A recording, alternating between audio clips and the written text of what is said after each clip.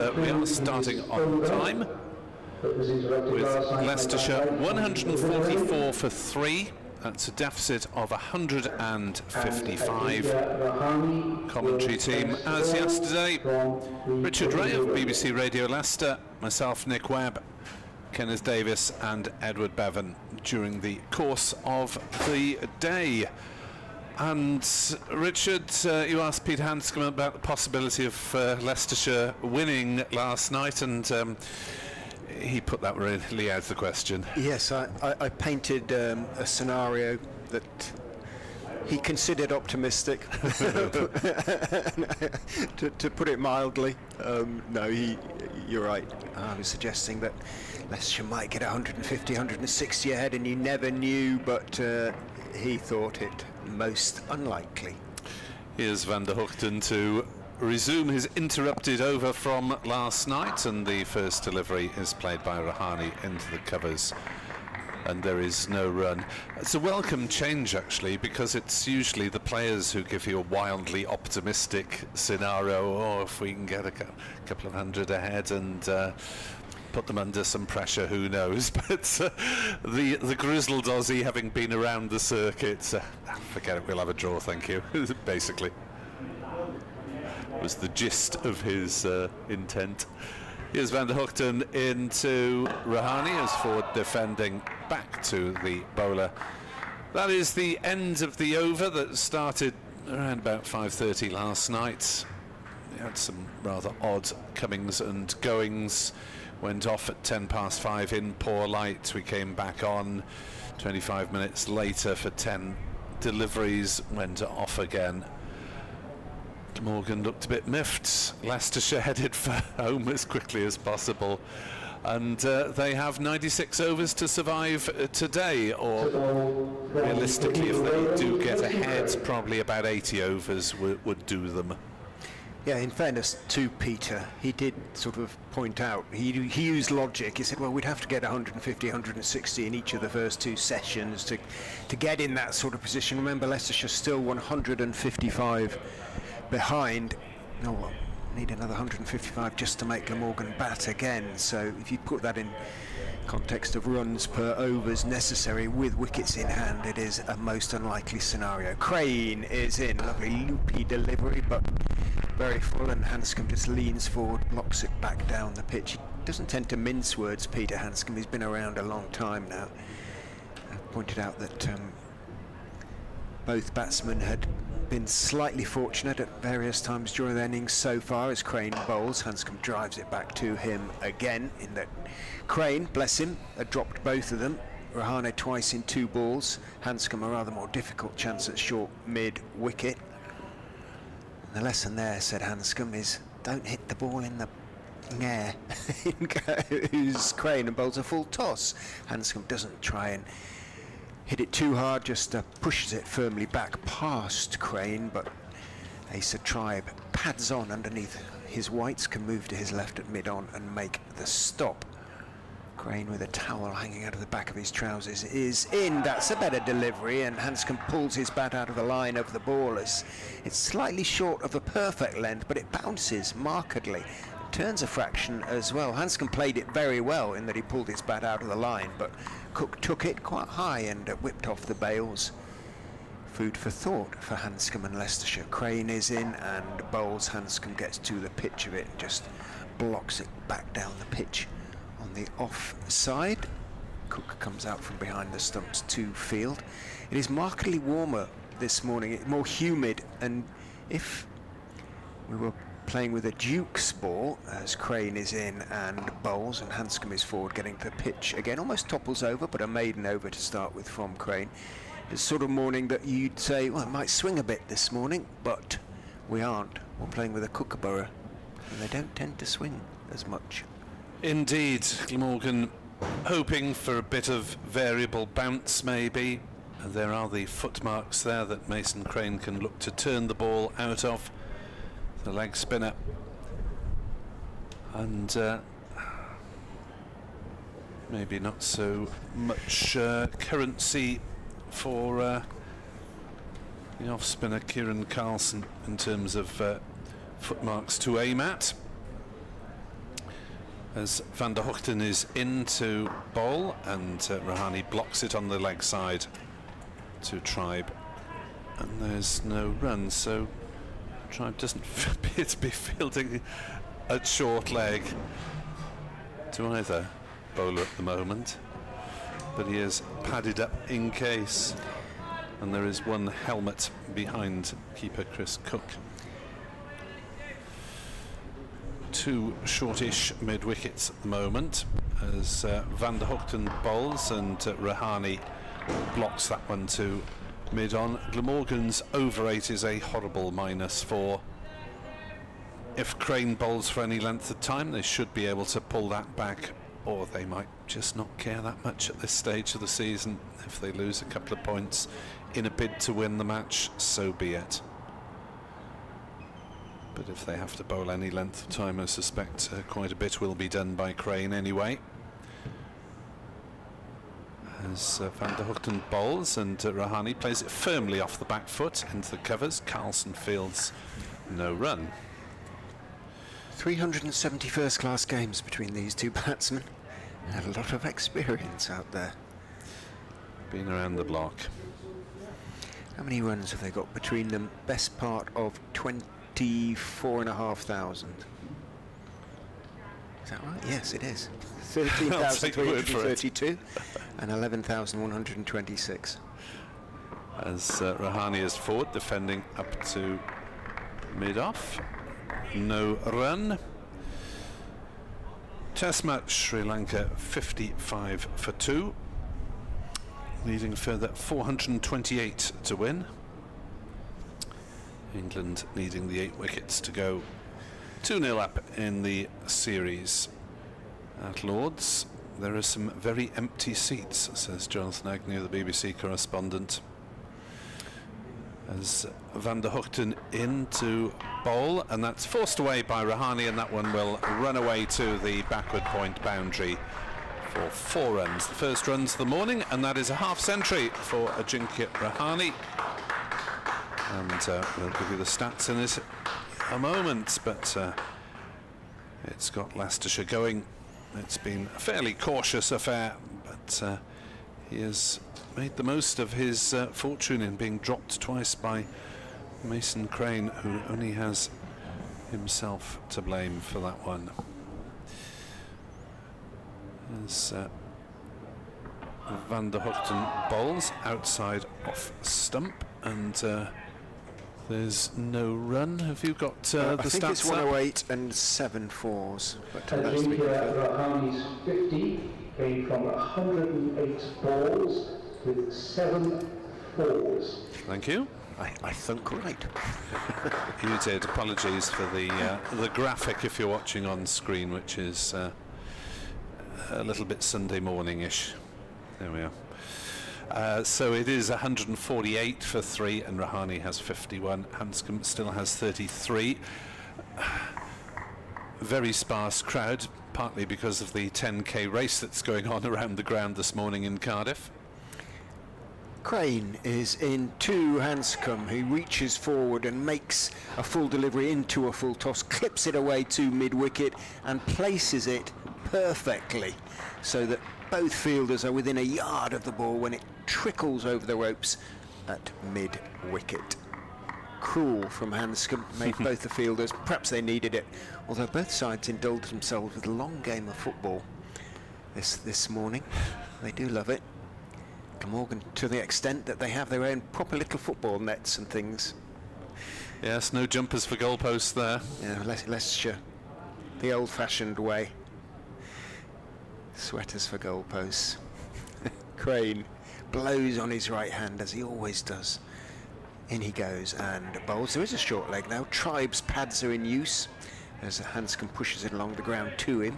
He doesn't use his pads in that occasion, just uses his right foot and makes the stop. 152 for 3. Trail now by 147. Crane is in and bowls on off stump. Hanscom down on one knee, literally his right knee absolutely on the ground as he pushed that one out towards Carlson. Well, they need to be ultra cautious against Crane because there is a bit of rough outside the leg stump, isn't there? There he is. In he goes and bowls the googly, and it turns down the leg side. Hanscom doesn't get anything on it. Cook takes it, offers the ball to the stumps, turned quite sharply actually, but not dangerously, because as Nick said, the rough to the right-hander shouldn't really be an issue too much, should it? Unless he starts going around, bowls a little bit short there, and is clubbed away to the sweeper. Not quite on the extra cover boundary, Tim van der Hoogten. He's about 10 yards in, and Hanscom takes one, and if he does go round, he can sort of kick it away a bit. Yeah, the LBW shouldn't be so much of a factor, but of course the ball can pop a little bit and might be slip or short leg in business. Yeah, the only left-hander to come is Travaskis, I think. Yeah. Might have issues. Owen Wood.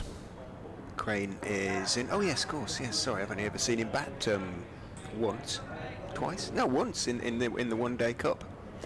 And my memory is not a great one. That seems like months ago. It was only about 3 weeks ago at Kibworth. He batted very well actually. Almost. Well, he kept Leicestershire in the game for a while. End of the over, 153 for 3, trailing by 146. Rahane 51. Hanscom now 38. 93 overs remain today. So, a fairly businesslike Leicestershire this morning. No real.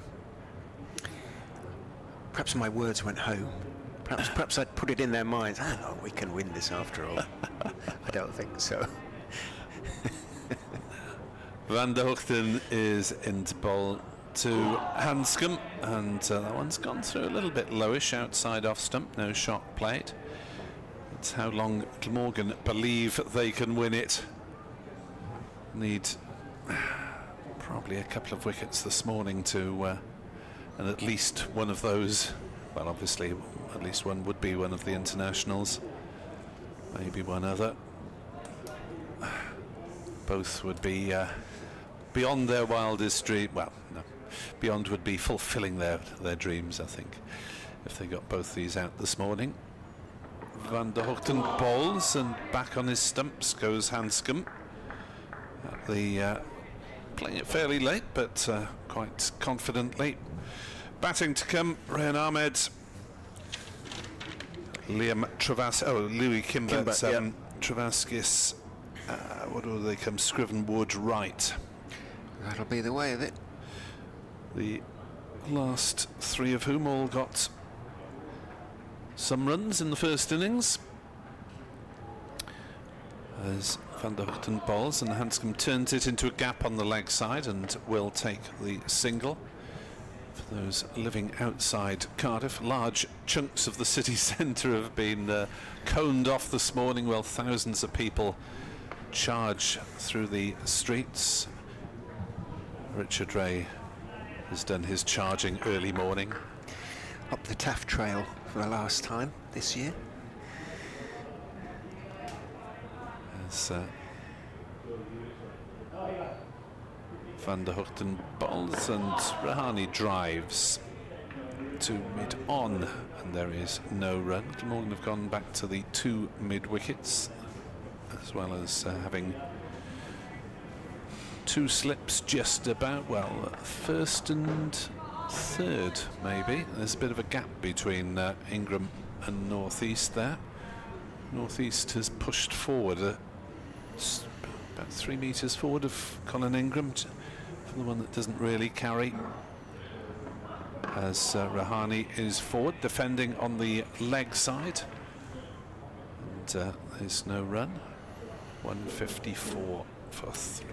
Heavy roller went on this morning, which is, I hate to see it, bang on about it all the time, but both sides can use it twice in the game. And obviously Leicestershire's second opportunity, and then they ensured it was put on. But they do not help excitement levels. As Van der Hoogten bowls, goes through very low outside off stump. Thankfully for Hanscom, it was not in line, and he could leave it safely as it went through on the second bounce to Chris Cook. Otis Gibson after Glamorgan held out for a draw batting through the final day at Headingley, said maybe we ought to ban the heavy roller. It does take a bit of life out of proceedings, and maybe once each if they have to have it rather than twice each. So yeah, I couldn't agree more, but it's all part of this sort of thing that, well, we've got to make bowlers work harder. Got to get some positive Develop their results. skills, etc, etc, etc. Crane is in and bowls to Hanscom. That's a nice delivery on middle, drawing him forward. Got to the pitch of it, came off the thick outside part of the bat, ran down towards root at backward point.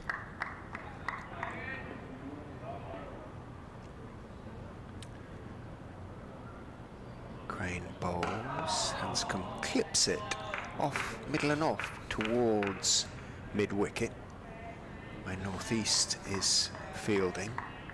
Won't mind that, Crane, a little bit across the line. Well, obviously was hitting across the line. There was a certain degree of certainty to it, but even so, Hanscom asks Crane to wait. Crane saw him, raised his hand. He kept going in the hope that Hanscom would, but Hanscom far too old a hand and made him go back and start again. In goes Crane and bowls. Hanscom is forward again, almost down on one knee there. One or two younger batsmen might have just sort of shuffled into position quickly there, but Hanscom was having none of it. You wait for me, young man. Crane is in and bowls fuller this time, and it's driven by Hanscom. A little bit outside edgy, along the ground all the way, got plenty of it, however. And Van der Hoogten feels at that deep extra cover position. In Division 2 elsewhere at Headingley, Middlesex 445 for 6 in reply to Yorkshire's 601 for 6, 2 promotion contenders, match heading for a draw. Crane bowls, forward goes Rahane, squeezing it out to root at backward point. Dom Bess has got 5 for 169 off 66 overs. I produced a wicket like that. Were they happy with the high-scoring draw then, Yorkshire perhaps? They're in a decent position. In goes Crane, bowls, and back goes Rahane, turns it on the bounce to Tribe at short leg. End of the over, 155 for 3. Yorkshire's other spinner, Dan Moriarty, has bowled 54 overs without a wicket. Oh dear, you'd think he wouldn't be catching the captain's eye by now. Maybe Yorkshire are going on the basis of don't lose to Middlesex and wanted to try and eliminate that possibility. Are they in second at the moment? I'll check that for you in a just moment. thinking that it may be that, you know, high-scoring draws will see them to promotion. Sussex against Derbyshire. Derbyshire are 2 down in their second innings, 143 for 2. Still 172 runs in arrears after Sussex knocked up 600 as well. As Van der Hoogten will continue ad infinitum from the River Taff end, and Hanscom defends the first ball. Actually, it is Yorkshire have got the work to do because Middlesex started the game 3 points ahead of them. Strange. So Middlesex will, I haven't done the points calculation, but that's Middlesex scored exceptionally slowly. They'll stay just ahead of Yorkshire in second. Van der Hoogten bowls and played away on offside by Hanscom, fielded by the bouncy Carlson at cover. Yorkshire, Leicestershire's next opponents in the county championship at Grace Road in about 10 days' time. No, 8 days' time, I suppose. Yeah, Monday, week tomorrow. Week tomorrow. Yeah.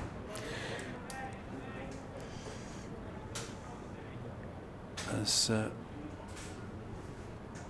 der Hoogten is on his way in on this very grey morning, and Hanscom defending it out into the covers. Carlson seems to have got a long sleeve shirt on, or base layer underneath, which tells you we're moving into September because he's usually short sleeved. And And after the glorious sunshine of day 2 in this match, when Leicestershire were toiling in the field, it's been largely grey since yesterday lunchtime as Van der Hoogten bowls, and Hanscom plays it out on the offside, and there's no run. And well, though Van der Hoogten is labouring, unless he gets one that shoots in line with the stumps, there doesn't seem to be much happening at the moment. I was just thinking exactly the same. It is arrow straight, isn't it? There's a little cordon on the leg side of leg gully, short-ish leg and short mid-wicket for the aerial flick on the leg side. Hanscom defends on the offside again to Carlson at cover. You can almost see the experience out there among these two batters at the moment, with their thousands of runs and been in a myriad of different situations in many different sets of conditions. Yes, he passed 11,000 first-class runs against Gloucestershire last week, Peter Hanscom. As Van der Hoogten charges in gamely and gets the outside edge of Hanscom's bat, but safely, and it squirts down through the gully area. Retrieved by Crane. They'll take a single. 156 for 3. Leicestershire trailing by 143 runs, just one off the over. And he's averaging 39.9, so a nice blob here might just drag him over the 40. Peter Hanscom, which is fairly or unfairly generally considered the sort of point at which a good first-class batsman becomes a great first-class batsman. Yes, he's had one or two difficult seasons in the UK, Hanscom. He absolutely has.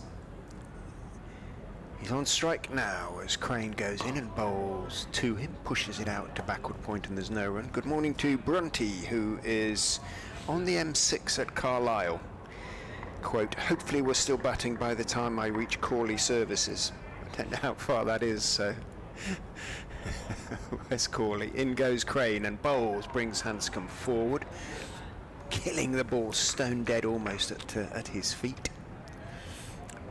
You an M6 knowledgeable driver? Not hugely, no. Where's that? Not hugely. Could be near Birmingham somewhere, I don't know. No idea.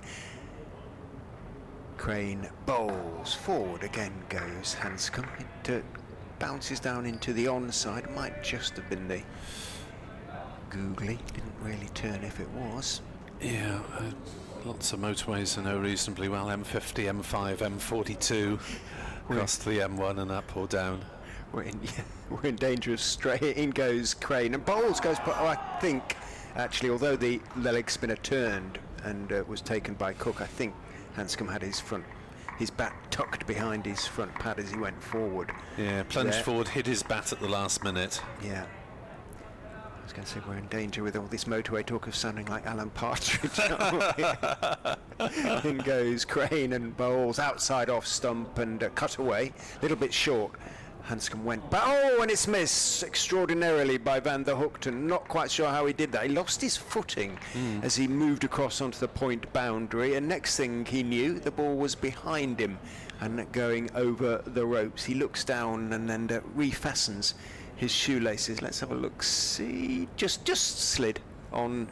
I mean, the square here at Sophia Gardens is an extensive one, and he was on a well-grassed strip over there. Must be one of the practice strips right down there, and lost his footing, slid past the ball. Crane is in and bowls again to Hanscom, who is forward on off stump, end of the over. Hanscom has moved on to 45 with that slightly fortuitous boundary, and the deficit, which is as an important piece of information on the scoreboard as any of them at the moment, is 139. Yes, talking about those strips, I think there's one of those away to our left that I played for the only time at this stadium when we had a media game against a Welsh Assembly government team, as it was then, and I think it was probably a little favour to the Welsh Assembly, who've been good to Glamorgan at times over the years, to allow them to use one of the practice strips for a knock-around match. Van der Hoogten in, bowls, and blocked by Rahani. Should I look for your name on the honours board up in the pavilion somewhere? Did you? I think I made about 6. so it would have to be a very long honours board to acknowledge anyone who'd ever scored a run in any form of competition here, or even a friendly. 160 for 3. It's still a thrill, isn't it? It is, yeah. On a first-class ground. Absolutely. We got to use the dressing rooms as well. Ooh, posh stuff. As Van der Hoogten bowls and Rahani plays it out on the offside, and it's another dot ball. It's a far cry from your average club dressing room where you're jostling up against people for space and pegs and whatever. Trying to avoid the splinters from the, yes. the benches. Yes, the Leicestershire ones. Whose wet towel is this? Positively palatial now. One of the old boardroom has been converted for the away team. Van der Hoogten bowls, Rahani forward, oohs and ahs from the infield, to no particular reason other than to encourage the bowler. I had an email from Dean Lawrence, thank you Dean, as an avid listener. Heard you and Ed Bevan discussing overseas players and no one mentioned the great Jacques Callis. I was stunned, he was amazing for Glamorgan and helped Wales beat England in a friendly with a great performance. Thought I'd give Callis a good shout. Yep, he had a great season here, but possibly the reason he didn't make the cut as forward comes Rahani and defends to mid-off, is that it was just the one season. It was a very fine season, yes. What's the context of him representing Wales and against England? The context was that for 3 seasons here in the noughties, England prepared for their official international duties. I'll continue after this ball from Van der Hoogten to Rahani, who drives to mid-on, no run. England warmed up for their official international one-day series with a friendly against a Wales team in inverted commas, which was Glamorgan plus a few extras, the likes of Stephen Jones and Tony Cotty, who were playing for other counties at the time, but to make it more competitive. Van der Hoogten is into bowl, and that's slapped by Rahani at cover, and brilliantly fielded by Carlson, or half fielded. That would have been 4 runs all the way. Carlson got a decent hand on it and deflected it to mid-off, and it's a dot ball. So to give England stiffer opposition, they allowed the Glamorgan overseas player of those couple of years to play for the Wales team. And Wales actually won the first one of the encounters. They played 3, I think, and England won the next 2. But Wales did beat England. Yeah, Kasparovich, I think Kenneth reminds me, was the Australian pace bowler. So it was a very brief residence qualification for Wales.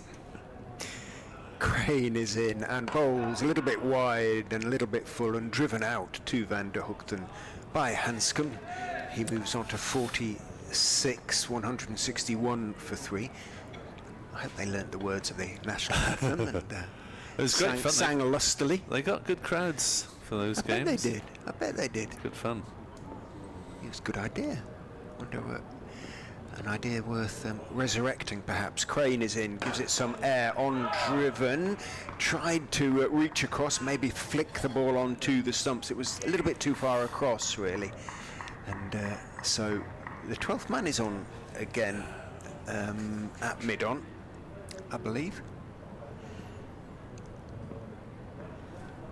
Just trying to work out who might be off. Crane is in, partner forward to the straight ball. I think that's Fraser Sheet, isn't it? mid-on?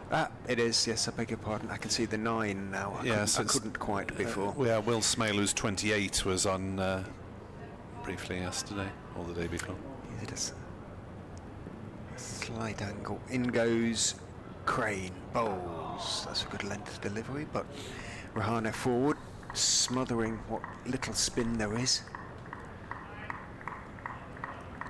138 the deficit, 87.2 overs remain in the day.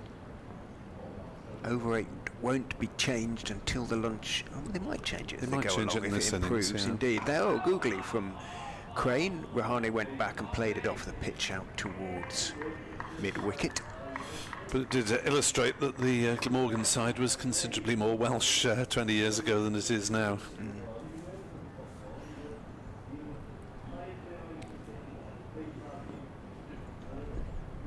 Crane bowls back. Slightly dangerously goes Rahane because it was a good length delivery. Didn't really spin too much though, or bounce too much, and he played it away off the back foot out to root at backward point. End of the 54th over of the innings, 161 for 3, 142 for 3 when they started.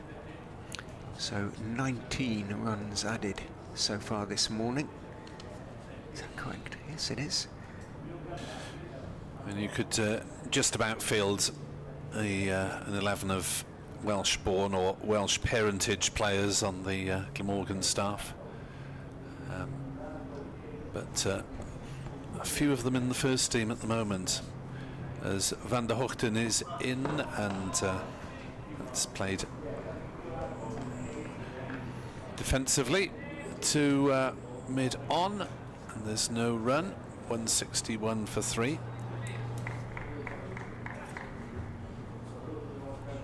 Richard Ray will go and sup some of the finest coffee available in the ground, no doubt. 161 for 3, unlike the low standards that I settle for. 161 for 3, as Glamorgan bring yet another close leg side fielder. They now have a little squad of 4 in catching positions on the leg side, and Anscombe defends. Yes, good morning, everybody.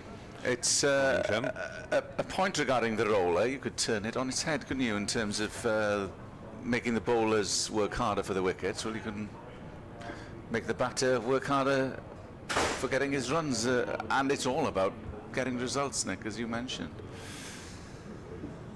As Van der Hoogten bowls down leg side, shouts of catch. It's sped away towards deep square leg. Douthwaite, the only man out in the deep on the leg side, has got a long way to go. His throw is horrible, and there could be overthrows.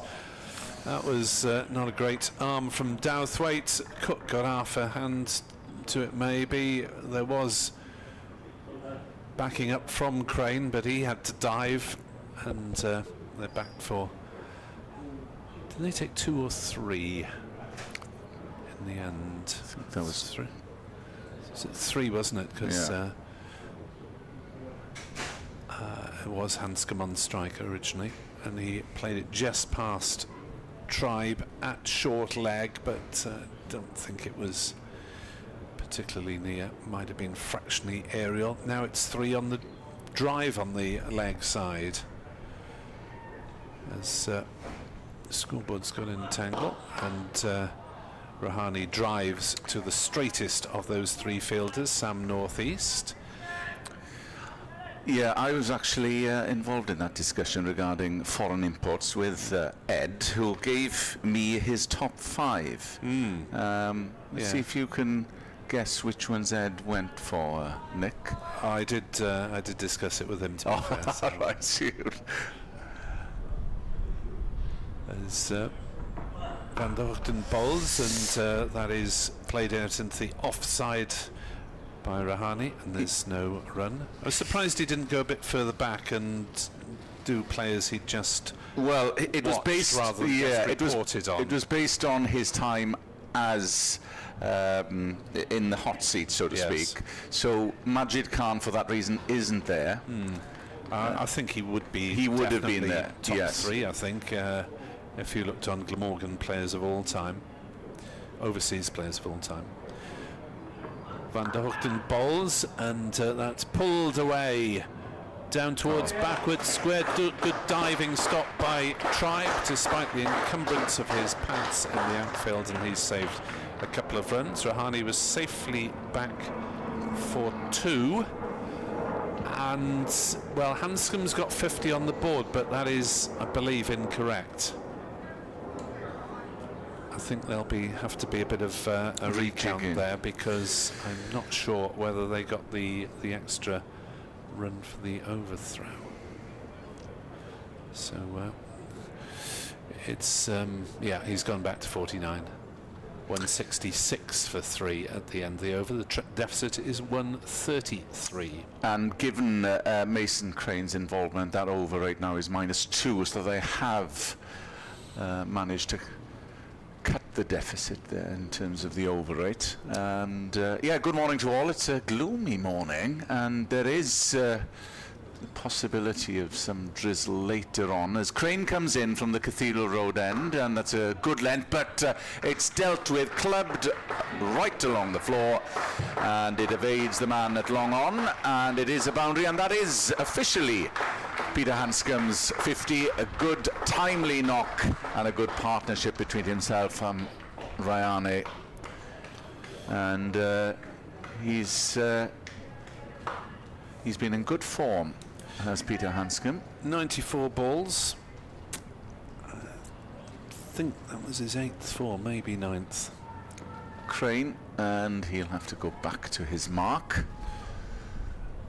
Yes, I was present for that interview he did post stumps yesterday, perhaps damping down expectations as Crane comes in over the wicket, full air that time, but Hanscom gets to the pitch of the ball with a large stride down, and there's no run. 170 for 3. They trail now Leicestershire by 129. Bit of humidity in the air, bit of moisture possibly later as well, because it is grey above Sophia Gardens. That's gone down leg side and it's missed everything, and Cook couldn't take. There is no run though. This partnership is nearing 100, 96. A few that we saw climbed yesterday from the pace bowlers as Crane comes in, fullish again, and that's whacked through the covers. It won't be 4 as the sweeper comes round. It is Van der Hoogten thrown in, and we've had a few. We had one overthrow, didn't we, in the last over? That was secure that time. Yeah, square back drive from Hanscom. Rahane wanted a second run. Hanscom said no. I think he's calling for a is it a bat or drink or both? 2 balls left, and Crane coming in. Good length delivery, but a large stride down the track from Rahane.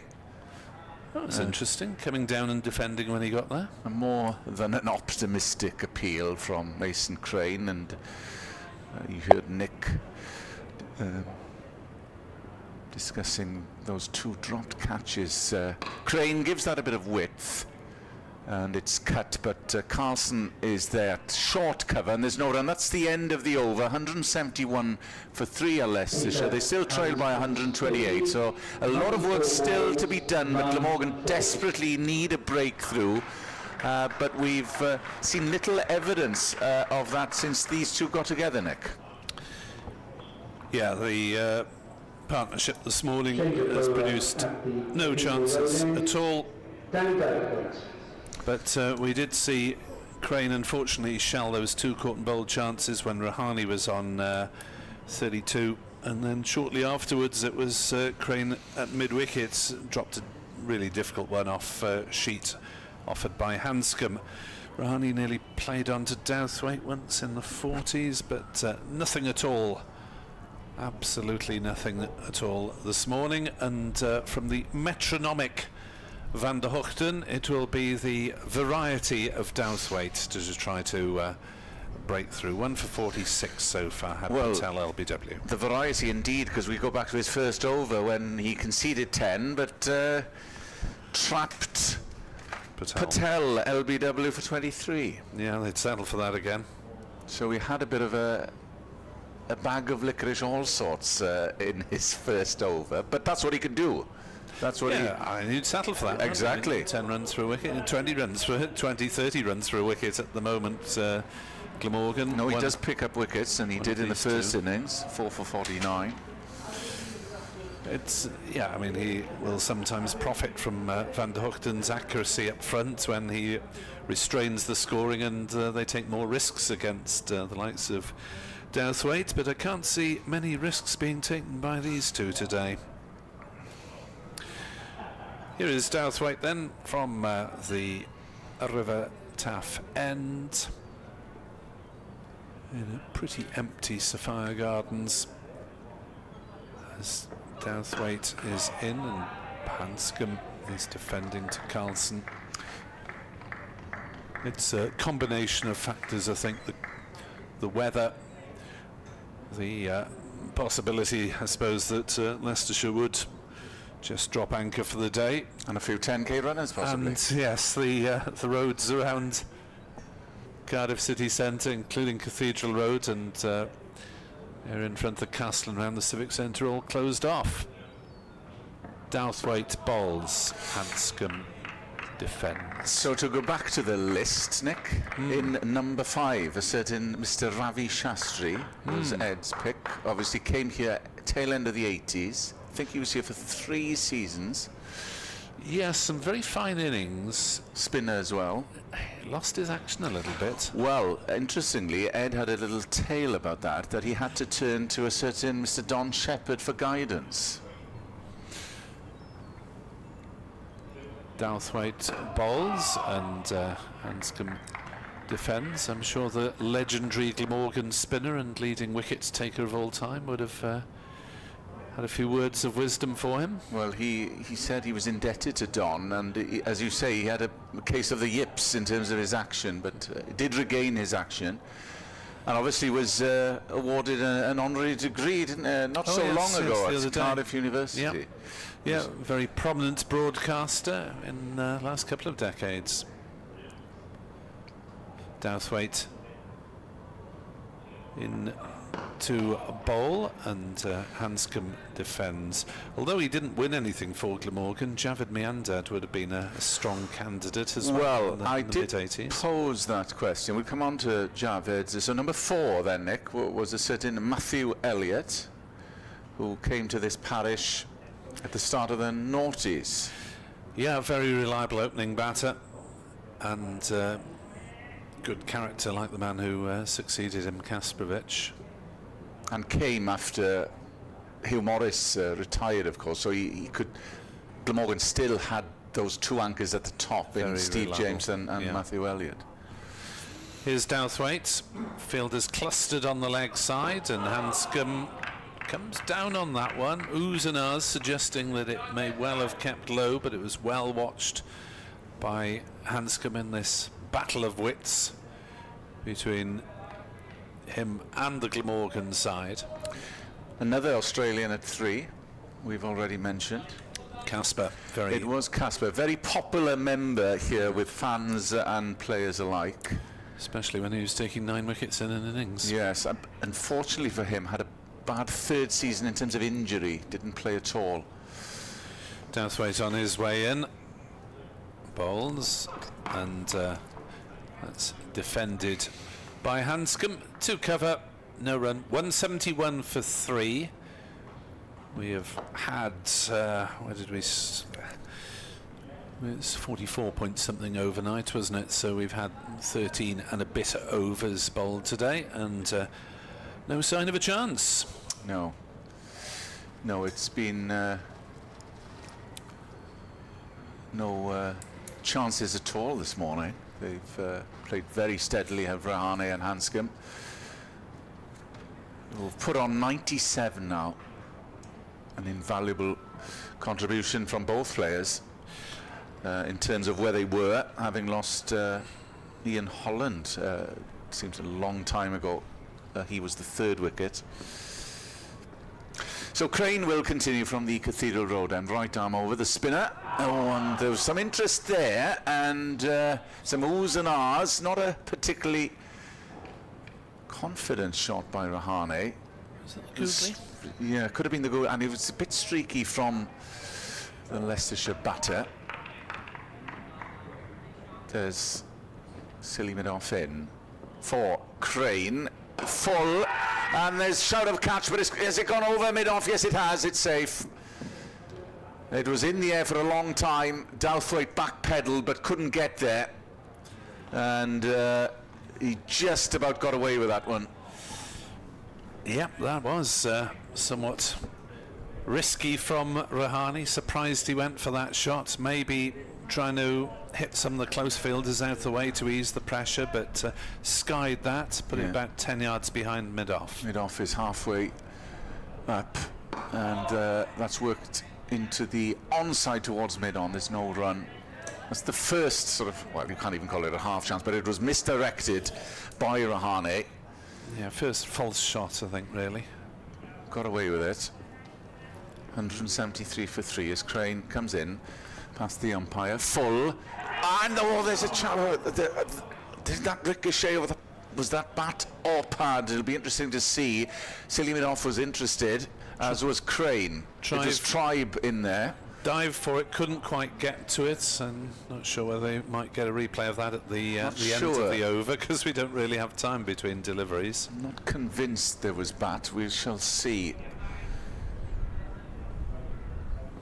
But there's a bit of activity here for Crane. Short, pulled aggressively, and there was a bit of a long hop, and that passes a wide-ish mid-on for 4. So that's a bit of a giveaway for Rahane, who,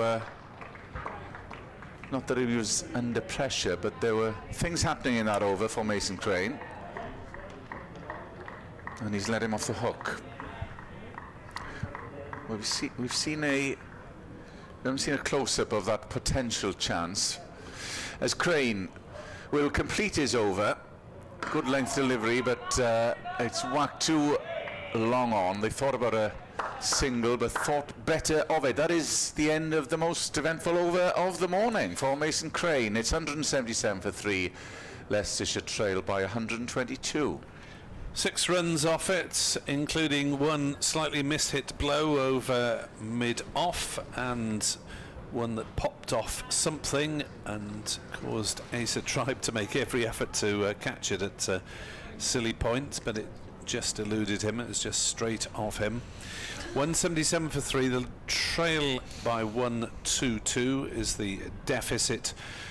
So if the score's 70, they might well have be into positives by early to mid-afternoon if they continue to score, and there will be gaps in the field as Douthwaite bowls, and Hanscom drives, not off the middle of the bat, but safely wide of short leg. It squirts down. It's Billy Root who's now doing the sweeping on that pavilion side of the ground. Single taken, Hanscom to 55. Rahane just checking his guard. The worry is then, of course, it could all peter out quickly. I'm sure Leicestershire would be delighted if it peters out. And there could be handshakes at 10 to 5. Douthwaite bowls. That one climbed a little bit on Rahane, who took the hand off the bat as he played it down into the ground. So, Nick, we're into the business end. Top 2 of Glamorgan overseas players. I think we know where we're going here. And yes. so well, you would have come across a lot in your broadcasting days here at Sophia Gardens. Number 2. Yes, the great Pakistani pace bowler. Douthwaite in, bowls, and driven by Rahane. Back to the bowler, Waqar Younis. Instrumental in that 97 winning campaign. Yeah. I mean, he could win games on his own. Breaker of toes and ankles and things. Yes, a man who took the mystery out of the slow pitches traditional at Sophia Gardens by bowling so full and so quickly that took the pitch out of the equation largely. Douthwaite bowls and no shot offered by Rahane outside off stump. Then top of the tree. Well, I don't think we need to guess who is number one. King Viv. King Viv. Sir Vivian Alexander Richards. And of course, I mean, we forget how big he was coming here. It's incredible. As Douthwaite bowls, poor ball down leg side, Rahane ignores it, Cook dives to take well. It was at the tail end of his career, but the sheer presence in the dressing room and his influence, Nick, on the rest yeah. of the team, which was the start of the golden era. That I know they had a 92. There were showings in 92, but 93, of course, they won the Sunday League down at Canterbury, and Viv was there at the end. As that is pulled away by Rahane, and we'll take a single down to root at backward square. 179 for 3. The deficit for Leicestershire is a mere 120. The Century partnership has come up. It's 105. 179 for 3. Deficit 120. Rahane 60. Hanscom 55. And well, we talked about Viv Richards winning matches for Glamorgan, but sometimes in the championship you have to draw them.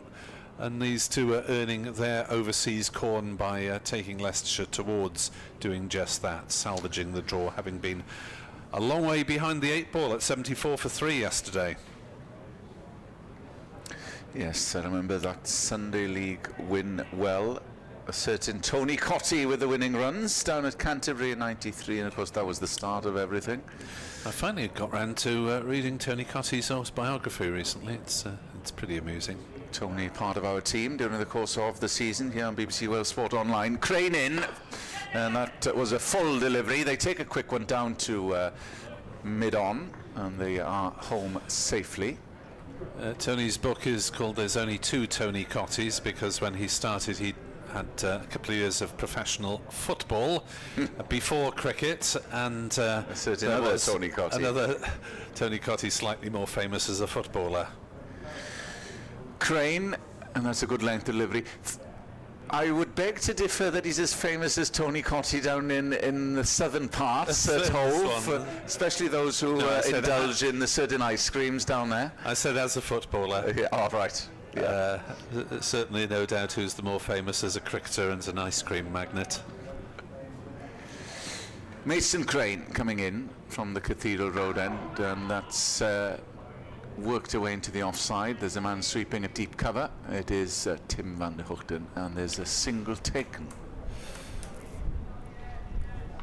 Yes, Tony's been with us in various games over the course of the season. I last saw him down at Canterbury actually when Glamorgan won in the T20, tail end of that campaign. Crane in, bowls, and just wide of Kieran Carlson at short cover, so they enables them to come through for a single. Oh dear, another powerful, over-powerful arm from Van der Hoogten, and a hand of apology. This time it was successfully backed up by young Ned Leonard, who's enjoying his time. Said he's learned a lot off Van der Hoogten in the last couple of weeks, and just hoping to play more first-class cricket over the next few weeks.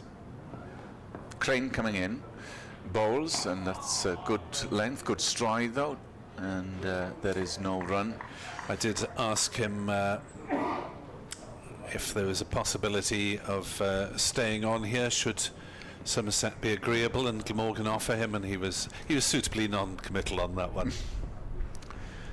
Crane bowls, and that's stabbed down, and it just trickles to the man at fine leg, and there's no run. 183 for 3. They trail now by 116, but no demons whatsoever in this morning session so far for Rehane and Hanscom, who have put on 109 in their partnership. And Leicestershire trail by 116. So yet no Javid Meander, and the reason Edward gave for that was that whilst he was very commanding in Glamorgan's first innings, seldom did he win matches in the second, which was interesting. Obviously a fantastic batter, captain for Pakistan. So I'm take a double century off the Australians at Neath, batting with Yunus Ahmed, who got a century, I believe. 183 for 3. Douthwaite on his way. Bowls a short delivery that's pulled by Peter Hanscom. Will get just the single down to fine leg. Mason Crane down there and is now swapping places with Billy Root for some reason. I mean, the problem is to your the contributor that got in touch with you, Nick, a la Jack Callis, who absolutely one of the best players that's been. However, players come on very short contracts now. Callis was here for a season, but you think about the players that come here on just for one competition now. The likes of Dale Steyn has been here, Herschel Gibbs, Khawaja, who are all fantastic players, but in terms of the impact they've had for the county. Douthwaite bowls and Rehane defends. The board confusing me for a moment. And of course Labuschagne in terms of international quality over the last would have been in that discussion. 5 seasons, but has largely played part seasons here and there. He's been fabulous to watch and very entertaining, no doubt very good for the club when he has been here, but it's largely been a couple of months each summer or thereabouts. Douthwaite bowls down leg sides, and well, that looked like a poor delivery, but I think he is trying to, well, no doubt he's trying to bowl quite a bit on leg side, because there's a leg slip instead of a slip, as well as short leg, short mid wicket, and 2 out in the deep. A few characters as well. Jimmy Marr was one. He had his Cosgrove, moments. another one. Both had some fine moments opening the batting for Glamorgan. As that is flicked away by Rehane. Inevitable shout to a catch as it went wide of short leg on the ground. Single down to Crane at it's always the same, just to give the bowler encouragement. Catch, yeah. A, it's nowhere near a fielder, and B, it wasn't in the air when it passed him. But apart from that, 187 for 3. The deficit is 112. Mid-on comes up to short mid-on, so there are now 4 catches on the leg side. Douthwaite is in, and that one was not quite under control from Hanscom, but it was short of sheet at short mid-wicket, and there through for 3 runs by the time it's retrieved from long on. Just had a tweet from Player Pompey, or a post. You can't say a tweet these days, obviously, for obvious reasons. Ex-post, whatever. The great Jack Callis is the best fast-bowling overseas all-rounder to play for Glamorgan. Ezra Mosley was a fine fast bowler. Javed must be in the top 5 overseas players. Well, this is why it's such an interesting debate. That's one you can kick round, isn't it? Douthwaite bowls and Rehane drives. It's all conjecture and one that we can't do on air would, of course, be the least effective overseas players to play. Better not go there, because that would be hugely libelous. Maybe one for a late night bar when we're that's an away game. 190 for 3. As Douthwaite in, bowls, and Rehane defends. Douthwaite boots it rather grumpily down the pitch towards where Crane can pick it up. Of course, Leicestershire fans will have good memories of Mark Cosgrove there. Had several profitable seasons at Grace Road. Ezra Mosley, I remember him busting a few of Graham Gooch's fingers on the tour. I think it was the tour. It might have been 89-90. He was quite rapid. Yeah. I think England won the first test in that series for the first time for years, and then West Indies came back under the captaincy of Vivian Richards to win the series. There we are. Edward Bevan is back with us, so I'll have to pop in just before 1 o'clock to do a radio update, but it'll be Kenneth and Edward, and then Richard Ray in half an hour. Thanks very much, Nick. So it will be the spin of Mason Crane to continue from the Cathedral Road end. Without much luck this morning, Crane, and he will rue those missed catches. 2 on the bounce. 2 and 2 yesterday from Rahane. Certainly the first one we were debating should have been taken. The second one he snatched at.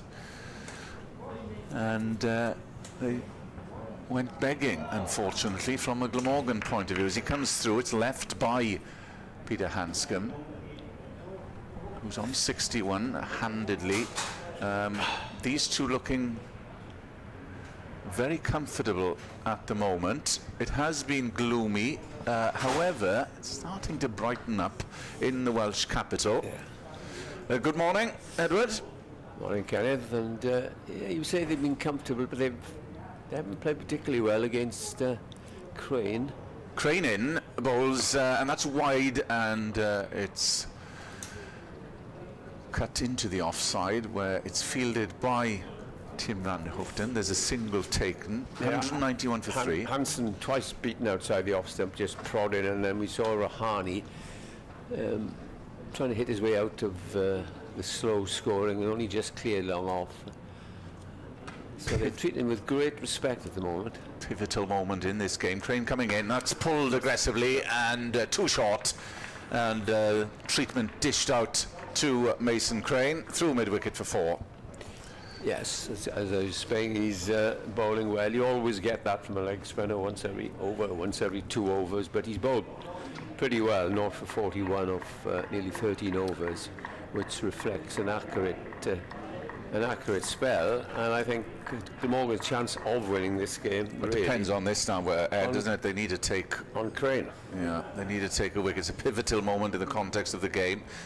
As Crane comes in, bowls good length delivery, but it's worked into the offside through point, and it will be fielded by Tim van Hoofden, because Leicestershire will feel if these two can remain out there, they'll be taking the chances of a victory away from Glamorgan, and unfortunately, as I told Nick, the game might peter out as a result. Crane coming in, right arm over, and there's a stride forward by Peter Hanscom to the pitch of the ball, and there's no run end of the over, and the visitors Leicestershire 196 for 3, and they trail now by just over 100 runs, 103 in arrears. Yes, Glamorgan also will have a second new ball in 18 overs time, which is always a bonus. It does give you a second chance, and you often notice, if you look at scorecards around the country, how big partnerships have been broken by the second new ball or towards the end of the day. But Glamorgan will have this now in early afternoon, especially if they keep Crane on, who will be bowling a long spell. Douthwaite will continue at the River Taff end, and he is coming in and bowling to Rahane. In comes the first ball, and that's well pitched up and driven and well fielded by the bowler. Whilst you were next door, Edward, we were talking about the the frustrations of many have with the use of the roller. That it's the argument is that the bowlers should work harder for their wickets, but you could turn that on its head, and batters should work harder for their runs. As Douthwaite comes in and bowls, and this is defended by Rahane. Ultimately, we need results, don't we? We need the paying public to see results. Yes, and if they do draw this, you can say it'll be a good draw, really, for Leicestershire, because they were in big trouble at 74 for 3. And that's the reason when people say, like I say, if they draw this in Derbyshire, who are fighting back down at Sussex, if they do draw, it'll be an excellent effort. So we have to have a look at it that side. It's Douthwaite bowls. He's played off the back foot and he wants a run, but Not the man to take a run to there. and I don't think Hanscom would have made halfway. But no, it's Kookaburra ball. Now, we saw at the start of the season when the first game went 600 apiece. You're seeing it now between that game, Middlesex and Yorkshire, where both sides, Middlesex 500, Yorkshire got 600. So the same sort of thing. There's Douthwaite again, comes in and bowls. But your second point on the roller, yeah, that deadened the pitch. Although I noticed they took the light roller this morning, because sometimes the heavy roller can deaden the pitch, crumble, especially if there's any sun. Not there is any this morning, and that's another aspect of this game. Losing 20-odd overs last night, and quite possibly losing some today, because it does get darker. But Leicestershire have done a good job here. And Glamorgan really are throwing everything they can. They've changing their fields, some funky fields there. At the moment, there's a deep leg slip, a short leg, and a man on the drive. As Douthwaite comes in towards us and bowls. That's a lovely shot there. Rahane gets a nice floating half volley and hammers it through extra cover for 4, and he moves on to 72. That was the shot of the morning, really. It was well pitched up, and he lent it, hammered it for 4 runs. The jury is still out, of course, on this use of the Kookaburra ball. You can see why the ECB want to use the Kookaburra ball, because when England go to Australia, they sort of capitulate and they can't deal with it. Yeah, you say that, but how many Test players play county cricket? Well, Handfuls. So why are you going to throw it into the county championship? Well, as I say, and James Harris was saying a Kookaburra ball on English/Welsh wickets is different than a Kookaburra ball out in Australia. and this pitch never gives anything on the 4th day. They said last year that they're going to try and do something about it, but really we haven't seen any improvement. As the next ball is, he put everything he had into that, in fairness, Douthwaite, and it just bounced nicely onto the bat, which completes the over, and Crane will come up for another over. We saw a couple of overs from Van der Gooten this morning. Douthwaite has come on, but the only threat has come from Crane. As I said earlier, he has beaten Hanscom twice outside the off stump and induced a false shot from Rahane. Glamorgan, okay, have to be patient, but if these two get to lunch and they're still together, it's going to be jolly hard then to save this game, for Glamorgan to win it. And 60 odd overs left, and that's the maximum. I don't think they get any more with the pace attack, unless Carlson has a ball. I don't think there's any turn there. Minimal turn for Crane because he's a leg spinner, but for Carlson, and it's the lopsidedness, if you like, of this Glamorgan side. They don't have another spinner. Yeah. Kellaway injured, and he's only sort of making his way into county cricket. So we shall see. I really think it depends, first on Crane, and secondly on what the new ball can do in 17 overs time. But it will be Mason Crane to continue from the Cathedral Road end, still hoping for a breakthrough here at Glamorgan. No wickets to fall on this last day of action at Sapphire Gardens. Leicestershire 200 up for 3, just trailed by 99 now. Crane coming in, right arm over the wicket. It's the spinner, and Hanscom is forward defensively, and ball dribbles back to Mason Crane.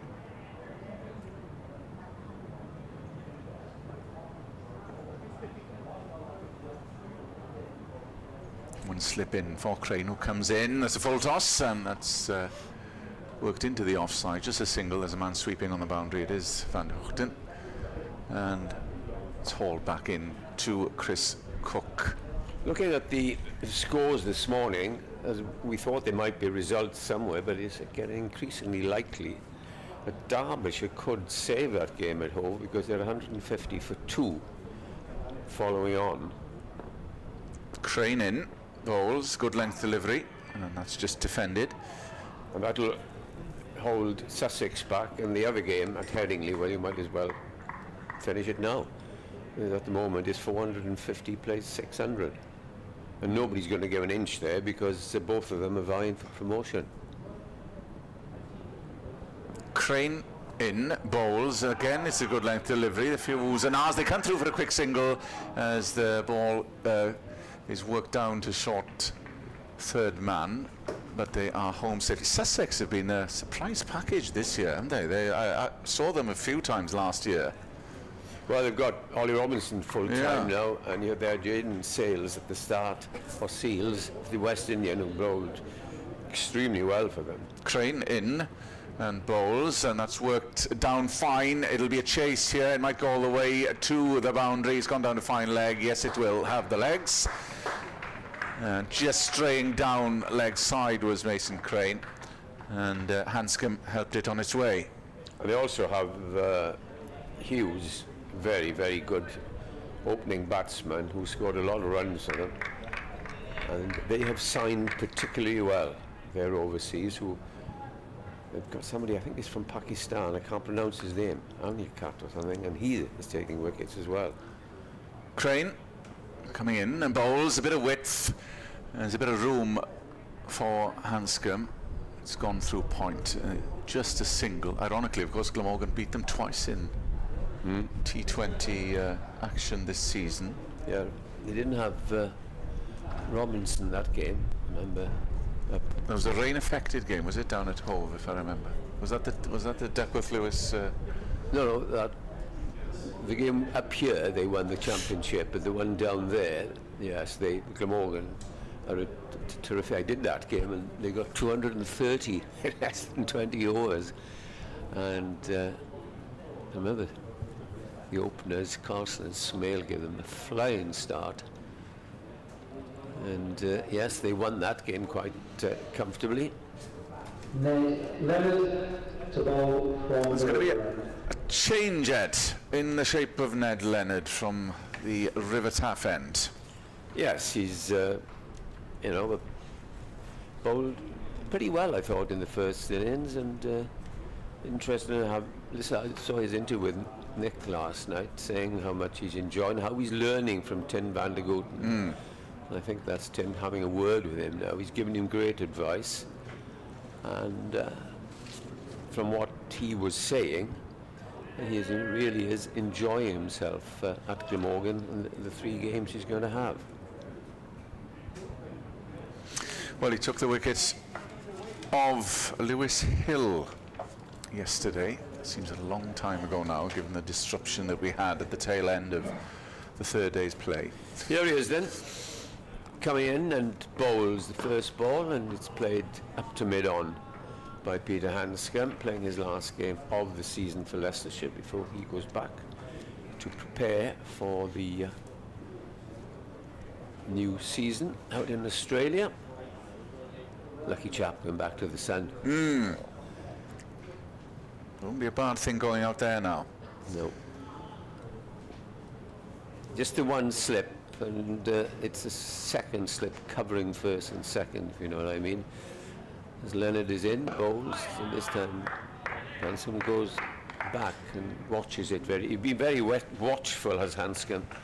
When he's been playing Crane, he's been exaggerating, he's almost falling over, pushing forward, knowing that as long as he and Rahane or either can stay there and get support from the other batsman, then Leicestershire have a good chance of saving this game. And if they do, they will earn the points that we have been throughout the country criticising. It's too many points, but there we are. Leonard bowls, short, hammered away, and the man on the extra cover boundary will field and return. Did you see the runners this morning? I dodged them. Dodged, yeah. coming You across. didn't want to partake. Certainly not. Very kindly got me a parking place up by your abode, and then I walked and got to Cathedral Road, and they were coming down in their hundreds. Yeah, a lot taking part. So I asked two officials, I said, can I cross? Well, you take your chance. I did.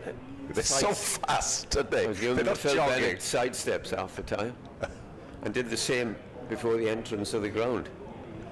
As Leonard comes in and bowls, and this is played up towards mid-on. And that, I was talking to one of our colleagues who's just arrived, and he said they'd just about finished.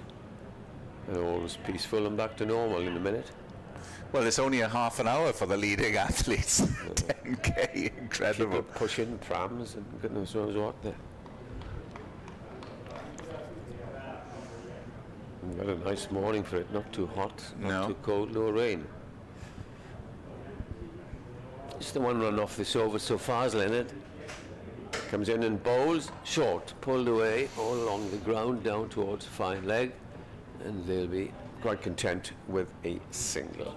209 for 3, and the deficit coming down, just 90 now, and once, if these two can wipe the deficit, then I feel we're in for a longish afternoon, and are still there at lunch. Glamorgan really are trying everything they can, but two international batsmen at the crease, a very benign pitch, and the Kookaburra ball, as it really all against the bowler.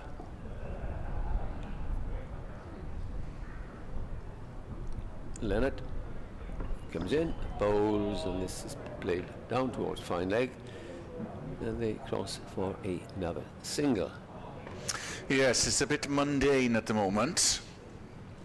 Not too many gremlins, for the reasons you mentioned, Ed, in the pitch. I perhaps would give Carlson a go. You never know.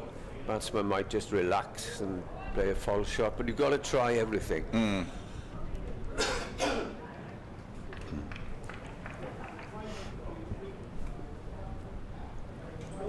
This ball to complete the over.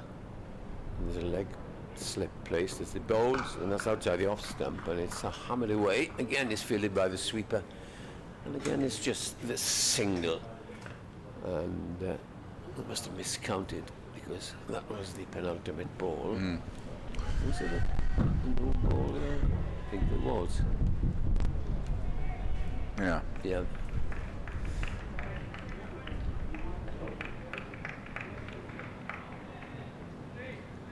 Leonard, as the sun tries its best, it hasn't come through yet.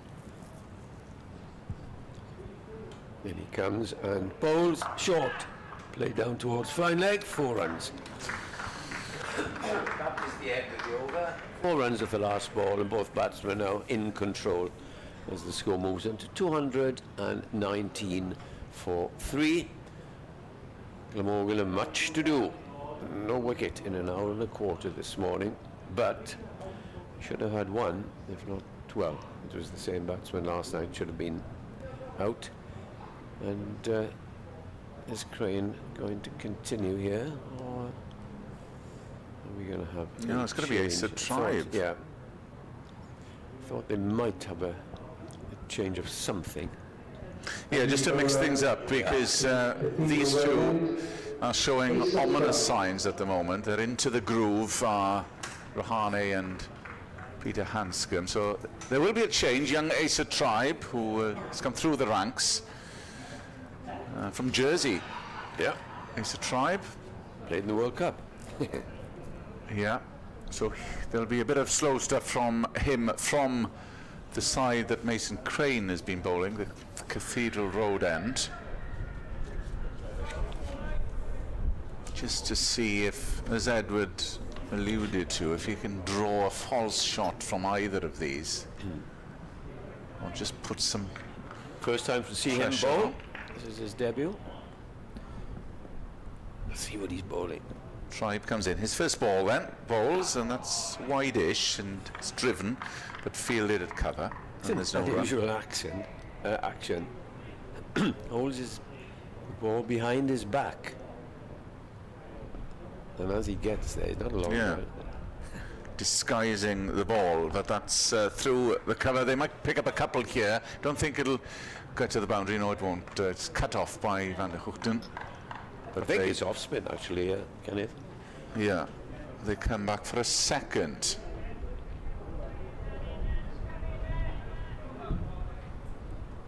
Still a bit murky out there. We were promised potential showers later in the day, and that's cut into the offside. They've come through for an easy single. Of course, we had a few disruptions last night. They went off, then they came back on, and they went off again for bad light. An American visitor come in here and watching that last night must have thought, what is this game all about? Of course, they're restricted in terms of the use of the floodlights during the course of the season. So that wasn't an option. For the reason yesterday. Of residents, nearest resident is about, goodness knows how many, half a mile away. Another single taken to through point. Well, yes, it can't be that. Yeah. Nick gets very irate when you say things like that. Can't quite understand why you can't use the floodlights, and I agree with him. Tribe coming in, trying to search for a breakthrough, Glamorgan, but that's just dribbled, and there's no run. 223 for 3 then. And Glamorgan need to strike, but easier said than done, because these two looking in control at the moment. Down the track, and Tribe is given the treatment. That's gone all the way, clubbed over long on for 6. And that was the last ball of the over. Treatment dished out then by Peter Hanscom. Came down the track, and lovely shot from the Australian. Yeah, it's part-time bowler, but the looks of things, he's gone for 10 in that first over. And Glamorgan really now, Sam Northeast has to get his thinking cap on, because time is going on, overs are going down. He will know that 14 overs time he will have the new ball, which might strike and it might not. It all depends on how well it's bowled, but it's going to be a long day for everybody if these two stay there. And an ultimate shaking of hands at 10 to 5. Yeah, a few running repairs brought on by the 12th man for these two. Yes, the one is on 84, Rahane, the other is on 75. Trail now by just 70 runs.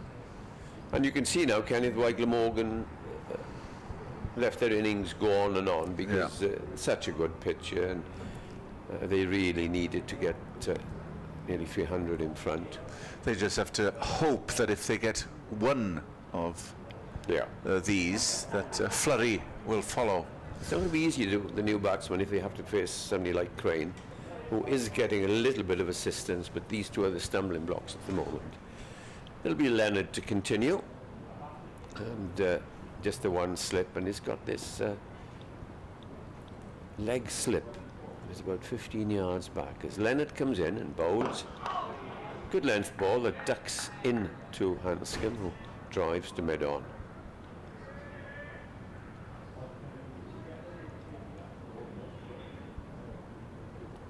And if this game takes this pattern, I think around 3 to 4 o'clock, you'll see less and less spectators. Aren't many here now, but I think then it'll be just a case of playing out time.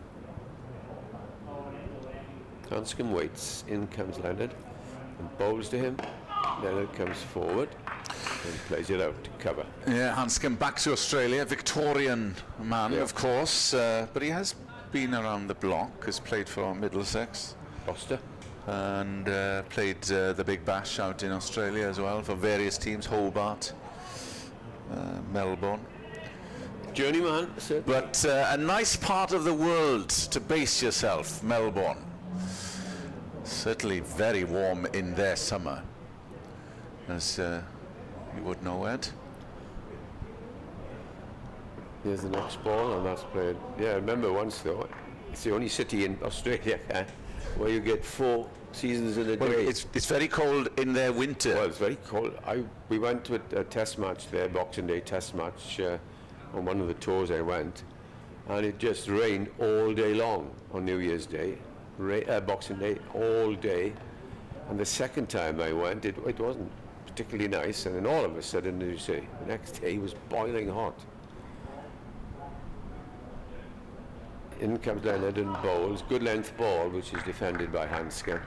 Funny, you say it's beautiful. I found it's a very big business place and lots of shops. Which Well, the roads are square, aren't they? They're vertical and horizontal, all of them. And not quite to have, if you're not working on the cricket, the beaches, when you go to Perth and Sydney, is totally different. 4 dot balls for Leonard as he comes in and bowls again, and this is played.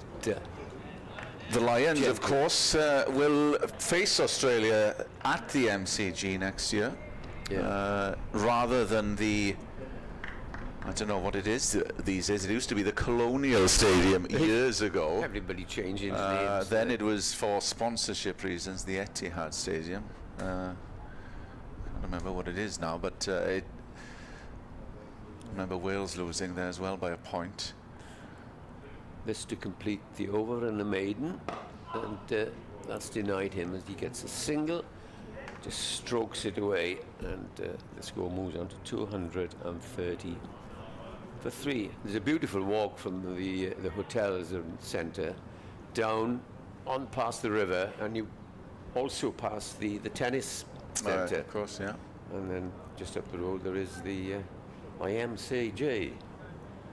230 for 3, and they just bat on and on here. Rahane 86, Hanscom, who has a strike, is on 76. Yeah, Tribe, who was punished in his first over, will continue. Yes, 10 runs came from Mesa Tribe's first over. He is going to continue from the Cathedral Road end. He's got a bit of protection now at long on. That's where the ball was dispatched in his last over. Here he comes, his first ball of the over. A bit wide, and that's guided down. There's no third man, and there'll be a chase here for Mason Crane. Is he going to get there? Yes, he is. But there'll be a third added as the ball comes back in, but they're back safely. Just helped it on its way, did Hanscom. 233 for 3. So there's a man at slip, backward point, cover, mid wicket, and the man who will be fielding now at long on. And a run is taken. So single added, 2, 3, 4.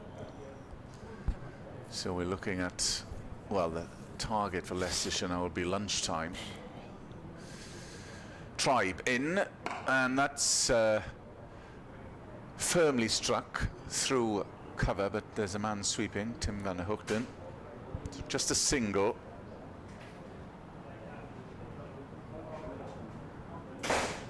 Five coming from this over as Tribe continues. Fullish, it's a full toss in fact, and that's down 2 long on. So runs coming off Tribe's bowling. Yeah, I don't know his reluctance from Carlson to bowl, or perhaps he's not being used, but he bowled a lot of overs last year. Yeah. And I mean, I have seen he's been used in the One Day Cup. yeah, you might as well try him, Tribe in, shortish of a length, and that's pulled through square for another single. 1 to go. So, as we mentioned, there was that false shot that came off the bowling of Mason Crane a little earlier, which was airborne for a while, but evaded Dan Douthwaite at mid-off. But apart from that, very little on show. Tribe and Rehane coming down. That's going to go all the way through mid-wicket. Couple of bounces for 4. And they look in a strong position at the moment, these two, as they cut the deficit after the end of the over. Leicestershire 241 for 3. They trailed by 58. It'll be Edward Bevan and then Richard Ray to follow. Yes, I think young Tribe gone for 21 in his 2 overs. Glamorgan will be reluctant to bowl seam because there's only 12 overs before the second new ball, and obviously if they get if these two are together and get through the new ball, then I'll probably see everybody in the crowd disappearing, and we'll just have to do our commentary till 10 to 5. Back alongside me is Richard, and I thought you might have been competing as an avid runner in this competition. Did you not know it was on? I didn't before I came, but it didn't start till 10, did it? So Oh, we'd have covered for you. You might have won it. the very, very old man, the old slow You would category. imagine. Yes, Leonard, to continue from the river end, he's coming in to Hanscom and bowls to him. Hanscom plays this away. I was just saying, it's a pity because neither side really had a chance of championship success or getting promoted, so it looks like a draw now.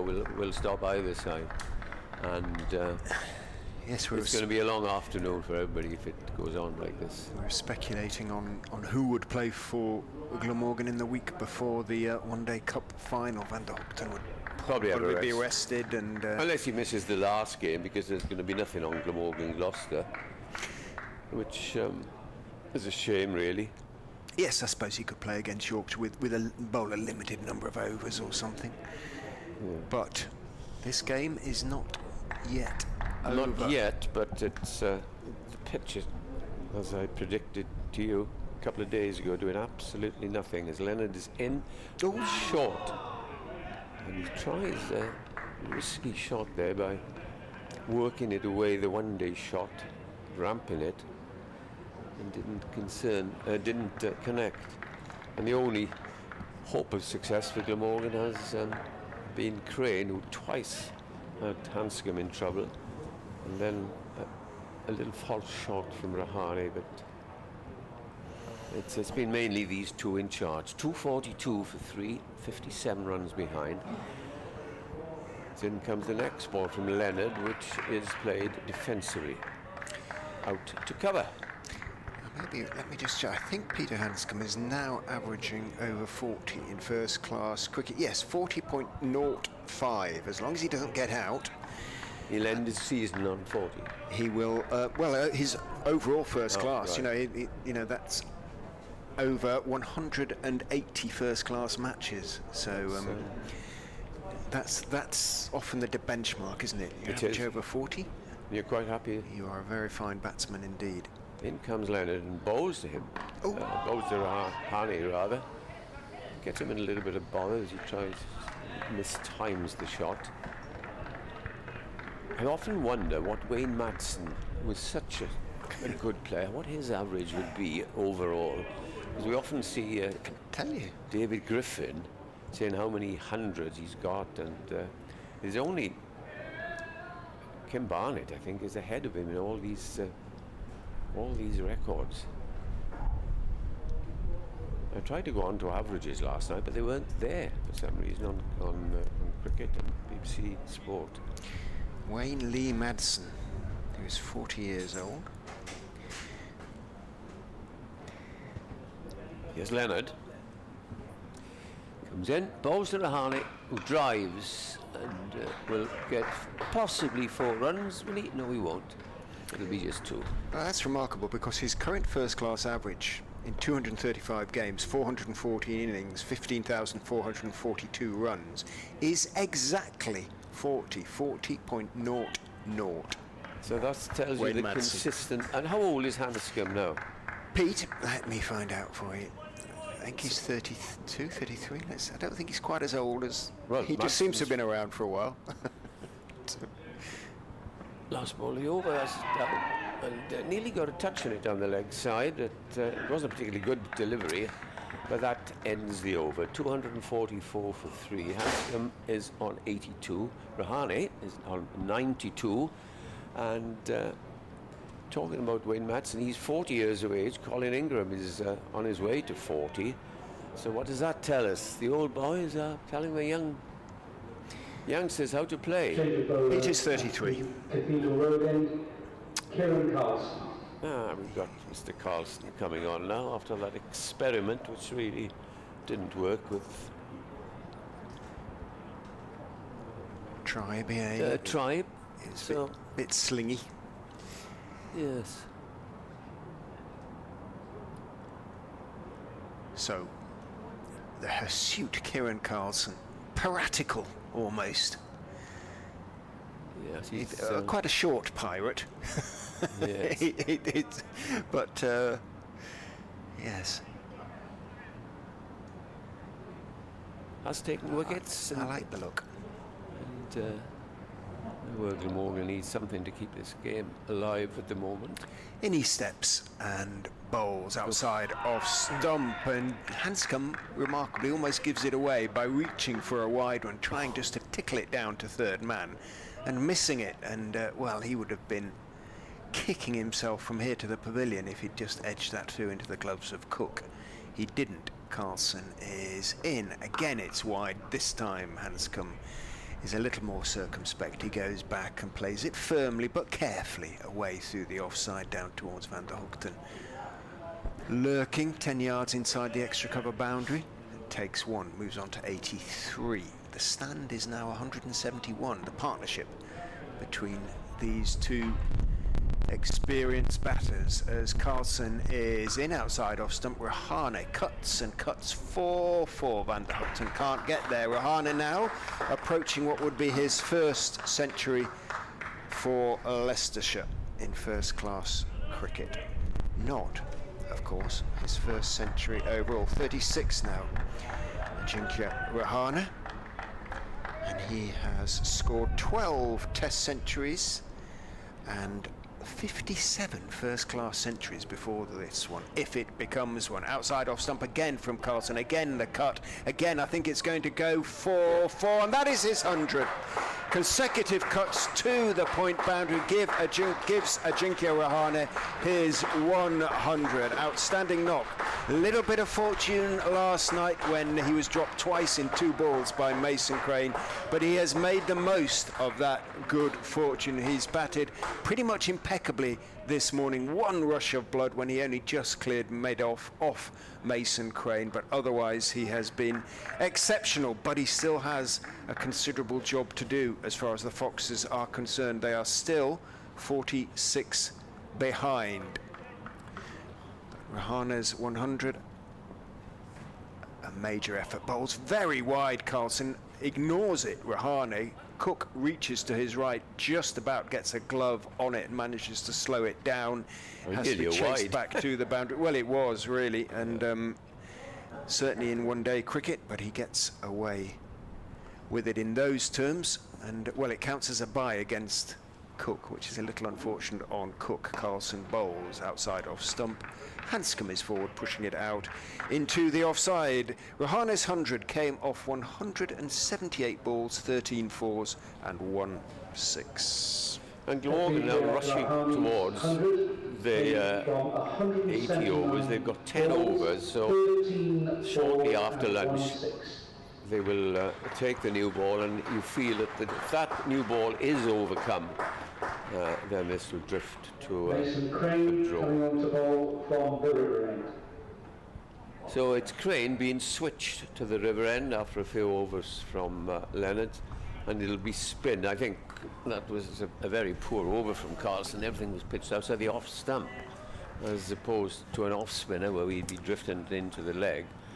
And without decrying the batsman's expert it really is an absolute featherbed, don't you agree?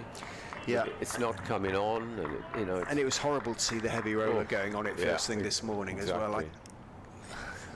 Let's see if Crane can do anything from the other end as he bowls his first ball, which turns and goes through. 254 for 3, and they should get, if they play like this, to parity at lunch. 45 more runs needed. As Crane comes in and bowls. Oh, and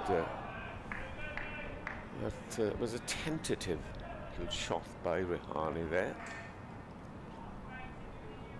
Crane's the only one that's troubled either batsman, but he knows that he should have taken one certainly last night as he comes in again and bowls to Rahane. Rahane plays forward to a good length ball.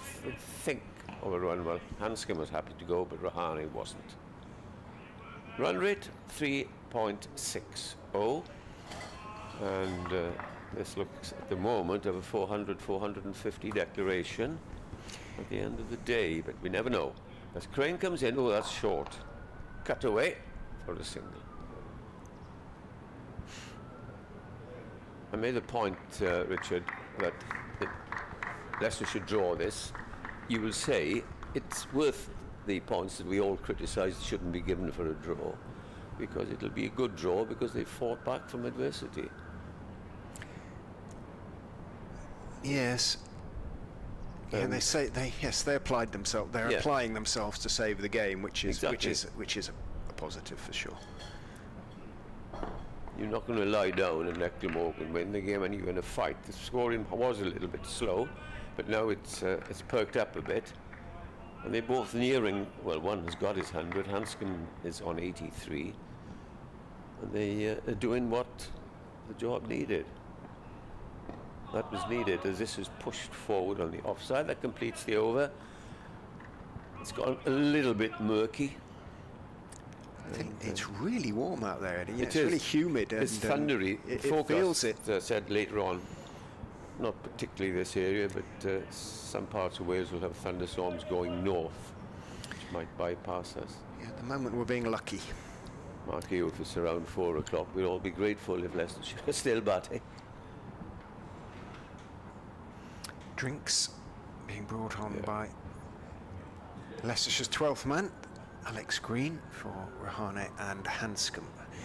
We have 20 minutes until lunch, so another 6-7 overs perhaps. We haven't seen Sheet this morning, so he's obviously been kept back. I don't think we'll see ball. Van der Gooten either. And, Well, Van der Hoogten bowled first thing. yes, a few overs, but he hasn't bowled for a while, so he's been kept back. Now, what's the delay here? Oh, the umpires are looking at. Is it raining? It's raining, I think. Just a little bit. You can see it in the air, in the trees, just a little. As it did last night. And, but we're okay at the moment, say the umpires. But they did have a chat there. So Carlson, could be an early lunch on the cards. Yeah, it's beginning to spit onto the windows now. Is in. Bowls again very wide. Again, Rahane reaches for it, dabs it down to backward point route, makes a tumbling stop, and there's no run. But Carlson so far has delivered 7 balls. The umpires again both looking where the weather's coming from, towards the sort of city centre and the sort of southeast, as Carlson is in outside off stump. He's getting a bit closer, and Rahane let that one bounce through into the gloves of Cook. Tempted him, isn't it, to cut, as he did for the first ball. He's nearly got the batsman out. Do not be tempted. Carlson bowls again very wide, and he is tempted, hits it down into the ground, doesn't time it at all. A draw. Would it be the end of the sort of hopes for these two, really? Realistically, They don't deserve it. They'd both have to win the last 3, wouldn't they? Neither side is strong enough. We talked about the other day, didn't we? I don't think they have the penetration, do they? In goes Carlson, bowls outside off stump, and It makes me think that curl of the lip from Rahane as when he they ignores ask that one. football managers, what do you need for the new season? And I'll just let you describe this very quick over. Carlson is in, bowl straight, and Rahane just wristily works it back down the pitch to him. 101, Ajinkya Rahana. Just looking at the table, Middlesex and Yorkshire. Draw game. High scoring draw. Derbyshire might be all right. Carlson is in, pushed off the back foot by Rahane, out to extra cover where Crane fields, and there is no run. They'd both be sort of 18, 19 points clear plus of Leicestershire and Leicestershire. Point was, perhaps fourth. you'd like to say on Leicestershire's part, you know, you get football managers, what do you need? We need a centre-back, we need a full-back, a striker, and possibly a winger. Well, Glamorgan might say by next season, where you want a top-class seamer from abroad, and you want an off-spinner or any sort of spinner to support Crane, he can't do it all on his own. And that's the start. As Crane starts in the over, which is pushed for a single. I mean, it sounds ridiculous when they're saving the game for Leicestershire at the moment, but Leicestershire needed a strike bowler, really, an overseas bowler. They went down the road of 2 batsmen, and you know, on that basis they will draw games, but you've got to very win, hard to win them. Yeah. Next ball is also driven for a single down to mid-off this time, 257 for 3. In the last 2 games they have taken 13 wickets. A couple of those have been fortunate in 170 overs. Pitches have been a factor, of course they have, but yeah. It's Crane. Pushed away on the offside, there's no run. Yes, you know, I said earlier on, and this is the problem, Nick made the point forcibly the other day. As this is blocked away on the offside. Okay, you get huge criticism of the 100 and sometimes of the T20, but they draw the crowds, they bring the money, and you get a game of cricket. Now, who is going to come in to watch this if these two are together mid-afternoon? As the next ball is just prodded away, the googly, on the onside, there's no run. There's, you know, how many people here this morning? 100, if that.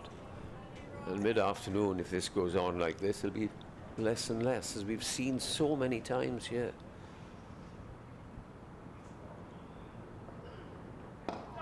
And this is a dot ball. And as you pointed out, the pitches have been so... You look at the scores. Glamorgan have conceded 600 twice. They've conceded 500, and this could be another one. 400 numerous occasions. That tells you, A, the bowling is not up to the standard needed, and secondly, the pitches. yeah. Which, you see, I watched the game last week, Richard, at Derby, which I thought was a very good cricket wicket. It did a bit in the first hour or so, and then in the afternoon it flattened out. Derby got in their first innings 429. Glamorgan lost by 10 wickets then, and that's the sort of pitch you've got to have. It also turned at Derby on the last day. Carlson is in. Again, he's bowling wide. He's caught behind. Well, that is a little bit of a strangle, but bowling very wide outside off stump. Rahane went for the cut. It stayed a little bit low. Whether it was a bottom edge, I'm not sure. Either way, it was a good catch by Cook. Ball didn't do too much. It was just a wide delivery, and Rahane, well, suck it out in a way. 102, but he's gone now, and the game is back on as far as Glamorgan are concerned. Leicestershire trail by 42, but lunch will taste so much better for Glamorgan now. They have the breakthrough, and Leicestershire are 257 for 4. That's a poor shot, though. You know, Yes, it was. Rahane, but if he was giving it away. Yes, it So was. wide, wasn't it? Yeah, Well, should have been left. but how do you really criticise a man who's played so well for his century? Because the game isn't Yeah, I saved suppose. yet. You know, that's what he's there to do. He Well- goes, though, 102 off 192 deliveries. Carlson, it must be said, has bowled a couple of ropey overs, and Who's the next man? Rahane. Well, it would be Ahmed. Is it going to be Ahmed? Or it is Ahmed. It's Rahan Ahmed. Ahmed. So the partnership was 183 for the fourth wicket. There'll be a bit of pressure on the new batsman, you would have thought. The new Leicestershire batter, number 16, Rahan Ahmed. Well, his job now is to get through until lunch. And to stay there. Yeah, but short term. You've got to look at what the way Hanscom is playing in a way, and not say to yourself, well, the way I play is to attack. It's yes, you could argue that with just a 42 deficit, you know, a quick 40 or 50, get Leicestershire ahead. The runs have to be scored, but there are a lot of overs left to be bowled today. At the moment, 67.5. Well, there was method in his madness. He's bowled every ball outside the off stump, tempting, and eventually Rahane fell for it. There we are. You bring on somebody who's hardly bowled this season, and that happens. No, it was a disappointing shot. And I think you may find he might bowl a bit straighter at the new batsman.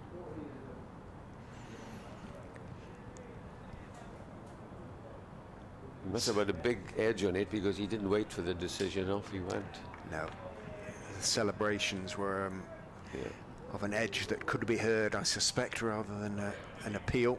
So what will Ahmed be very interesting? He's an attacking this player. 12 Every minutes. time I've seen him bat, you've probably seen him play less attacking, but he's a lovely stroke maker. Carlson with a leg slip as well as a normal slip goes in, bowls wide again. Ahmed reaches out and manages to get to the pitch of the ball and stroke it out towards Van der Hoogten and walks the single to get off the mark. Now, if they were to pick up the wicket of Hanscom before lunch as well, my word, whatever it is on the menu will taste very good indeed. Well, a wicket would be another big bonus, preferably. Absolutely. Hanscom. Carlson steps in, bowls, tosses it up nicely, but again it's very wide. It's fullish as well, and calmly steered along the ground all the way, having gotten to the pitch of the ball by Hanscom, out towards the point boundary. Van der Hoogten jogs in to field. Hanscom moves on to 85. How many times you see that when an occasional bowler comes on and gets a wicket? With an undeserved delivery, if I can be so cruel. He's 152 first-class wickets to his... Oh, no, that's Crane, sorry. 35 for Carlson. Yes, I beg your like pardon. That outside off stump, and Ahmed lets it go through, which is what Rahane didn't do. He stepped back and watched as it bounced into the gloves of Chris Cook. But even so, 35 with a best of 5 for 28. On his debut. In goes Carlson, bowls outside off stump, of course. Doesn't do anything too much. It's a little bit closer though, and Ahmed off the back foot just pushes it calmly out into the offside. Rahana. I could get into trouble with that for a while. Travaskis has been Trescothic a few times this season. Is it? I'm afraid. In goes Carlson and bowls. Reaching for that one a little bit is Rahan Ahmed, but getting to the pitch and poking it somewhat wrongly to Sam Northeast. And loud applause for Kieran Carlson, who has, by hook or by crook, affected the breakthrough. Yes, 1 for 11 off his 3 overs. Just 6 overs left for the new ball. We are 8 minutes to 1. We'll get at least 2 in. So that'll be a good time.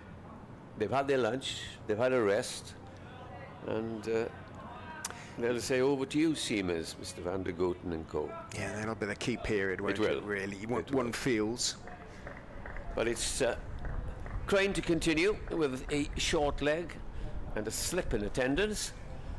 As Hanscom on 85 waits as Crane bowls the first ball. And Glamorgan won't be too disappointed to see that go for a single, because it brings the new batsman, Rahan Ahmed, up to face Crane, who has bowled pretty well this morning. He's in his 17th over, conceded just 53 runs. Leg spinner will be quite happy with those figures, and I think perhaps he hasn't. Thought he might have had a bad pad in on the arm. Carlson's chipping away this 6 penneth. And he's telling, I've taken the wicket, I'll tell you how to do it. Exactly, yes. Yeah, and is Crane bowls to Ahmed, and well-flighted delivery, and Ahmed's not to be tempted. He knows it's 7 minutes to 1. Carlson will be saying, that's too straight, Mason. Yeah. Too straight. Well, the ball Foot and a half outside outside the off stump. I see a googly coming now, leg spinner, bowl into a leg spinner. In he comes and bowls to Ahmed. Ahmed is forward. It was the googly. But this is Van der Gooten and Sheet will be delighted to see that wicket falling. So they can get at the new batsmen. Crane again. In, tosses this right up, but it's driven back to the bowler who fields. It's the 1 run off this over. Deficit now 39. And they've lost 4 wickets. Just the 1 though this morning. Mason Crane in, bowls to Ahmed. Oh, streaky. Inside. Well, I thought it inside edge. Actually came out a long off. What's the flight of that? We want to keep him there because there's only 1 ball to go off this over. When the Demon Carlson will resume. Here's the next ball. Tentative push by Hanscom. Then is the end of the over. 5-1. We'll get another 2 in, I think, Richard. Should we? 77 overs bowled then. And it couldn't come at a better time for Glamorgan. Because they've got one of the danger men gone. So Carlson, the pirate, may have 2 more overs well, certainly one more over. Yeah. 1 more over before lunch for Carlson anyway. He's already plundered a wicket. Can he plunder 1 more before lunch? He's got a short leg and a slip. He's got also a short-ish, straight-ish mid-wicket. In he jogs and bowls. Forward goes Ahmed, pushing the ball back down the pitch wristily, as ever, to Kieran Carlson. Eddie departs for now. He'll be back after lunch. Nick comes back on to do some updating around about 1 o'clock. Ahmed is reaching forward to that wide-ish delivery from Carlson, pushing it out into the offside. No run. Couple to Ahmed. 38 the deficit. 65 overs after this one. Carlson is in. Ahmed is back cutting. We know that's a dangerous thing to do, but he's got that one through point. Van der Hoogten dived to his left, got 2 hands to it. The ball still ran around about 10 yards further on, but Van der Hoogten, rubbing his left elbow ruefully, picked himself up, got back and through to keep Ahmed to 1. Moves on to 3. 262 for 4. Hanscom 86 not out. Carlson in to him, bowls straight. Hanscom forward, bat and pad close together. Thick inside edge, runs it out into the onside. No run. Again, it's sort of filled in a bit over the city as Carlson bowls. Straighter, fuller, on-driven by Hanscom, but only as far as Leonard at mid-on. Yes, it rained enough to drive me inside. And I tried a spell on the stands. Carlson outside off stump, and Hanscom lets it go through. Well, Carlson's work he might get one after lunch. We've got to use up the 4 outstanding overs, but I suspect that will be that. But he has been effective. 1 for 12 from 4 overs, 262 for 4. 37 is the deficit. 65 overs remain for Leicestershire to see out. Odds are they'll make Glamorgan bat again, so take a couple off that. 63. Maybe a few more, actually, with Crane bowling. Oh, we could be in for a thrilling thrash in the evening session as Glamorgan chase a target at high demanding run rate. Crane to bowl his 18th over, and forward pushes Ahmed and plays it out on the offside. Stopped by a scampering Carlson, and there's no run. Short leg and a slip, shortish mid-wicket and cover as Crane bowls, and Ahmed stretches forward and defends. We've seen many Rian Ahmed blocking innings where he just has to grit it out. Not many, no. As in none that I can think of off the top of my head. He will be positive, but you know, he's got a century to his name. He's he can apply himself and has in the past. He's already got 1,100 first-class runs to his name. Asa Tribe is the latest infielder at a very silly point position as Crane bowls, and Ahmed steps back and smashes it through the offside for 4 runs, and Tribe having... It's a fielder. Oh, sorry. Behind the pillar. Yeah, it's completely hidden from me from the angle. Thank you, Richard. Smashes it through the offside for a single. Out to the cover sweeper, who was entirely hidden for me for a moment, as Crane bowls a full toss that Hanscom will smash away on the leg side, and there isn't a fielder there at deep mid-wicket. Hanscom moves on to 90, not out. 267 for 4, clock at 12:59. So 2 balls in all probability till the lunch interval. Good, isn't it? We've had 32 point, because we had a couple of balls from Van der Hookten to finish us over, didn't we? So spot on. Well spotted. Crane bowls, Hanscom again muscles it away through the leg side. He'll have 4 more to a slightly squarer mid-wicket. And well, Crane has had his final days of success in the championship in terms of bowling well on the last day, but this so far has not been a successful one, and Glamorgan still left ruining those 2 caught and bowled chances. As Crane bowls, that's better delivery, keeps a little bit low. Hanscom on the back foot defends. Ahmed on the back foot defends. No, you were right. Sorry. The boards confused me by going too quickly. So Hanscom 94, Ahmed 4, Leicestershire just 28 runs in arrears. 271 for 4. Spectators requested not to go onto the outfield for a change because of possibility of rain, and I suppose the ground staff might have to get the covers on at a moment's notice. 271 for 4, Leicestershire trailed by just 28 runs. Been overall a positive morning for them. They have scored 127 runs and just lost the 1 wicket. That of Rahani caught behind off Carlson for 102. But Hanscom is still doing a fine job, and a draw is still favourite, though Rahani's dismissal just giving Glamorgan a sliver of hope from the morning session. Commentary then resumes at 1:40. Bulletin update for BBC Radio Wales in just a moment.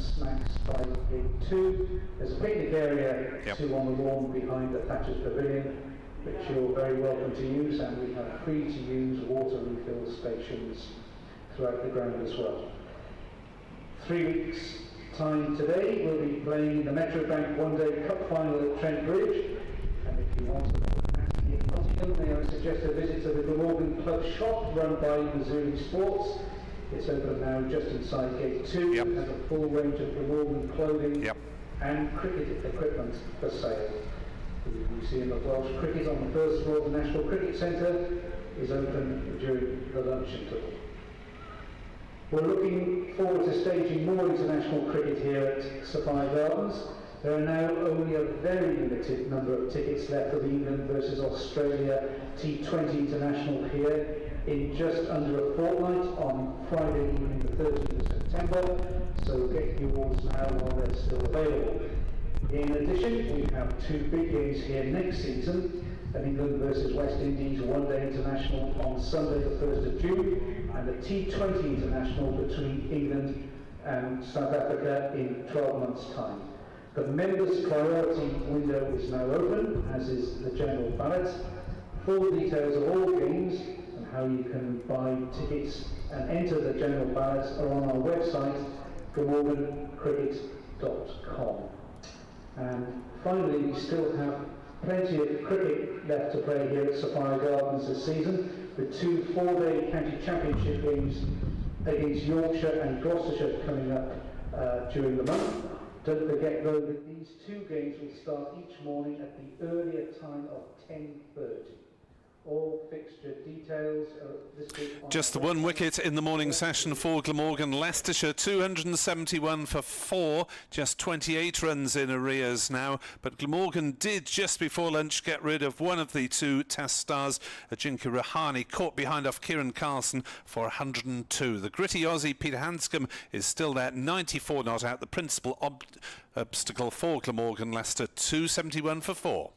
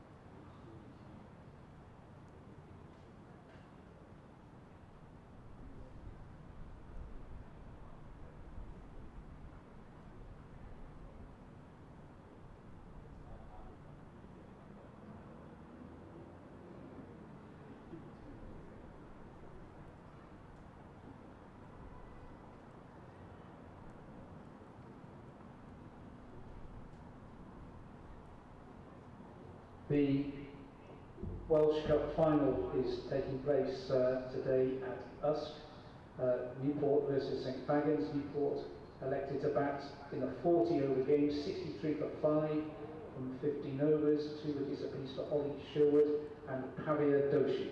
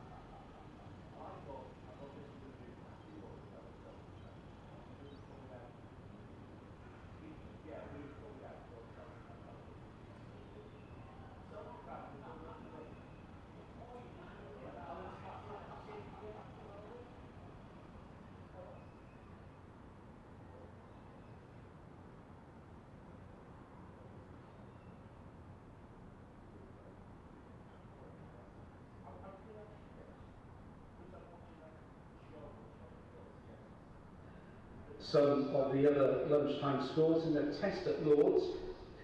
Sri Lanka in their second innings, 114 for 3. They require another 369 runs to beat England, with 7 wickets remaining. In the Vitality County Championship Division 1 at Taunton, Somerset versus Durham. Durham in their second innings, 90 for 6. Durham require 330 more runs to win, 4 wickets remaining. At Chelmsford, Essex against Worcestershire. Essex, second innings, 72 for 4. They require another 112 runs to win, 6 wickets remaining. Nottinghamshire versus Surrey at Trent Bridge. Surrey in their second innings, 101 for 4. That's a lead of 221 over Nottinghamshire. In Division 2 at Headingley, Yorkshire against Middlesex. Yorkshire batting in their second innings, 10 without loss.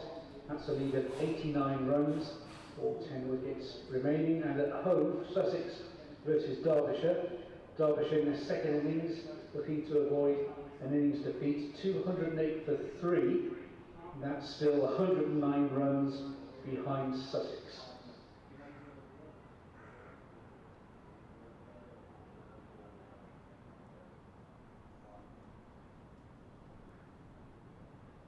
If you would like to watch more Glamorgan home games, membership is the most cost-effective way to support the county. Our membership team are working on a range of different memberships to suit everyone for the 2025 season, whether you can make every game or not, red ball, white ball. So keep an eye on our website, glamorgancricket.com, in the weeks to come to see our offers.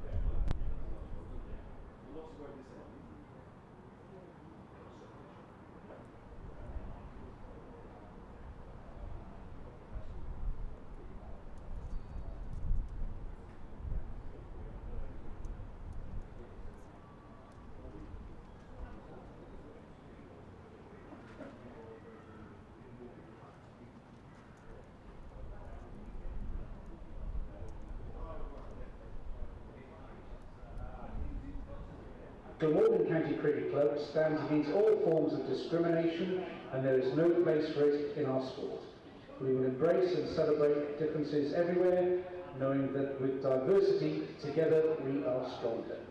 We are dedicated to raising the game, so if you witness any form of discrimination, you can challenge it and call it out by contacting your nearest steward in the strictest confidence, or text UNITE to 60650. Thank you very much. Jochen Bauer.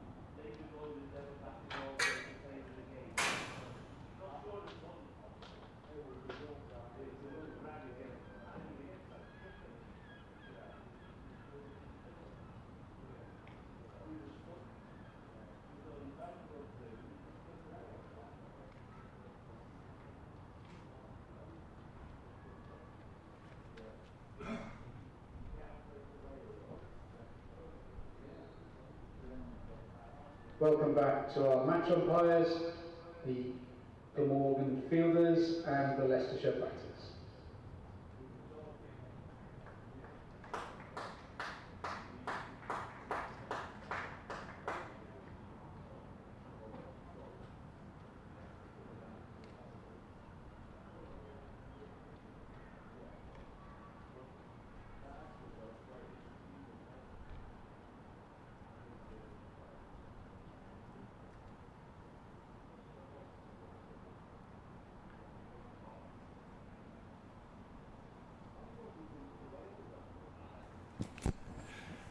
Good afternoon and welcome to the afternoon session on the final day of Glamorgan against Leicestershire in the County Championship Division 2, with the Foxes resuming at 271 for 4 in their second innings.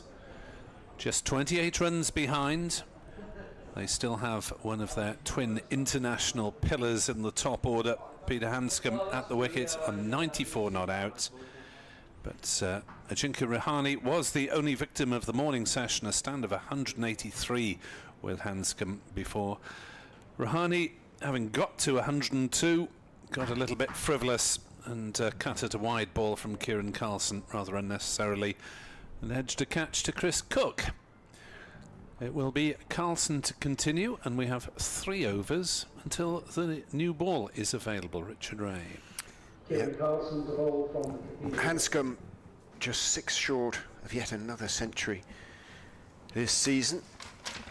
Flies to Australia tomorrow to start all over again with Victoria. I hope he sleeps on the plane. If he gets there, this will be his 3rd century of the season. Carlson steps in and bowls to Ahmed, who goes back and slaps the ball out to mid-off, where Douthwaite, Orange Hills, bright in the slightly murky light that we have at the moment. Fields, in goes Carlson, back, cut and caught. Oh my goodness, Ahmed has cut it straight to backward point, who took a low catch. It's been Billy Root who's been fielding there. I assume it's Root. It could be Crane actually, who's grinning at the moment. But Ahmed, 2nd ball, 3rd ball after lunch, has cut the delivery from Carlson straight to backward point, and Crane it was who took the low catch. Oh, that's extraordinary. Ahmed drags himself from the pitch, and suddenly it is all on for Glamorgan. A wicket for Kieran Carlson either side of lunch, and the diminutive pirate is doing the business for Glamorgan. 2 for 12 from 4.2 overs. Yes, his 8th and 9th championship wickets of the season. So delighted with that.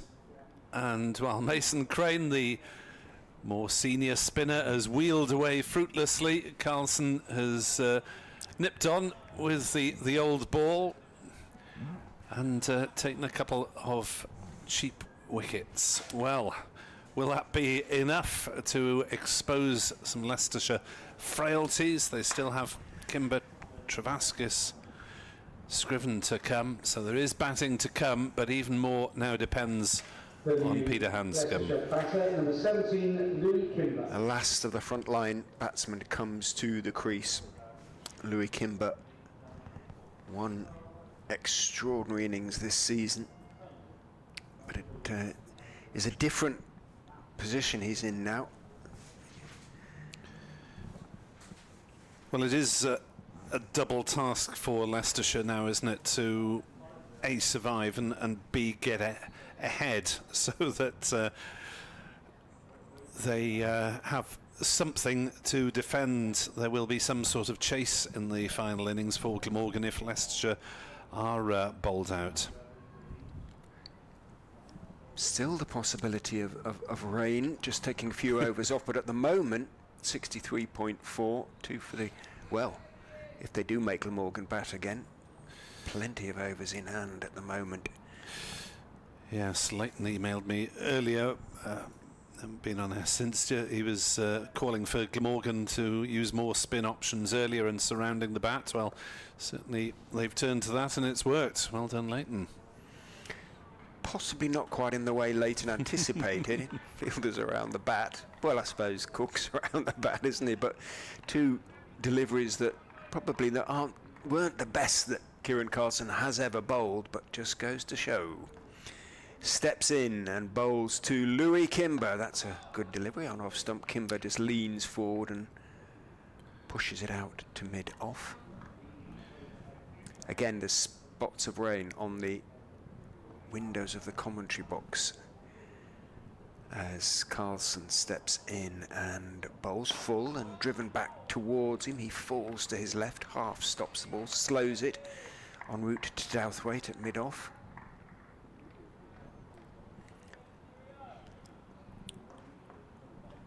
Steps in, bowls, back goes the watchful Kimber. Tall young man plays it back very straight down the pitch to Kieran Carlson, who indicates to Ned Leonard just come a bit closer at mid-on, although he's a touch deep. Carlson is in, Kimber is forward, clipping it out towards deep mid-wicket. Should take 2, and does. As Sheet runs round to field, and another successful over for Kieran Carlson, the first after lunch, and really does boost Glamorgan, or has boosted Glamorgan in their quest for an unlikely victory given the pitch and the strength of the Leicestershire batting lineup. It would be a notable victory, I think, in the circumstances, which would reflect very well on a slightly patched together bowling attack. 273 for 5.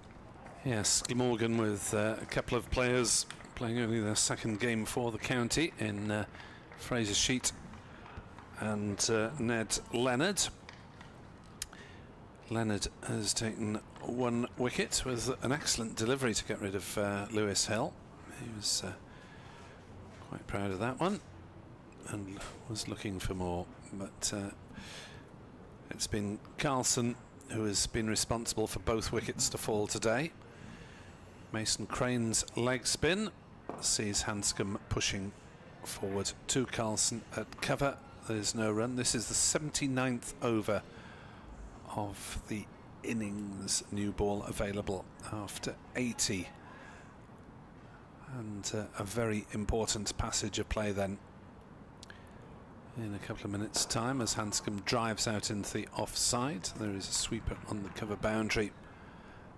Just the single is taken. Kimber on to strike against Crane for the first time. Takes guard. Certainly got the height to get forward and try and negate the spin, but there is a short leg waiting. As that's scooped back to him, but on the half volley, or was it not taken cleanly? I think he took it cleanly. Let's look at the replay. I think he's dropped a third. Yeah, dropped it. Oh gosh. Would have been a super catch. Wow. Mason Crane, well, that's Himself something that maybe he needs to work on a little bit. That's 3 have gone down. Crane twirls it up and Kimber smashes it away with a squarish bat through the covers for 4 runs. It was probably harder than either of the 2 that he dropped off Rahana yesterday, but he did get a good right hand to it. I thought he was going to scoop it up, just didn't quite get it in the palm of the hand and hit the sort of meat of the hand and just dropped down. Oh dear. Well, he's done plenty of good things for Glamorgan this season. You won't want to remember this innings at the moment, as that is hit back to him in the half volley, and as he did once last night, he ironically throws it up in the air to say, well, I've caught that one, but it's a shame it was bumped down into the ground first. Kimber then on 6, 278 for 5, just 21 behind. Kimber forward, ever so gently playing it out on the offside. There is no run. The arrears, 21 runs, 5 wickets standing for the Foxes. The most important of them, Peter Hanscom. And the rain that was spotting the windows seems to have stopped again. So at the moment, we are being lucky.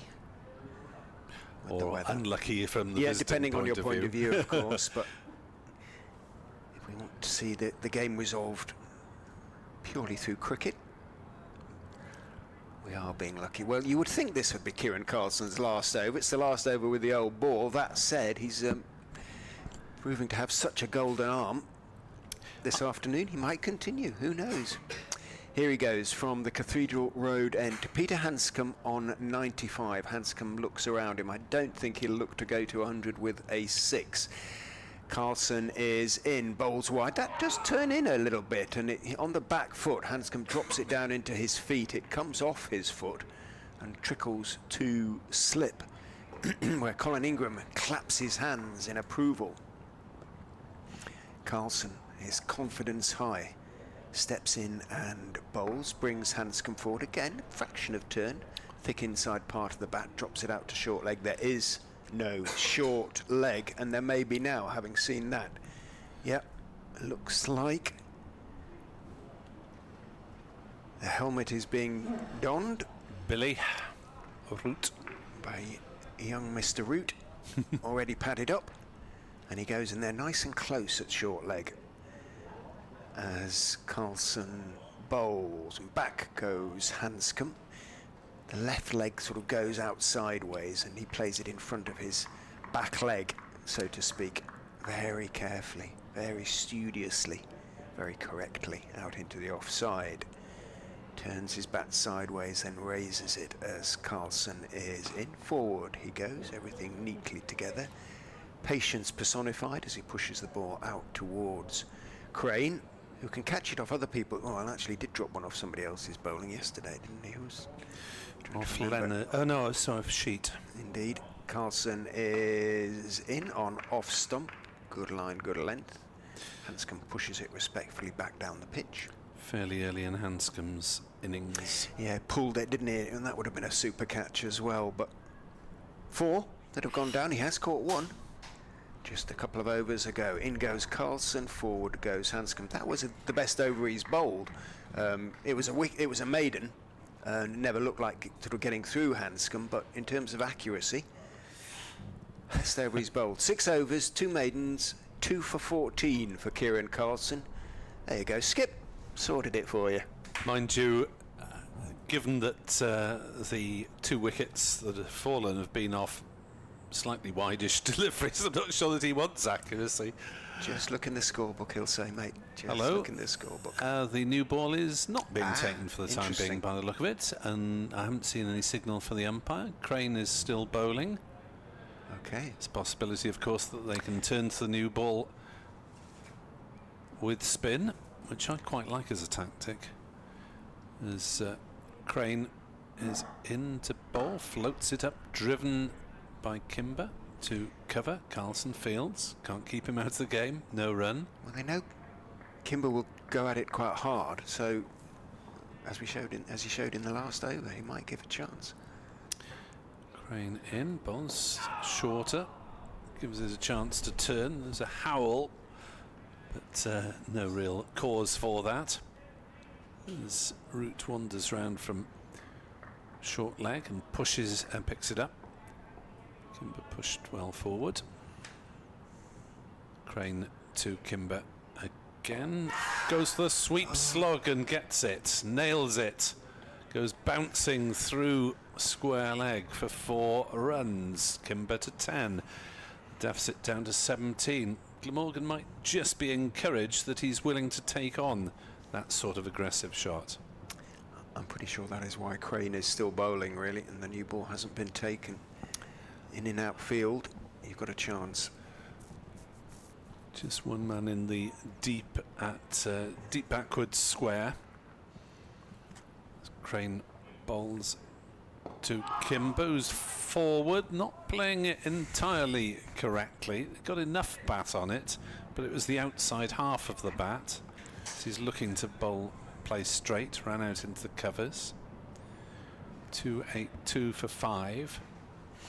So Kimber not looking entirely sure of himself at this early stage as Crane bowls, and that is caught by Cook but off the thigh pad. Anguish from the bowler. I think it dropped it just in front of him as well, so whether it actually... Yeah, it was bounced high, yeah, but half volley he took it on. Yeah, Cook did try and scoop it up, but it was off the thigh. Crane in, bowls to Kimber on the back foot. Root flicks the ball back at the stumps just in case he was straying. Glamorgan doing their best to create a little bit of drama around the bat and a bit of angst for the batting pair. Hanscom, I'm sure, has seen it all before many times, and Kimber's experienced enough. Well, I wonder if, as it looks as though now Carlson... Well, there goes the old ball, chucked off by Kieran Carlson. I thought he'll keep that. Pop it in his pocket. Put it on a little pedestal. And we have a change of bowler also at the Cathedral Road end, Fraser Sheet. Well, you heard the announcement there. Fraser Sheet is going to take the new ball. Whether Tim van der Hoogten will immediately, I would think he will probably start from the river end straight away, although I'm of your mind, Nick. I wouldn't mind seeing, especially with Kimber looking at that a little bit insecure early on and hitting the ball in the air. I wouldn't mind seeing Crane have an over with the new ball from the river end. Whether he will, or whether that would be thought of as a horrible waste by Van der Hoogten and his fellow seamers, we'll find out. So, Hanscom on 95. Sheet, who bowled very well, I thought, yesterday, and a little unluckily, none for 72 from 20, runs in and bowls outside off stump, driven firmly by Hanscom, but carefully as well. And it means that Carlson can dive across to his right. His left hand is already thoroughly bandaged, and his right hand will be soon if he keeps having to field hard shots like that away to his right. Well, that's the penalty for permanently being in the covers in Championship cricket, I guess. Sheet in bowls just outside off stump, rather dies into the gloves of Cook. Didn't quite come out right, that one. Sheet's been very tidy in this innings, but Glamorgan needs something other than tidiness, because if it is straight down the middle, then Hanscom will block it all day.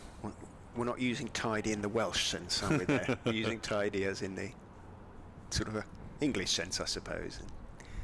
Neat rather than brilliant. In goes Sheet and bowls outside off stump, bit of outswing, but again too wide and a little bit loopy. Yes, I'm not sure that tidy is quite as superlative as Okay. brilliant. It's sort of decent, positive. Okay. Yeah. It is a term of approbation, but not quite as far as brilliant.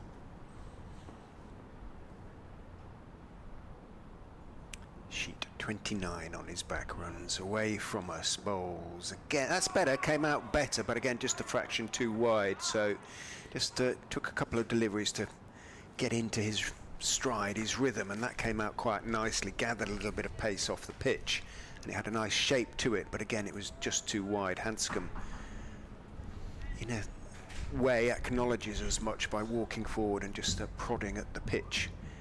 Van der Hoogten, meanwhile, at mid-on, is on his rear end as he sits down and just laces up his bowling boots. You can see the high heels on them as in goes Sheet. Bowls on, driven by Hanscom, and that's going to be four. Lovely shot by Peter Hanscom to go to 99. When I say high heels, I mean the boots themselves rather than the soles of the boots.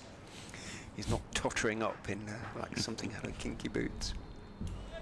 Hanscom on to 99 with, arguably, and he's played a few, the best shot he's played in his innings so far. Glorious on drive, very straight, very controlled along the ground all the way. The field comes in, saving one, or hoping to save one.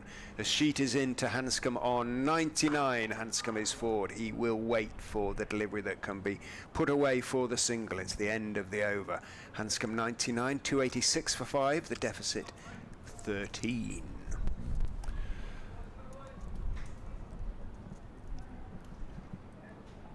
So, will it be Van der Hoogten? He has his cap off, and the ever reliable Sydney-born Netherlands international will keep on plugging away. Probably Coming on to two spells out of Van der Hoogten Tim van der Hoogten.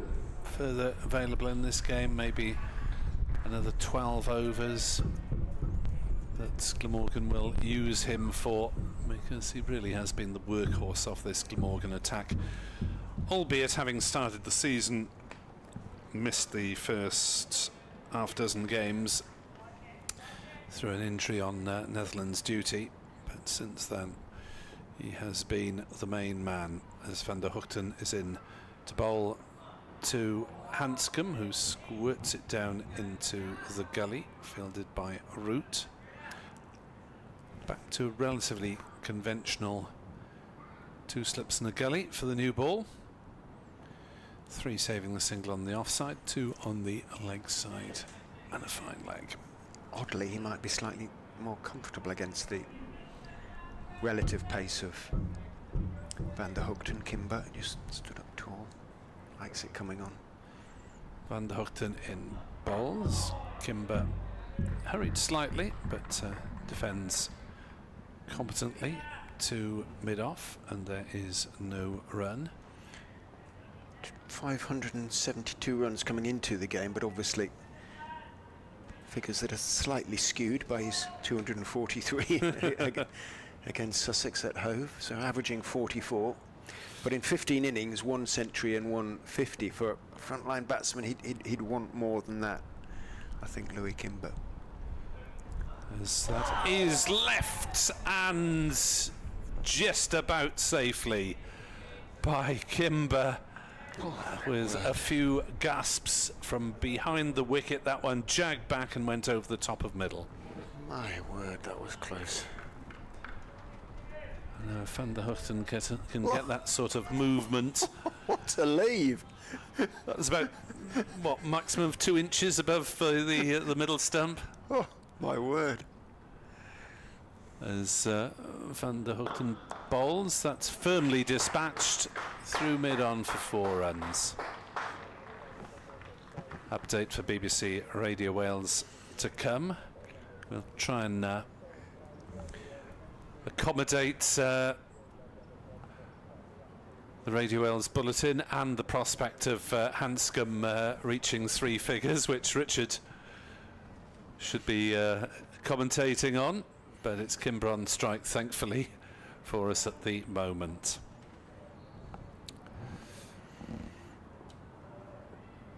Here comes Van der Hoogten at 290 for 5, just 9 behind. Kimber drives up into the offside on the bounce. Carlson fields chest high, and there is no run.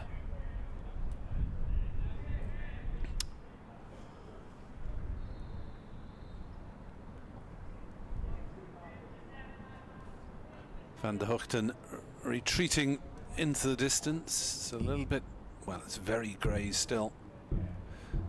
Light levels not high as Van der Hoogten bowls. Kimber drives again. This time it's a sprawling parry at mid-on. No run. 295 at the end of the over.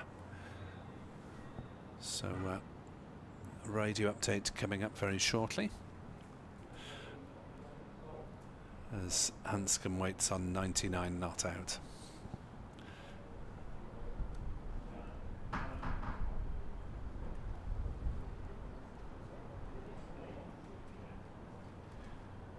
Leicestershire 290 for 5. Glamorgan have claimed 1 further wicket since lunch. Kieran Carlson, his second of the day. Rian Ahmed caught for 5. Leicestershire 9 behind with Peter Hanscom 99 not out. Can Glamorgan get these 5 wickets they need? 290 for 5. That's the first ball, is driven by Hanscom and remains on 99, so Richard can take up the reins. I was always confident. Yes, it's a good job we had a dot ball there. It was. It was. Otherwise, Richard might have appeared on BBC Radio Wales by accident.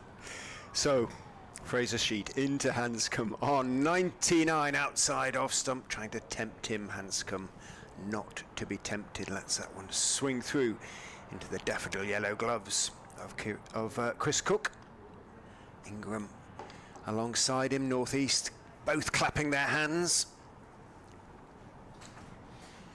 Encouraging Fraser Sheet. 13.2 overs, none for 28 for Sheet, as Hanscom on 99 off 167 balls. In goes Sheet, bowls to him, goes past the outside edge with an absolute beauty, and Hanscom neither forward nor back, was beaten by the outswing just past the outside edge. almost demise on 99. He has been run out this season on 99 once.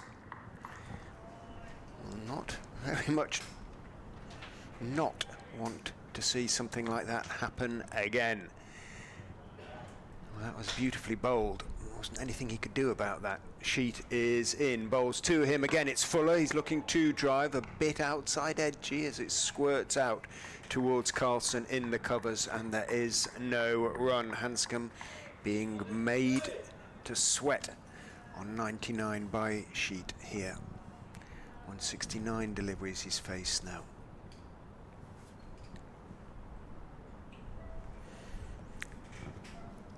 14 fours he's hit so far, the Victorian, as Sheet leans forward. Then he gets into his stride and bowls thick inside part of the bat, nice and straight, runs out towards mid-wicket. There is a mid-wicket, so no single to be taken there for Hanscom. I suspect, however experienced you are, the heart must beat still a little bit faster when you're on the verge of a century, as he is.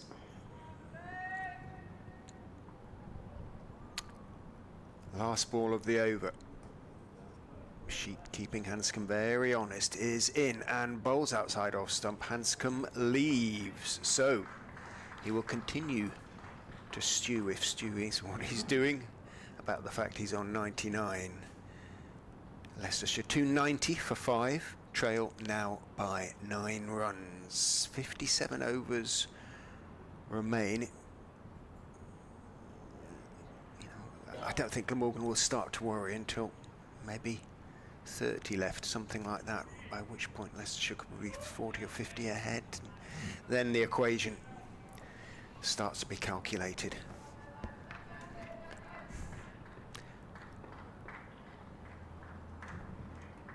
And the Hookton is in to Kimber, who leaves. It isn't quite as close as the last leave, but it's close enough to have a few oohs and ahs out there. Kenneth back alongside. We will never see a better leave, I suspect, than the one in the previous over.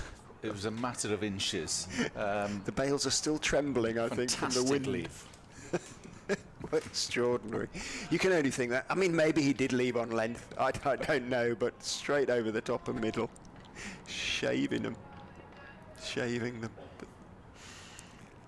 And the Hookton is in and bowls. Kimber defends, not sure where it's gone. It's gone just behind his legs towards square, just behind square. Crane, that rag still hanging out of the back of his trousers, runs round to field, and there are no run. Yes, who would have thought Kieran Carlson would have caused the damage? But he's given Glamorgan a glimmer here. Probably Kieran Carlson, I would imagine. Confident young man.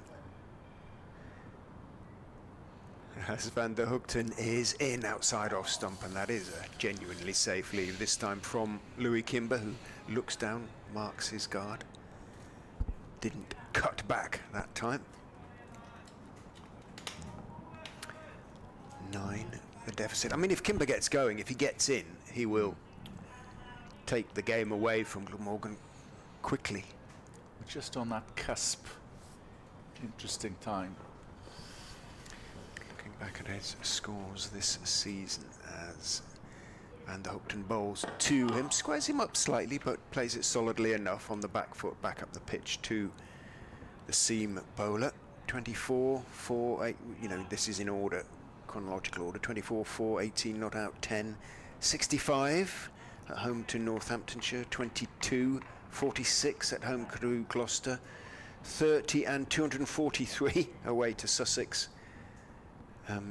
Time and again he's sort of got in. 38 against Middlesex. Van der Hookton bowls to him. He takes the outside edge and the appeal is gone. Given out, caught behind. Now Kimber's not sure. He's looking for confirmation it carried. He doesn't think it's carried. The umpires are going to consult about this. The edge was taken. Kimber does not think that carried. Well, do you take the word? Do you look to the umpires? The umpires, to a certain extent, have to take Cook's word. You would have thought. Let us see what. Kimber is not going anywhere at the moment. He's walking up to talk to Peter Hanscom.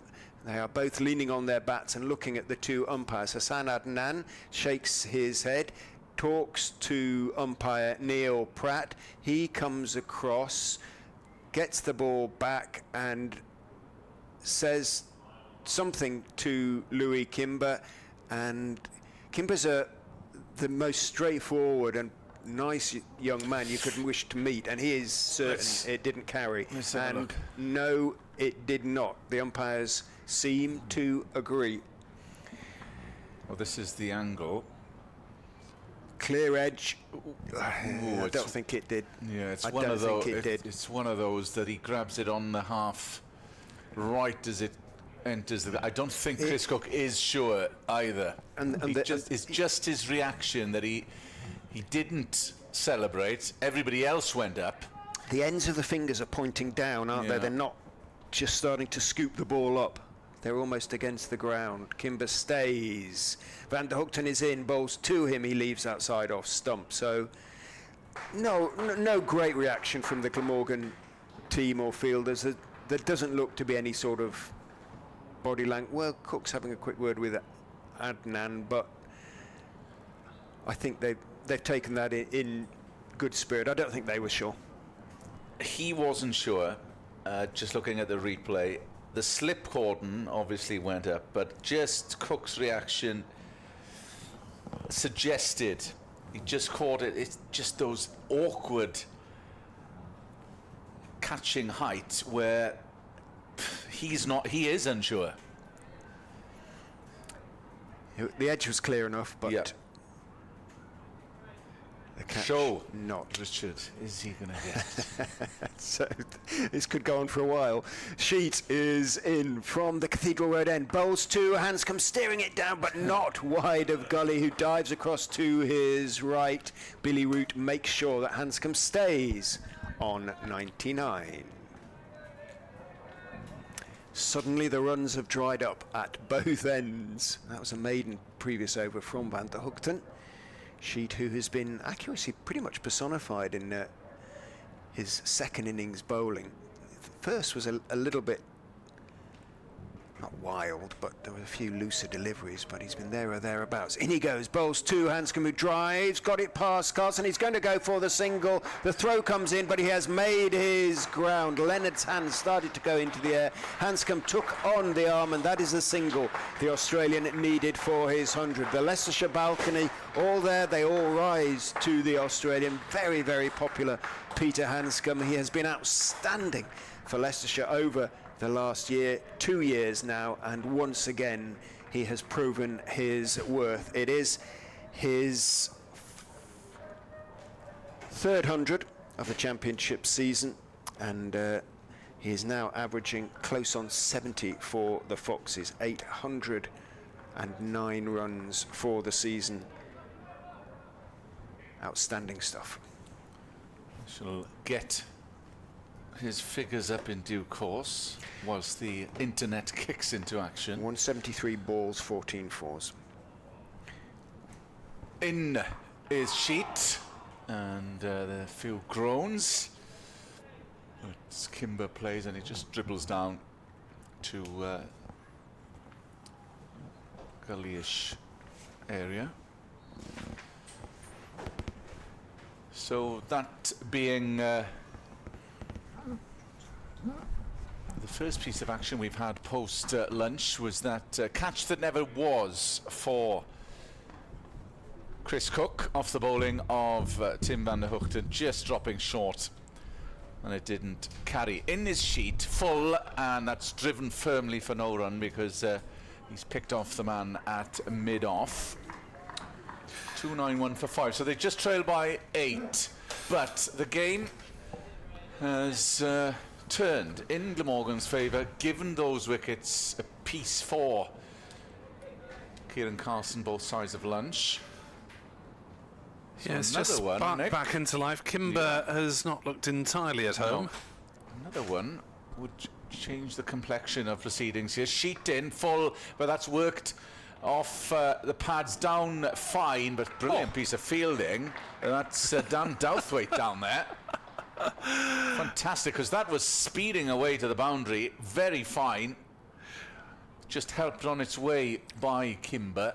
I was laughing because it was, as you say, a brilliant piece of fielding by Douthwaite, but then as he got to his feet, his shades went flying and distracted him slightly from the task of returning the ball to the keeper. Yeah, so 100 of 173 for Hanscom, who's on strike. Here comes Sheet, that's wide and is left and goes through to Chris Cook. So at the end of that over, Leicestershire 292 for 5. They just trail now by 7 as we get confirmation of the stats by Lawrence on the PA system that there were 14 fours in that innings. 173 balls, second 50, a little bit quicker than the first.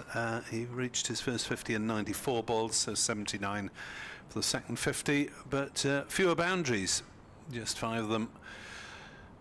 In the second 50, Leicestershire won't really care about the details, just the fact that Hanscom is still there and has eaten into Leicestershire's deficit to such an extent they're poised to move ahead as Van der Hoogten bowls to Kimber and beats him on the outside edge through to Cook. And sorry to discourage Leicestershire supporters, but Kimber is making something of a wobbly start with the caught and bowled chance, the leave that went over the top of middle, and caught behind that didn't quite carry. And it was right to stand his ground. Van der Hoogten bowls and it's driven by Kimber to mid on, no run. You would hope that if there were any doubt about it, then 2 umpires ought to just have a quick word before giving the initial decision, because on the face of it, he's been given out, he hasn't walked, and then they've reconsidered. As Van der Hoogten into bowl, Kimber slams that one towards mid-off. It's half stopped by Douthwaite. They'll take one.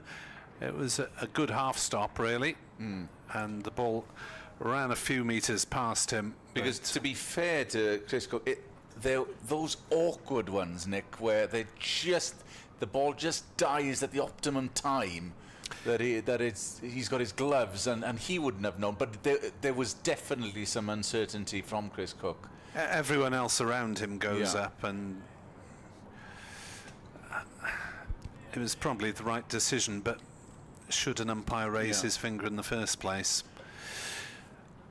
As Van der Hoogten bowls, Hanscom is defending to cover no run. So 54 overs potentially remaining in this match, unless the change of innings is the tea interval, then you're -2 on that. So Glamorgan need to keep going, and there are signs that they might be able to chip away at this lower order, but no real signs of Hanscom going anywhere as he is forward. It's just a masterclass of defensive shots, largely from Peter Hanscom. He is the epitome at the moment of solidity, if I can say it. He really has looked as though they shall not pass. Yes. He hasn't given much away at all this morning and in the early part of the afternoon. As he turns that one on the leg side, and we'll take a single to square leg. 294 for 5. Hanscom to 101. The deficit to 5. Just wonder if we'll see Douthwaite working in tandem soon with Van der Hoogten. I don't know. He tends to bowl though, Nick, from the end that Van der Hoogten is bowling from now. As in this match, as Hanscom said to Richard Ray last night, just don't hit the ball in the blooming air. That'd be a simple tactic of approaching today's task. Well, he's carried out his part of it as Leonard will replace Sheet fairly quickly after just a couple of overs from the Kiwi. It will be the young London-born Somerset player in the attack. So Leonard, who has taken a wicket, the wicket of Lewis Hill, comes in for his first ball of his latest spell, and that just drifts and dies on Chris Cook as it passes the off stump. Sri Lanka are putting up a decent fight against England. 163 for 4, 320 further runs as the unlikely target for the visitors, and this is only day 4 of the 5, so they can go into tomorrow if necessary. Leonard coming in from the Cathedral Road end bowls, and that's worked to the offside, and a tumbling dive to prevent a single by, who's that? Is that Billy Root? Yep. The other test match in Rawalpindi, where they started a day late because of weather. Pakistan 9 for 2 in their second innings, 21 ahead of Bangladesh after fairly level first knock. 274 plays 262. Leonard coming in and bowls fullish, and it's fielded by Leonard himself, and there's no run. Joe Root, of course, making the headlines. Records Indeed. tumbling yesterday. 34th century for England, his second of the match. Above Sir Alistair Cook now. Most centuries in Lords as well, I believe. And he added to the list that have knocked off centuries in both innings at Lords as well. Yes, Sir Alistair Cook was in the BBC commentary box at the time when Root beat his total.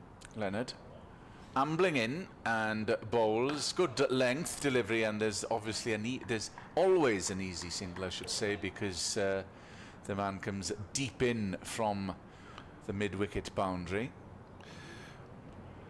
And that is Asa Tribe. 295 for 5. Trailed by 4. Dull as Headingley, Middlesex 522 all out, 79 behind Yorkshire, who are 62 for naught in their second innings. So a few results possible here, though, as Leonard comes in, and that's chopped into the offside. Carlson dives, and tumbling dive, and he's such a brilliant fielder. On the dive, he scooped it up, had a shy as the man who's coming into the non-striker's end, but they did come through for a single. And he had a throw at the non-strikers that wasn't that far away, while basically prone. That was an outstanding piece of He's a very good athleticism, fielder. but I think he wants a bit more bandage on his hand as a result. The last ball of Leonard's over. Bowls, and it's a strong forward offensive, and there's no run. So decent over, 2 coming off it. But Kimber and Hanscom are still there. Kimber is 17. Hanscom has moved to 102. Leicestershire trailed by 3. 296 for 5. Derbyshire still have some chance of avoiding defeat against Sussex, but they are 5 down in their second innings now. Who's the latest batter to go? Harry Kane for a marathon 79 off 273 balls. That's a gritty effort. And Aaron Donald, accompanied by Zach Chappell at the wicket at the moment, neither of whom are likely to take the negative approach to getting a draw out of that one. They'll want to get ahead and draw it that way.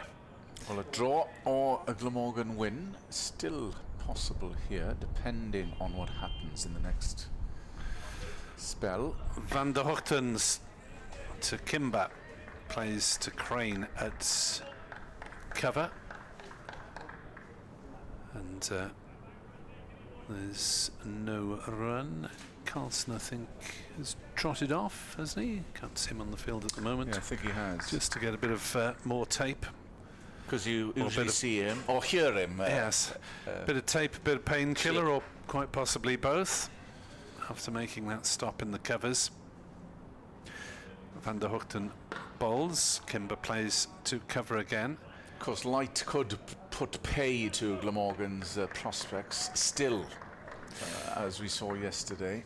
It's bright enough at the moment. Yeah, you wouldn't think they'd go deep into the evening session as things stand. Glamorgan, of course, would be desperate to stay out if they had any chance of winning, if they were batting by then. So maybe Leicestershire just have to get to about half an hour after tea. They may be safe then, as that was another superb delivery from Van der Hoogten that cuts back and misses everything through to Cook. That was a peach of a ball. Certainly causing Kimber problems, as we've seen. He's had a few lives out there. In Division 1, leaders Surrey. Not going to be able to force victory, I don't think, over Nottinghamshire. They're 156 for 7, Surrey leading by 276. Van der Hoogten bowls and he's beaten him yet again. Is that one caught behind? Well. That one was cleanly taken by Cook, but Van der Hoogten has jagged a couple back. And how have they missed both wickets and stumps? Only maybe Louis Kimber knows. Yeah, that shaved the inside edge, but brilliantly taken by Cook. But it missed everything, as you mentioned, Nick. But he certainly had a few chances. Both wickets and inside edge missed. Van der Hoogten in to Kimbo, slashes at that one. That's a poor shot, ended up with one hand off the bat. And Van der Hoogten is all over Louis Kimber in this over, and Peter Hanscom just comes a few steps down the track and maybe passes on a calming word. Remember, we're not trying to win this match, trying to draw it. He's playing with fire at the moment. So it seems unlikely that leaders Surrey will win in the first division. Second placed Somerset being held up by the rain at the moment, at home to Durham, just over the water in Taunton. Van der Hoogten bowls and Kimber gets bat on ball for once. Plays out on the offside, a maiden over. Kimber survives somehow. Leicestershire 296 for 5. Trail Glamorgan by 3 runs here on BBC Sport Online. I'll give way to Edward and be back to update radio listeners at 3. Thanks, Nick. So the game interestingly poised, with Leicestershire trailing Glamorgan by just 3. And as is the case, if they can, we always say it, if they can knock one of these over, then they're in business. But Hanscom still resolutely and looking very solid. He's on strike. Leonard in, and that's played into the onside. No run, as Tim Van der Hoogten will feed from mid-on, as Edward takes his place in the commentary position. And Edward, few results still possible here, obviously depending on a breakthrough here and the weather, it would seem. Yes, a little bit, not much brighter, but it's a toss-up whether we'd see the end of the day. Leonard coming in, right arm over from the Cathedral Road end. That was a Jaffa once more. Peach of a ball past Peter Hanscom and climbed into the gloves of Chris Cook. Yes, the batsmen are having problems, aren't they? Especially Kimber against Van der Hoogten, desperately unlucky not to get him out 2 or 3 times, wafting outside the off stump, and then You've got a nice action, Leonard, isn't Yeah, he? Just shaves past the bat, inviting past the off stump. Here he comes once more, bowling, good length delivery, but Hanscom gets everything behind that, and there's no run. Carlson has been taped up, and he's back on the field. I still somehow think, Kenny, that if Glamorgan can get one of these out now and they're into the lower order, that Mason Crane is known in history that He could clean up. leg spinners are the threat to tail enders, but it's a long way to go. Ambling in is Leonard, bowls, good length delivery once more, but that's dink down into point, and they take a single. Just 2 in arrears now of Glamorgan's total. As Hanscom moves to 103 from 186 balls, but they will fancy having a little go at Kimber, who's been a little nervy, especially at the bowling of Van der Hoogten. Leonard turns, wheels round. Kimber on strike. Here he comes, Leonard. And that's a flash once more. Play and a miss outside the ball. Died that time on Chris Cook. Well, he's not playing as somebody who's trying to save the match, is he, Louis Kimber? Well, he's played and missed a few. And his senior partner, Peter Hanscom, goes down and have a word, as if to say, it's not having again, the desired effect at the moment. No. Though. He said, it's wide of the off stump, just leave it, man. Leonard probing line once more, and a decent ball, and it's played defensively by Hanscom. And that is the end of the over. Just a single coming off a very fine over by Leonard, who has figures of 1 for 46, with Peter Hanscom the mainstay there. A lot will depend on his role now. Still 51 overs left. A lot of cricket if the weather relents. Yes. And this time of year it does get a little bit gloomy and dark if the clouds are up there around 6 o'clock. But you look at it both ways. The two can survive and take it out to tea. You'd put your money on Leicestershire, but if another 1 or 2 falls, then back to Glamorgan. It's a good final day. Here's Van der Hoogten then, and coming in to bowl to Hanscom. Bowls the first ball and he jabs down on it very late. And it's played out to deep mid-wicket, and they cross for a single. And this brings Hanscom to continue his little battle against Van der Hoogten. Just had a message through from Leighton on X, formerly Twitter. Glanville, Leicestershire. Disappointing tactics here from the home team. Surely Crane and Carlson should be bowling with bad weather around and not enough pressure on the away team. Crowd the bat, not ruthless enough. Well, we have had the spin of Carlson and Crane. Here's Van der Hoogten. Well, if you think that Van der Hoogten's not bowling well enough, he's been very unlucky in his latest exactly spell. And also, do you keep spinners up with a new ball? Only got a person in the calibre of Van der Hoogten there, as he's shown in the last 20 minutes, that he's very, very unlucky. And Carlson, I know he's picked up 2 wickets, but having said that, he's very much a part-time off-spinner. Here's Van der Hoogten, comes in and bowls to Kimber. Kimber gets a ball that ducks into him, and he plays out to short extra cover. Yes, the 2 that he did pick up, the batters will look back. Very, how very did I get out to those? Shot. However, we have to credit Carlson. He chucked them out outside off stump, and just the temptation was too much for both. Van der Hoogten is in again and bowls. This time it's met by the full force of the middle of the bat and played back down. He's in his 21st over, and he'll be grateful of some days off next week, Tim Van der Hoogten. But keep your... I'm tempted always to say tweets, X's coming in. Yeah. Yes, I want to say X message. X certificate. Yes, Tim Van der Hoogten in and bowls to Kimber.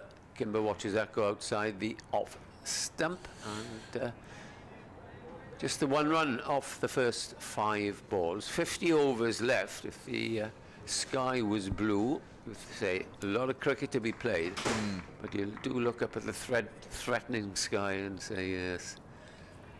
And then there's 1 or 2 options. You'll have to take the quick bowlers off and bowl your spinners. Alternatively, you might be taken off the field, which will be a great shame. Last ball of the over. Kimber's on 17, and he's batting rather, and pushes that one Next down the pitch, that's the end of the over. Kimber's out for 17, caught by Tribe of Douthwaite, so he's had his share of luck in this innings. I wonder if we'll see Douthwaite, but it might be. Will they persevere? It's been a good spell here, Ed, from Van der Hoogten with maximum effort with no reward. Yeah, he'll probably have one or two, and then you never know with Dan Douthwaite, as we say, so many times.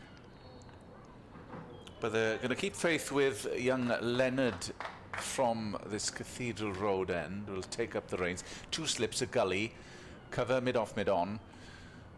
Deep point, deep square. Here comes Leonard coming in and bowls. That's banged in short and that's dispatched. Will it be stopped? Yes, it will. It hasn't got the leg, so not completely timed there by Hanscom, but they'll pick up a couple. Did you see that disputed catch? Yes, I did. I think it's just... It probably was the right decision, but as Nick pointed out, why keeper not... didn't know. The keeper didn't know, but why not go over to your square leg umpire before raising the finger? That was the point made. Well, he gave it out as he saw it caught, and in is Leonard, bowls, good length, and Hanscom gets everything behind that, and it dribbles down to mid-off. He didn't know at all, Chris Cook. There was that uncertainty. Kimber knew, though. Kimber knew. Everybody else went up, so...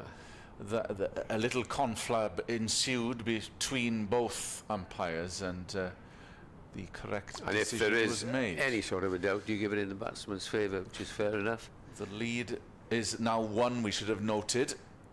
In is Leonard and bowls, and that's worked into the leg side. There's no one at mid-wicket, so it's an easy single all day long. So, in effect, Leicestershire are 2 for 5. Yes. And... an excellent innings here, has got to be said, and proving the point now in his last game of the season for Leicestershire. Yeah. He's really, if he does save them, he really has played a splendid innings here, and worthy. That's what you get from your overseas batsman, exactly as you got from Colin Ingram. Leonard starts his run-up, 4th ball of the over is in, and that's a flash, playing a miss by Kimber. And how many of those have there been from it's his day, isn't the it? batter? Yeah, he must be on form if he's not nicking those, but he's been very lucky. He's had a few lives so far in this innings. You'd get the little jibes out there, Kenny. Yeah. Have you got a rabbit's foot in your back pocket? Oh. There's a bit of chatter going on as Leonard comes in, bowls. And well, he tried to work that into the onside, but it squared him up, didn't it? Checked, and just bounced right in front of him. Then no run, obviously. The lead is 2, so still unsure as to which way this is going to go at the moment. But time is of the essence as far as Glamorgan are concerned, with some murky weather above. Leonard, with 22 on his back, past the umpire, bowls, good length, but it's dabbed down, and Carlson, who came over from short cover, can't prevent the run. 302 for 5. That is the end of the over. 4 coming off it. Leicestershire 302 for 5, and a lead now by 3. Yes, Glamorgan badly need a wicket, but Van der Hoogten, sprightly as ever, is walking down to the far end. He's going to have another crack. There's a chap who's had in all sorts of trouble, Louis Kimber, and he is on 18. Glamorgan probably didn't mind that signal for the last ball of the over. As Hanscom, his senior partner, has a word with him, says, look, watch every ball. Van der Hoogten's coming towards the end of his spell. He's a danger man, and play carefully. 2 slips in the gully of the close fielders as comes Van der Hoogten. Bowls, and that's gone aimlessly outside the off stump. Well, that was a genuine leave, but the one, I'm not sure if you're in the commentary box a little earlier, when it shaved the off stump, off the off bail. Yeah, there were gasps everywhere. For a moment I thought it had bowled him, but he's still there. fighting to try and save this game for Leicestershire. I think your TV has gone into self-destruct Yes, mode again. As Tim van der Gooten comes in, bowls. Kimber's forward, got his inside edge. Didn't know much about that again, and it's shoveled away on the onside, and they go through for a single.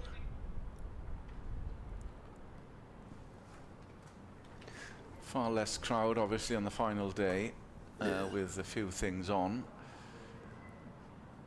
Is it Liverpool Man U this It afternoon? is a big one. What time is that? I'll have a keen interest in that, Edward. Yeah. Most people will.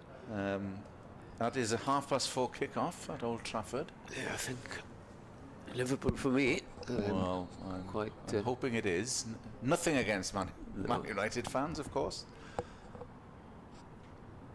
In comes Van der Gooten, bowled. That's played. Nice looking shot, but good bit of captaincy there. He put the man out there, and as if you were giving Hanscom a single, and to get Kimber back at this end as they're Seeing a few halfway results. through the over. I think I saw that Chelsea were leading, as the internet just dies on me, and Newcastle also in action. They were leading as well a little earlier.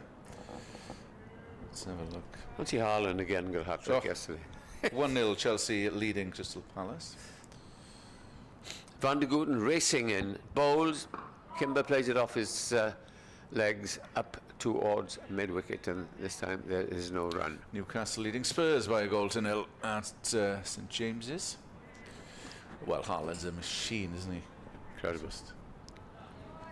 That's a couple of hat-tricks now since Yeah. a couple of games. Gully has come out deep mid-wicket. He's posted on the boundary, ostensibly, I think, to give the single. And there are just the two slips as he faces this final ball of the over. And he gets, I thought he'd got the single, but he's fielded at Gully. One more. Apologies. Last ball coming up. Yes, I wonder if they'll take him off after this one. I think he might. I think for me, it will be Crane again. 304 for 5. The lead is 5 runs.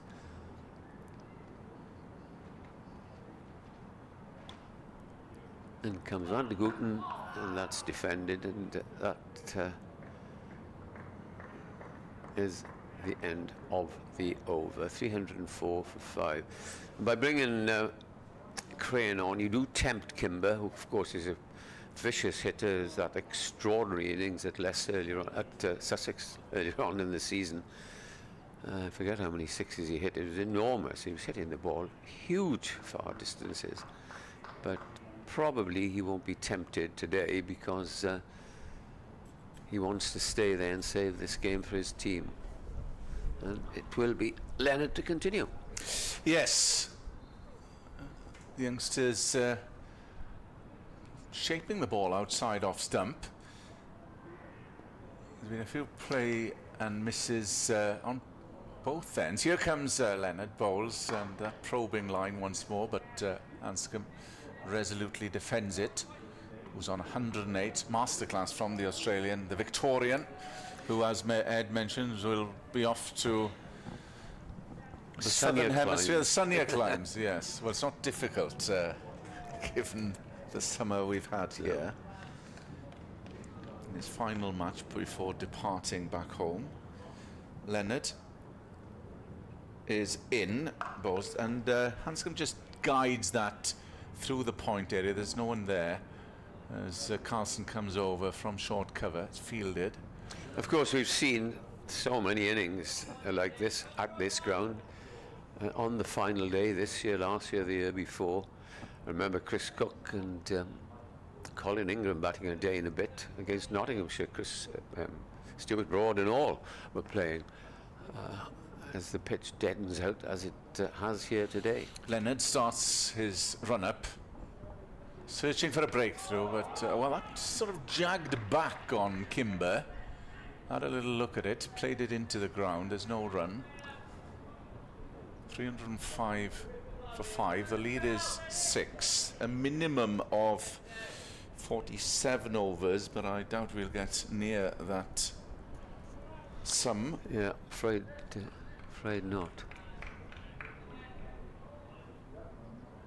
Kimber, who's had a few lives out there, is on strike. Leonard in, and this play just stayed a bit lower that time. Yeah, he sort of half played around his pads then, which is a bit dangerous. And went to mid-on, where Tim van der Hoogten was put in a great spell, is fielding and ferociously trying to keep the shine on the ball. Lobs it back to young Ned Leonard,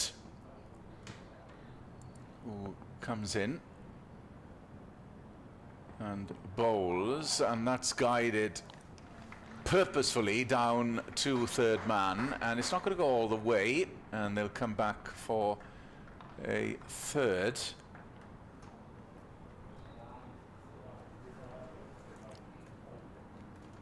So premeditated, no one there. As Edward tries desperately to get the TV back on. The old... The touch it is. It's knock it off and knock it back on. Usually And does the trick. Hope for the best. Ned Leonard coming in for the last ball of the over, past the umpire. And oh, that stayed low, and then it was chopped down into the ground by Hanscom, and it rolled back to Chris Cook behind the wicket. A little bit of unpredictability there. As, it just kept a little low, as you say. So that was the end of the over. Leicestershire 308 for 5. Lead by 9. Just a bit of a lull in proceedings. Glamorgan desperately need a breakthrough here. That goes without saying. Yeah, they bowl well. They have bowled well without results. And without luck, really. Yeah. And we have got this predicted change of bowling. Dan Douthwaite is coming back. I thought it might have been him. And you never know with Dan, as we've often said. He started the first innings on no ball, 4-4, and then wicket. They'd be grateful for that now, as it gets a little bit darker here. It's a Fire Gardens. It's not sunny Fire Gardens today. So let's see what Douthwaite can do. He'll be bowling to Louis Kimber, who's on 22 of 57 balls. He's bowling from the River Taff end. And here he is, comes in and bowls the first ball, and Kimber drives for 4 through extra cover. There's your 4. And now the problem with Glamorgan have got, Kenneth, is that not only are they not taking wickets, but the visitors are getting runs to go further in the lead. And you know with Dan Douthwaite, it's all or nothing usually. Yeah. Saying that with every respect, of course. Yeah, he is again. And it's got quarter cover. Well, exactly, Ed, what we were mentioning. 4 wicket.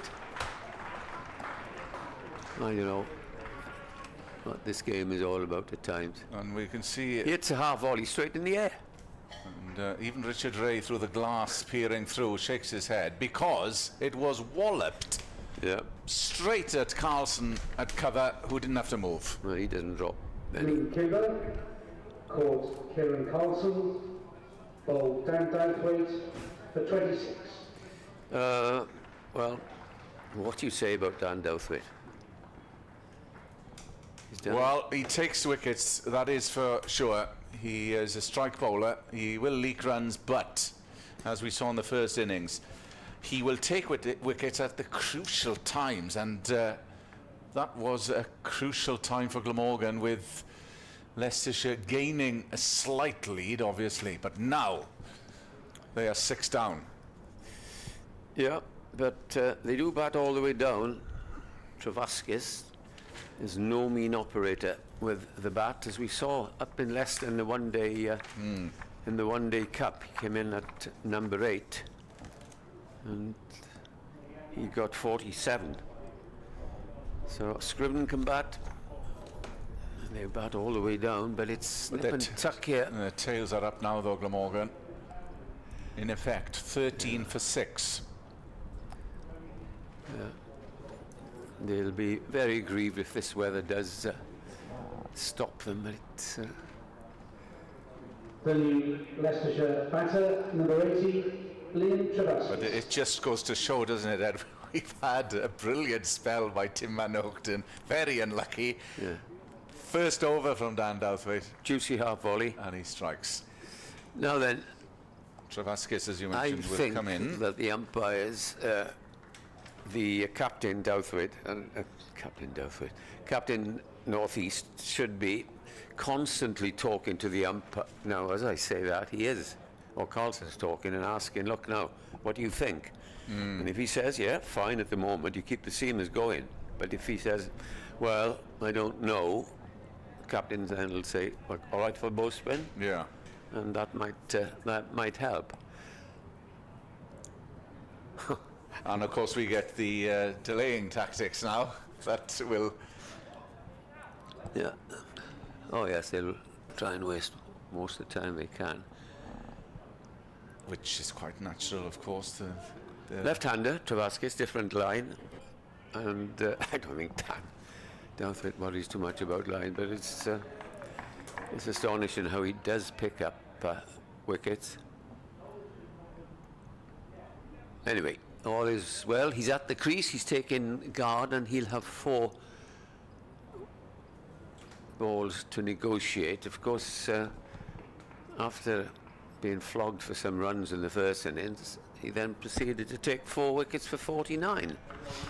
Did Mr. Douthwaite? You cannot say that's a bad effort of 11 overs. Short leg has gone in to attack, quite rightly. 2 slips in there. And here is Douthwaite again, coming into the left-handed Travaskis, first ball to him. Shoulders arms outside the off stump as it goes through. On a day which is bright sunshine, you would say all is going to plan. 3 down at lunch, then you have a couple down in the afternoon, and if you get to 7 down, you should take the last 3 in the final session. But it's not going to work like that today. Douthwaite is coming around the wicket to the left-hander, comes in, bowls to him, and he evades the ball rather quickly as it sprung up and passed his chest. Now I think here that Glamorgan perhaps could deploy the tactics that were used by Leicestershire, in as much as start of the over with Hanscom's facing, spread out and give him 1. Yeah.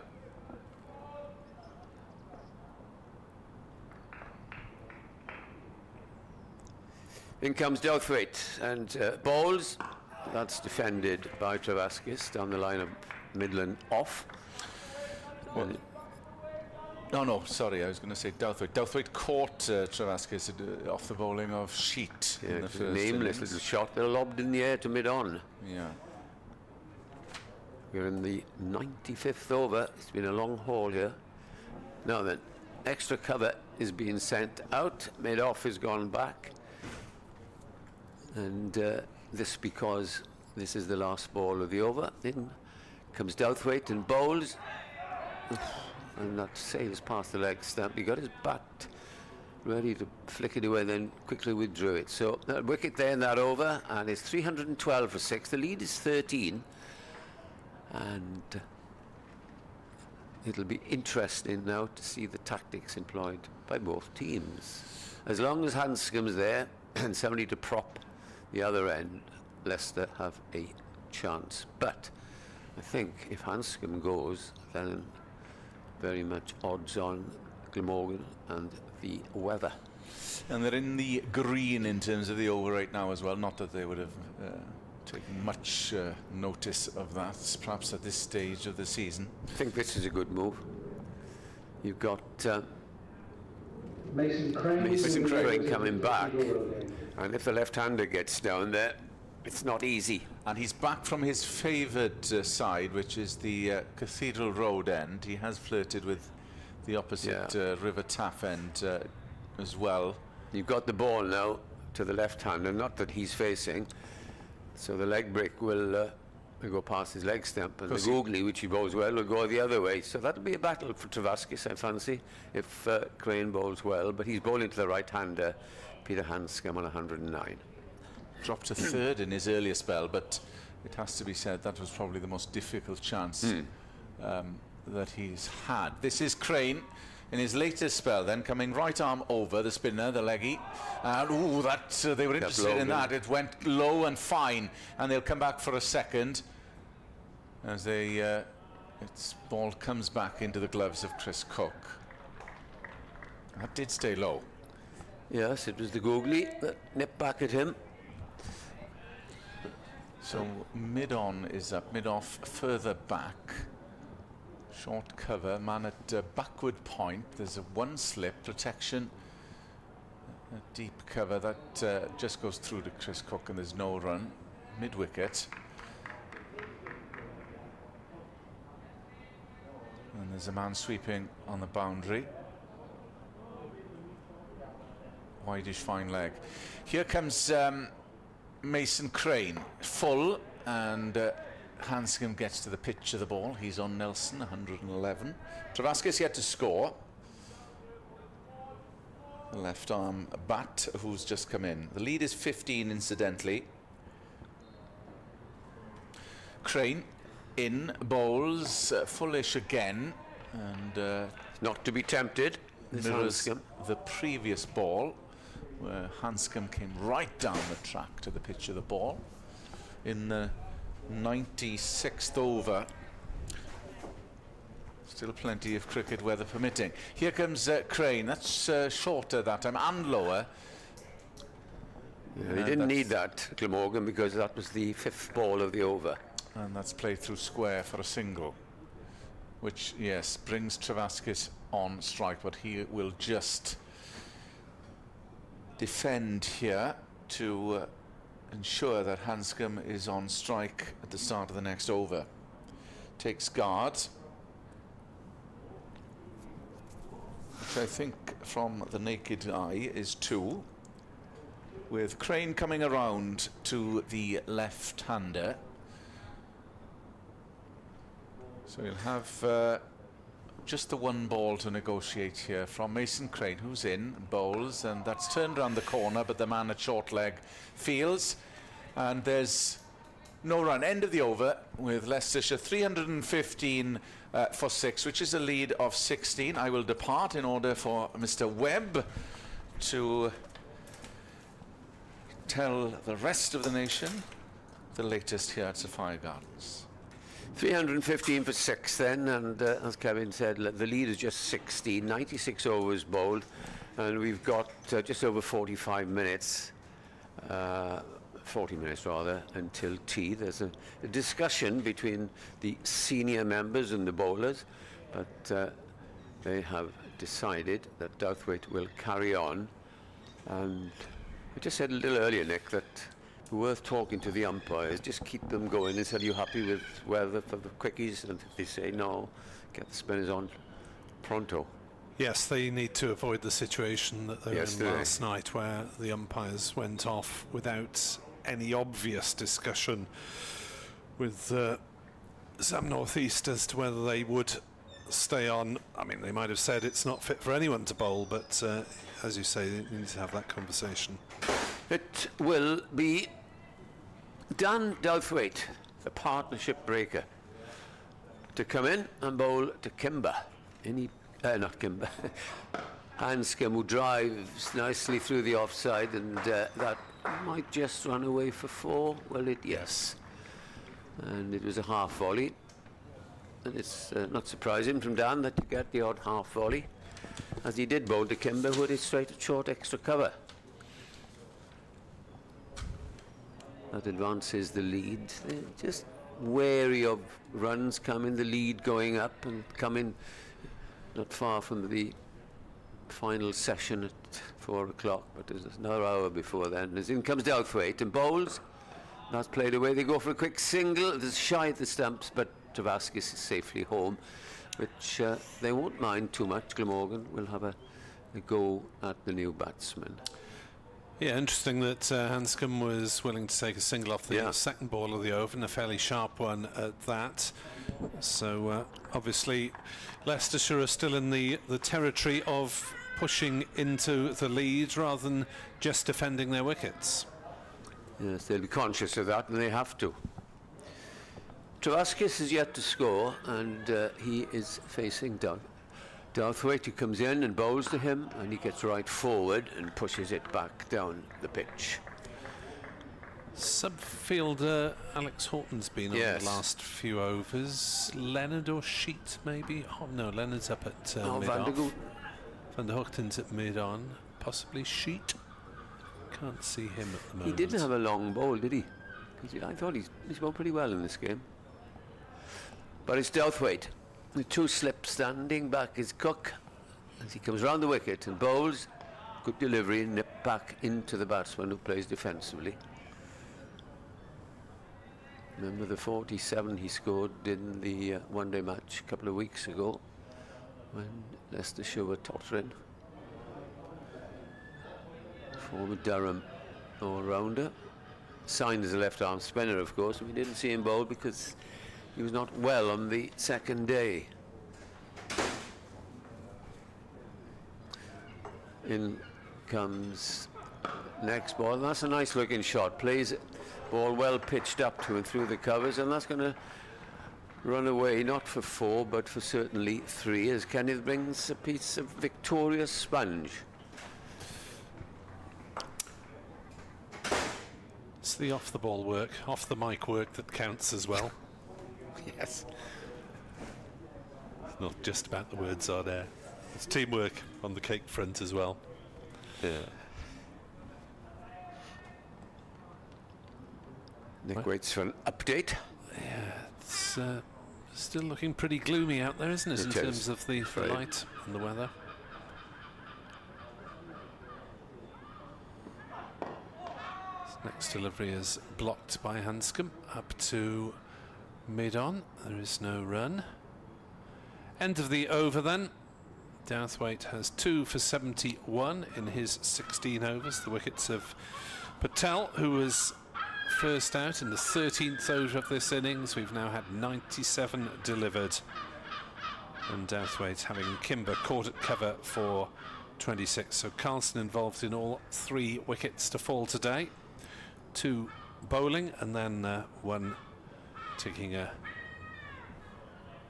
smart catch at cover. It was fairly straight to him. Update for BBC Radio Wales to come very shortly as the gulls circle and squawk around.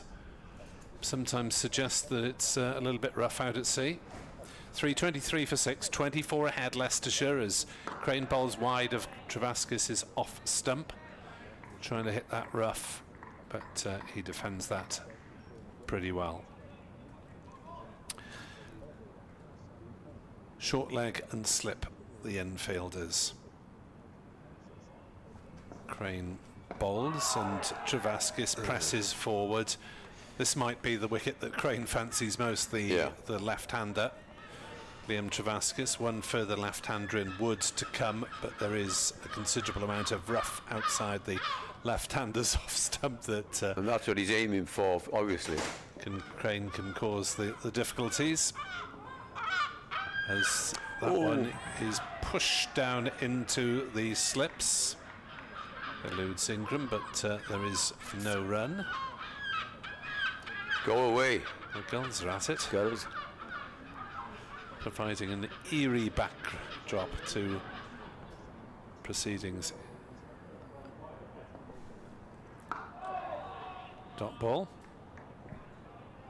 Leicestershire 3:23 for 6, a precarious lead of just 24 runs, but Glamorgan have to get rid of the Australian Peter Hanscom, who's still there on 117 not out. Today, 2 wickets to Kieran Carlson, 1 to Dan Douthwaite in the last hour, who dismissed Kimber for 26, but Leicestershire hanging on with sight of a draw. 40 minutes to go till tea. Leicestershire 3:23 for 6, lead by 24.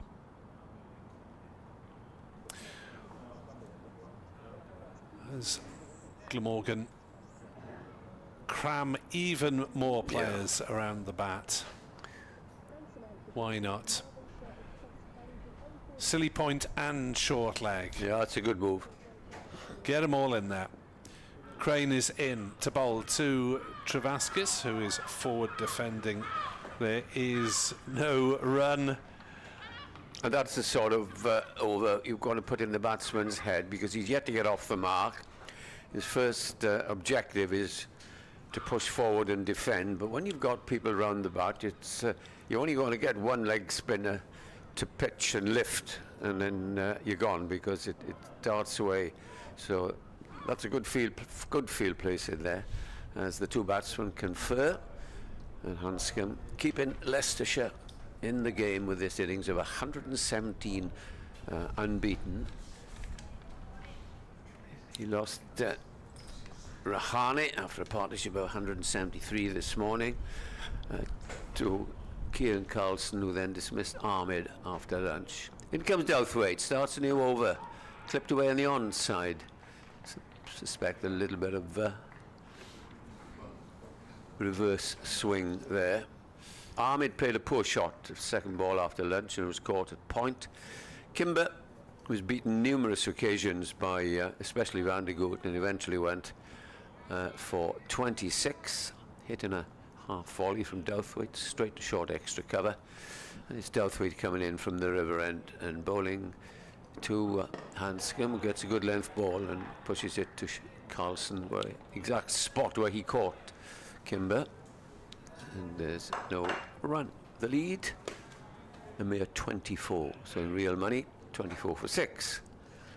Don't think Glamorgan are worried greatly about the overs, because there are, what have we got, 42 left. As in comes Dan Douthwaite and bowls, and that's a nice looking shot, but it goes straight to mid-off.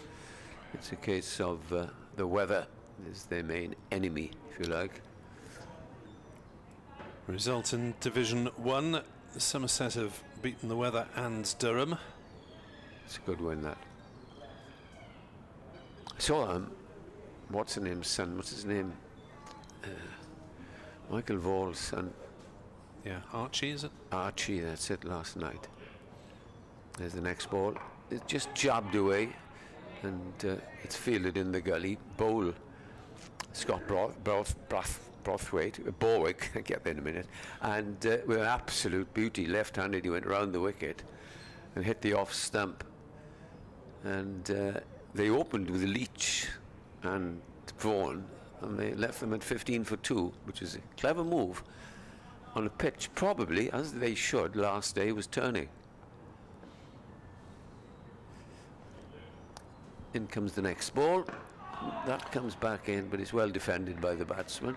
Durham 126 all out, and Leach got 7 for 50, Yeah. Vaughan 2 for 40. They did nearly all the bowling. Good for them. Yeah.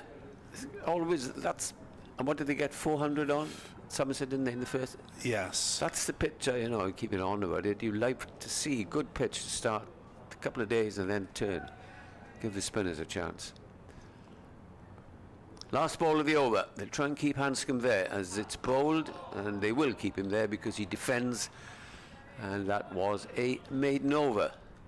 It's a very interesting finish in store up at Chelmsford. Not a game we've been given a great deal of attention to, but Worcestershire were all out for 321 in their second innings. Essex at 137 for 8 require a further 47 to win off their last 2 wickets.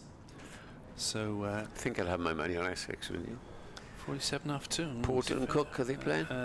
Snater and Cook are the two Yeah. batters, with, I think it's Porter to come. Anyway, here is Mason Crane. And here is Richard Ray.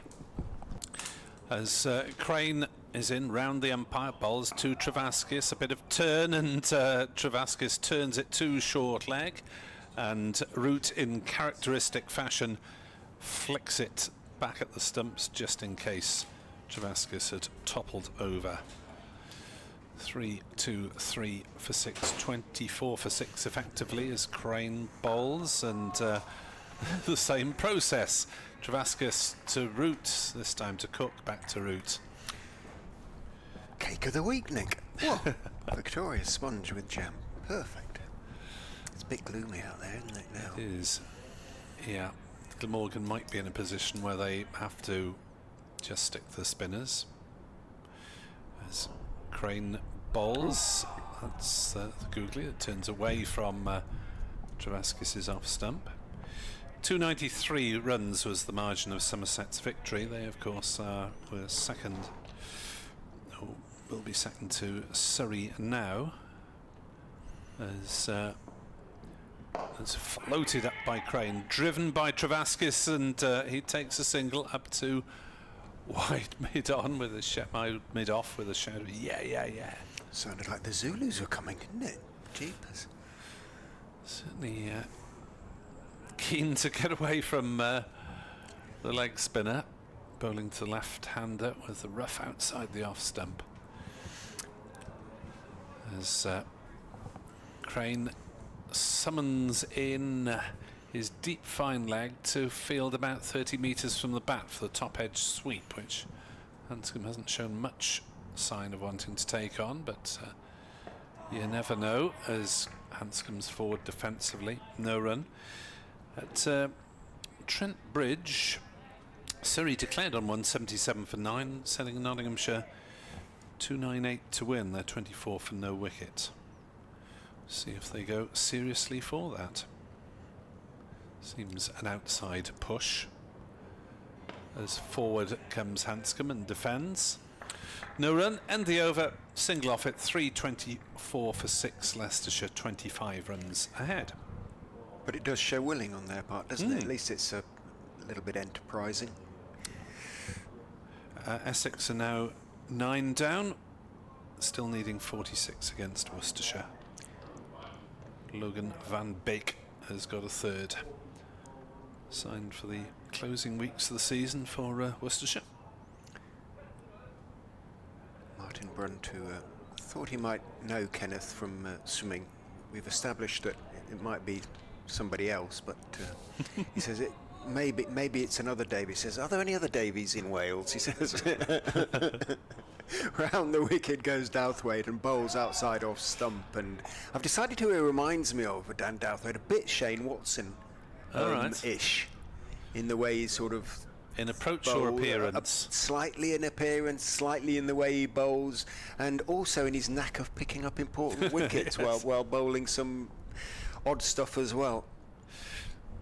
And he gives the ball a clump with the bat, but perhaps not quite as effectively as Watson. Yet. Who knows? In he comes round the wicket. Travaskis is forward, getting to the pitch of the ball, pushing it firmly out towards mid-off, and there is no run. In terms of the numbers of Davises in Wales, you're probably into six figures, I would have thought. I suspect Brunty's tongue was firmly in his cheek. I'll tell you a little story about common Welsh names, maybe between overs. Well, Douthwaite lopes in and bowls slightly short of a length grunt of effort as he banged it in and just sat up quite kindly for Travaskis to play it firmly out to mid-off again. Elsewhere in Division 2, Yorkshire against Middlesex is heading for the ball draw that it's has seemed destined for the last day and a half. Derbyshire, though, are 8 down in their second innings against Sussex, with still 64 behind. 5 wickets for the young spinner Jack Carson for Sussex. He's taken a few in the last couple of weeks, Mr. Carson. Yes, leg gully has gone in now for Travaskis. So short leg and leg gully. Tribe it is.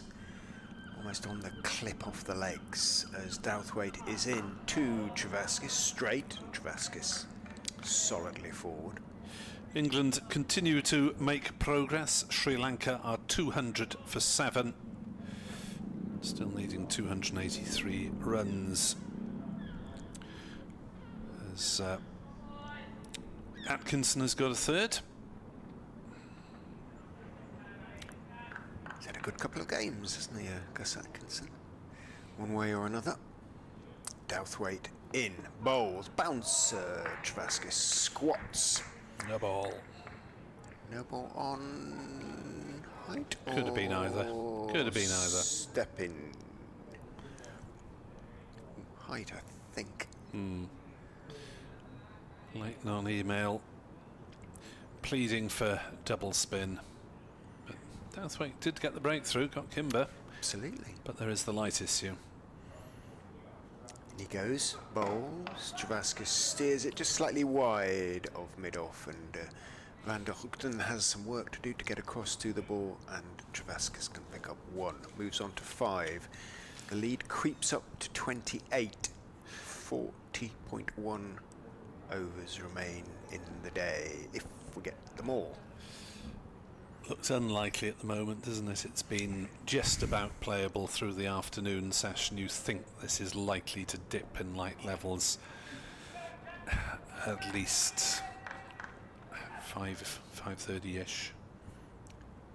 Back over the wicket goes Dan Douthwaite. Bowls to Travaskis on off stump. Good delivery. Travaskis at the last second is equal to it. Blocks it out into the offside. What would Leicestershire do without Peter Hanscom? Well, they're going to have to find out, because this is his last innings. The last 3 games, they will not have him. So Travaskis blocks his way through the last delivery of that over. Travaskis will be on strike. Hanscom defended the last ball, and yeah, in terms of common Welsh names, I was Kenneth will have heard this one. He's probably on board. We were sitting on a plane in an airport in Rome, ready to head home from an Italy against Wales rugby international. Crane in to the left-handed Travaskis, bowls, and that's runs of some sort down leg side. I suspect buys. It drifted down leg. Chris Cook made no contact. 4 leg buys it is, so no debit to Cook, but 4 more to the Leicestershire total. 3-3-1 for 6:32 ahead. So there was obviously an issue with discrepancy between passengers on board and those who had checked in. And in a large plane of several hundred Welsh rugby supporters, wait for it, Crane bowls, Travaskis pushes forward. I'm already beginning to know where you're going. The with captain this asks, is there a Mr. Jones on board? At which 10% of the, there was 10% of the plane stand up.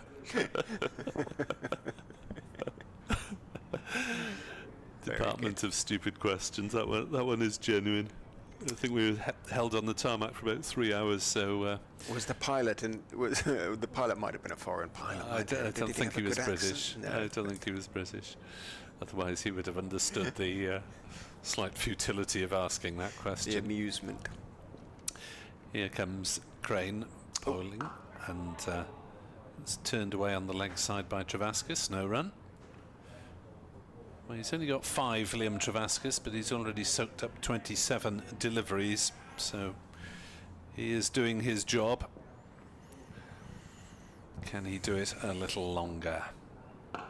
As he turns one into the leg side, should be at least 1 run here, as Carlson can't get to it. They'll think about a second as the ball dribbles virtually to a halt by the time Van der Hoogten picks it up, but they'd had to hesitate before seeing if it had beaten the infield, and therefore there wasn't a second. 2 balls left of the Crane over. 22 minutes left till tea. How Glamorgan would long for 1 more, as Hanscom is forward. On his knees eventually, pushing forward. Well, whatever happens now, Hanscom has given Leicestershire supporters a reminder of his talents on his final day of the season. It's all right. Carlson's warming up. He'll sort it out. Crane in, bowls forward, presses Hanscom. There is no run. Travaskis then will be on strike at the start of the new. I mean, Leicestershire won't be unduly worried by that, because they'll know his competence with the bat. It's just there's more rough outside his off stump as well, being the left-hander that he is. As two batters meet for a chat, over 8 is now a nice green figure on the board. So Glamorgan do go to double spin, whether for tactical or just to stay out there, not quite sure. Just looking at Hanscom's scores this season: 26, 51, 68, 99, 109, 11, 81, 103, 92, 1 and 5. Bad patch. 63 not out, 46, and now 117 not out. That's why you pays your money, I guess. Yeah, it's ideal, really, isn't it, to get a guy who is an experienced international but not a current one. Yes. Yeah. Choose carefully. So, Kieran Carlson, 2 for 14 already, is in round the wicket to Travaskis. That was not the greatest delivery, not much flight, and pushed down towards the leg side, and Travaskis could just go back and help it around the corner towards sheet and jog 1. Scenes in Monza where Ferrari have won the Italian Grand Prix. That'll be popular then. Safe to say the Tifosi are pleased. Polite applause. Ripples around northern Italy as in goes Carlson. A little bit short, helped down towards fine leg. It might have been mostly pad, actually. In fact, it was all pad, says umpire Pratt. It went very slowly. I thought that was going to go down to fine leg for 4, but Crane was able to get across from behind square on the leg side and cut it off. Which of the Ferrari drivers took the The honours? French one. Round the wicket goes Carlson, short and wide and cut, but not timed. But trying to drive it off the back front foot really was Travaskis, and slapped it down into the ground. Bowls again, better line. Forward goes Travaskis, respectfully pushing the ball out towards mid-wicket. No, Leclerc with the 2 McLaren drivers, 2nd and 3rd.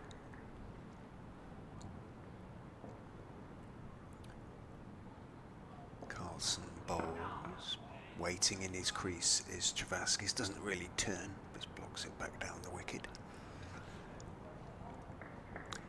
He just needs a eye patch, doesn't he? Kieran Carlson, and he would be perfectly placed to go into pantomime as Captain Hook. In goes Travaskis, thick inside edges. He's stretched forward there, and he wasn't sure it had gone, and it did trickle backwards, but not onto the stumps. And Billy Root kicks the ball towards the stumps just in case, and he and Travaskis look to be exchanging a word or two. End of the over. 3-3-4 for 6. The lead is 35. 38 overs remain. 18 minutes until tea. Umpire Adnan looks suspiciously up into the sky. It's gloomy, but I don't think it's deteriorating. Oh, the ground staff are moving towards the covers. That's Is it spitting? It is. I can just see. That's not great news, because they'll be monitoring the weather radar, and they are heading for possibly an early tea, if that is to be believed. There's that rank long hop from Crane that smashed around down towards fine leg in the end by Hanscom, who swivelled on it. Brolly's going up here and there, and they're back for 2 more runs. 3-3-6 for 6, lead by 37, and it could be a day of Glamorgan frustration unless they're able to find some very quick breakthroughs now. Crane bowls, Hanscom is forward, and you could just chop this Pete Hanscom innings up and put it up as a masterclass on how not to get out, basically, apart from the one very difficult chance off sheet to Crane early in his innings. Since then, absolutely nothing to write down as he drives to cover no run. Well, it's a simple game, and as I said to him last night, well, what's the sort of, don't hit the ball in the air. You know, it's simple as that. He was cross with himself for that pull that Crane almost hung on to. Crane is in to bowl and Hanscom is forward, trying to take all the drama out of the situation. 4 ground staff perched next to the hover cover, ready to pilot it on. Oh, that's another short one from Crane and hoisted through mid-wicket. That's bouncing up towards the boundary, should just get there, and just dribbles over the ropes despite the chase of Sam Northeast. So that is a couple of very short deliveries that Crane has delivered in this over. But on the other hand, a rank bagged ball might pick up a lucky wicket. It hasn't when Hanscom has put them away for 2 and 4. 340 for 6, 41 ahead. Crane just moving fielders slightly, somewhere on the leg side, as he bowls to Hanscom. Better delivery, flighted up. Hanscom almost metronomic, isn't it, that defensive shot? Looks as though he's got a very broad bat at the moment. 6 off the over, 340 for 6, 15 minutes to go until tea, unless light or rain intervene. And for the first time, the lead, Leicestershire's lead, has overtaken the number of overs that can be bowled. I say for the first time, the only time, isn't it? Because it will only happen once. 41 the lead, 37 overs now potentially remain to be bowled. It continues to spit, as the man Brunty has now suggested should be referred to as short John Silver. Steady on. Will continue from the river end. Round the wicket goes Kieran Carlson, bowls to Travaskis, who is solidly forward. He's a sort of solid individual, Travaskis. Not particularly tall, but very square-shouldered. Walks in a sort of with a something of a strut. The sweeper's being brought in, Van der Hoogten, saying, "Come on, try and it does seem a little bit, well, not pointless, I suppose, with the lead beginning just to extend a bit. They need a wicket before tea, another wicket before tea, Glamorgan, and lots of changes now from Northeast. He is going to go into second slip. He's brought Tribe across from square to short extra cover, as Carlson gives that one some air. Waiting for it on the front foot is Travaskis, but just blocking it out to mid-off, where Leonard is the fielder. Worcestershire beat Essex by 43 runs in Division 1.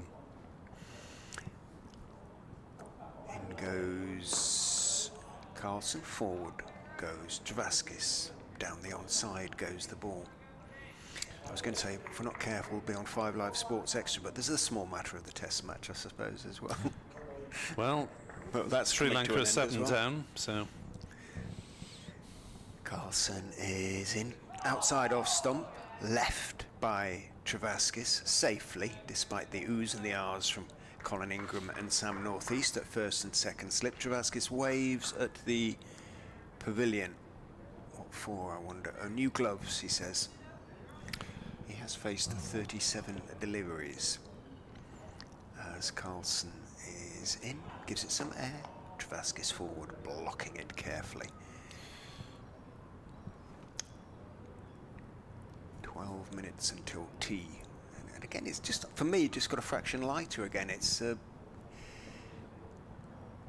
tantalising Leicestershire at the moment, the weather. In goes Carlson, full again. Pushed firmly out to mid-off by Travaskis. Carlson just a little bit annoyed with himself. Didn't really give the ball too much chance to turn in that over, just over-pitched 1 or 2. But at the moment it's 2 wickets in this session, which is not good enough for Glamorgan, and should be good enough for Leicestershire to hold on, but a bit of work still to go. 12 minutes before the interval. In Division 1, that win for Worcestershire should take them, give them some breathing space above the danger zone. and Nottinghamshire maybe making an attempt to beat Surrey. Seems improbable. 48 for naught off 11, 50 for naught off 12, needing a further 248 in the last session plus 10 minutes at Trent Bridge. Crane floats it up. Hanscom on 123 is forward defending. So it looks as though it's lengths or knots to accompany Kent for the dreaded drop from Division 1. As Crane gives it a flight once more, Hanscom kills the ball in the crease. Knots, please. What, to come down or stay up? To come down. Nice short trip for you. Exactement. As forward comes Crane. Forward comes Hanscom, defends Crane to point. Plus it will highly amuse Leicestershire supporters.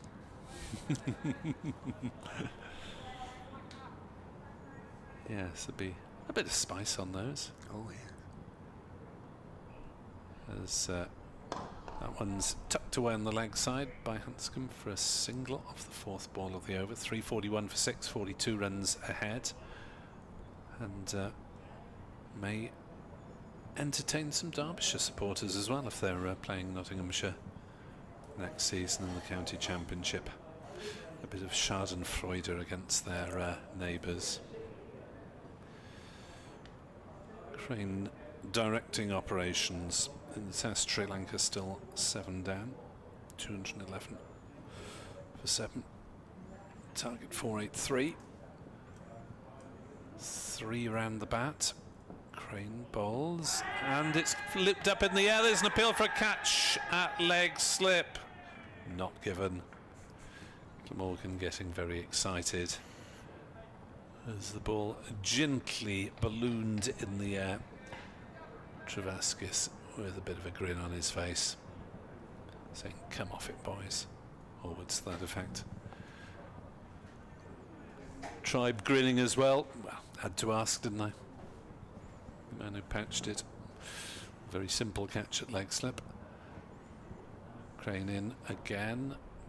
Bowls, and this one is being claimed at short leg. Glamorgan liked that one more, but Travaskis remains unmoved. I'm not sure whether he wasn't appealing for leg before almost. Let's have a look, because it sounded so he missed it by a long way, didn't he? Yeah, hit him outside the line as well. It's off the middle of the pad, that. I think the appeal was for leg before, yeah. from Crane. It's probably hit it would have just outside the line. I think, yeah, would have hit the stumps, gone on to hit. Yeah, but it's, agreed. Yeah, it's hit outside off stump, and he was playing a shot, so it can't be given. Whacked right into the middle of Travaskis's pads. Well, they don't have to say what they're appealing for. It's just, is that out? But as the appeal went on, umpire Adnan sort of gestured to the bowler, to Crane, that it hit him outside the line. Yeah. So I assume it was a secondary appeal maybe for the catch. Exactly. Should the umpire have judged that it took the inside edge? Well, the good news from Glamorgan's point of view is it stopped spitting, and it is a touch lighter again. Yep. So after tea, if it stays this light, might be able to go back to the seamers if they want to. 42 the lead, 35 the number of overs potentially remaining in the day. Carlson is annoyed because Hanscom, the old fox, is just remarking his guard, taking his time. Carlson is in, back goes Hanscom and steers it into the yawning gap in the covers between backward point and mid-off. Just the sweeper out on the boundary. They are happy for Hanscom to take one.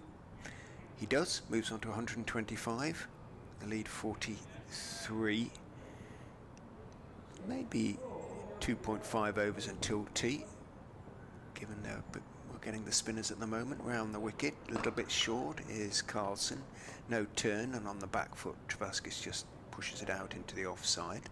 Tribe fields.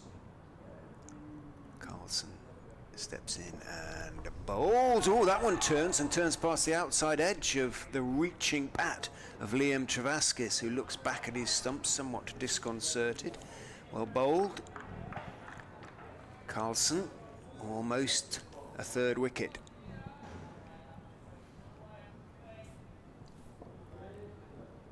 Steps in and bowls again forward. Getting to the pitch of it this time goes Travaskis and holds the pose as Carlson fields with his feet running round. A little bit of turn now for the bowlers as Carlson is in, and I think that was the one that sort of came out of the back of his hand, looking to turn it into the left-hander, who went back Travaskis and turned it out to Sheet at mid-wicket.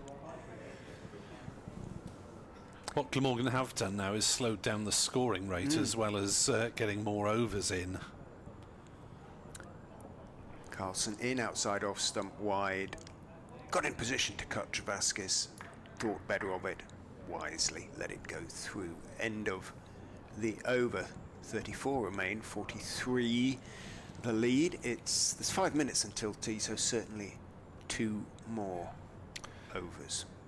Yeah, well, Glamorgan will be up to that figure. Perfect. 32 overs left by around about 340, which is the rate that they're meant to bowl through the day. But of course, with the 3 wickets have fallen today, so not too much time to add on for that. But Glamorgan very much up with the mark in terms of the over rate being +1, having started the innings at -4. So it is quite intense cricket as Crane makes sure that he's got his fielders where he wants them. He's now got a rather strange offside configuration as he bowls the right-handed Hanscom, who presses forward, as well as a silly point. Carlson is in a shortish, wide, straightish cover, or a wideish silly mid-off. Describe it as you will. One and a bit strips over as Hanscom presses forward and defends, and there is no run. Glamorgan may be getting towards their position where they start offering Hanscom some singles early in the over so that they can bowl more at Travaskis, who's on 7 not out, as that one spun viciously from Crane, and Hanscom just played it down almost at his feet. That one turned a long way. Hanscom was able to watch it onto the bat and just about make sure that it didn't trickle backwards. Crane bowls short, turned away into the leg side. Hanscom picks up the single. 126, 3 for 3 for 6. 44 is the lead. Field all changes round for the left-hander. Hanscom defies Glamorgan. Crane in to Travaskis. Turns it to fine leg. They'll turn, have a look at a potential second. Van der Hoogten has a strong arm, even though his throw was not ideal for Chris Cook. They were deterred from running a second. 344 for 6, so a little bit more in this game still than Glamorgan supporters might have feared, or a little bit more than Leicestershire would have hoped for. But as long as they got Hanscom there, they'll probably be favourites to hang on for the draw. Not sure there'll be much use in the table though, as Crane bowls and Hanscom steps away at the last minute, and Crane did go on and bowl that, and Hanscom is being very canny here, trying to waste time so that there isn't another over maybe, but there's going to be, because that's the last ball of the over. It is defended, And Leicestershire gritting it out at the moment. They're going nowhere, in particular on the scoreboard. Ticking along at around 2 and over in the last few overs. 3:44 for 6. Last over before tea. Leicestershire effectively 45 for 6. I think Leicestershire would just about have taken the afternoon session with 2 down. I think so. Especially if one of Hanscom or Rahana was still there, but preferably Hanscom. And looks like he's going to be. I was going to say he looks like he's going to be there forever at the moment, doesn't he, really? He's got a plane to catch. Yes, he has. Come on, don't you know check-in times these days? Round the wicket goes Carlson. Surrounded Travaskis, and he just plays it to one of the men surrounding him at short leg. And there is no run. 2 slips, silly, almost point, just in front of point, and short leg as Carlson bowls. Travaskis again involves short leg, leaning to his left to make the stop Billy route. Would Mr. Hanscom please report to check-in? Mrs. Hanscom and baby Hanscom are waiting for him. Airside, in goes Carlson, very short and cracked away, but hit it too much in front of square there. Travaskis rehearses the shot because he more or less picked out extra cover, despite there being no cover, just a backward point. A yawning gap between Van der Hoogten and Crane. Carlson bowls, forward goes Travaskis, getting to the pitch of the ball, plays it back up to Kieran Carlson, who pushes that long mane back from his forehead. 2 balls to go until tea. Carlson in, but waiting for it is Travaskis, and doesn't turn. He wasn't at the pitch of the ball, but he could just wait for it and block it back down. 1 ball to go. Carlson spins the ball, licks his fingers, grasps it, spins it again, steps in and bowls outside off stump. It does turn, but it was too far wide, and Travaskis let it go through. And that, ladies and gentlemen, is tea on the final day here of this Vitality County Championship match between Glamorgan and Leicestershire. The game is not done. It is still poised. Leicestershire go in with a lead of 45, but with 6 wickets down. So 4 wickets needed for Glamorgan, and reasonably quickly, because 32 overs potentially remain to be bowled. Leicestershire's lead 45. They'll chase anything, won't they, Glamorgan? I mean, up to a point. So they have time, but what do you reckon? 20 overs to take these 4 wickets, perhaps something, maybe a few more, given how slowly Leicestershire are scoring. Yeah, if they 25. scored 2 and over for another, yeah. I think Glamorgan have got to do it in the next hour, I think, to give themselves a chance. The ground staff wander out to the middle. They are not accompanied by the hover cover at the moment, so your BBC commentary team will be back for the final session of this game. Leicestershire lead by 45 runs with 4 wickets still in hand, but one of those is Peter Hanscom. 126 not out. The Museum of Welsh Cricket is Live open now on just the after 4. first floor in the National Cricket Centre.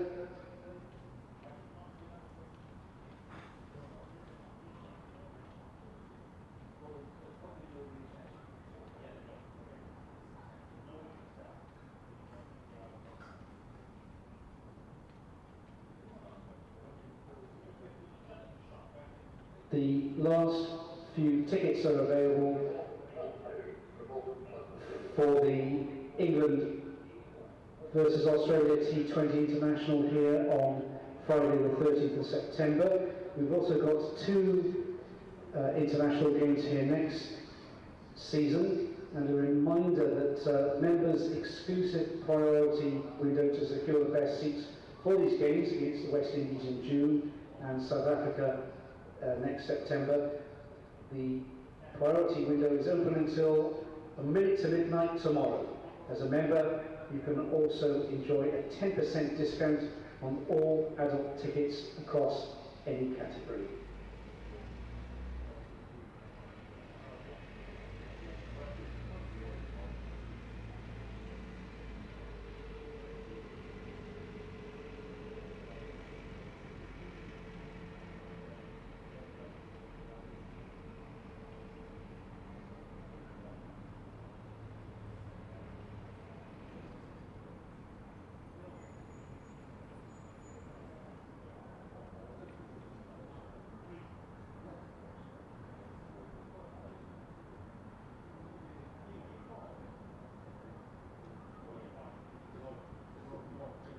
Catch up with the latest scores in the test at Lord's. Sri Lanka 230 for 7.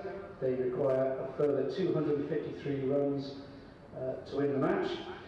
Onto the County Championship Division 1. The result, Somerset beat Durham at Taunton by 293 runs. At Chelmsford, another result, Worcestershire beat Essex by 43 runs.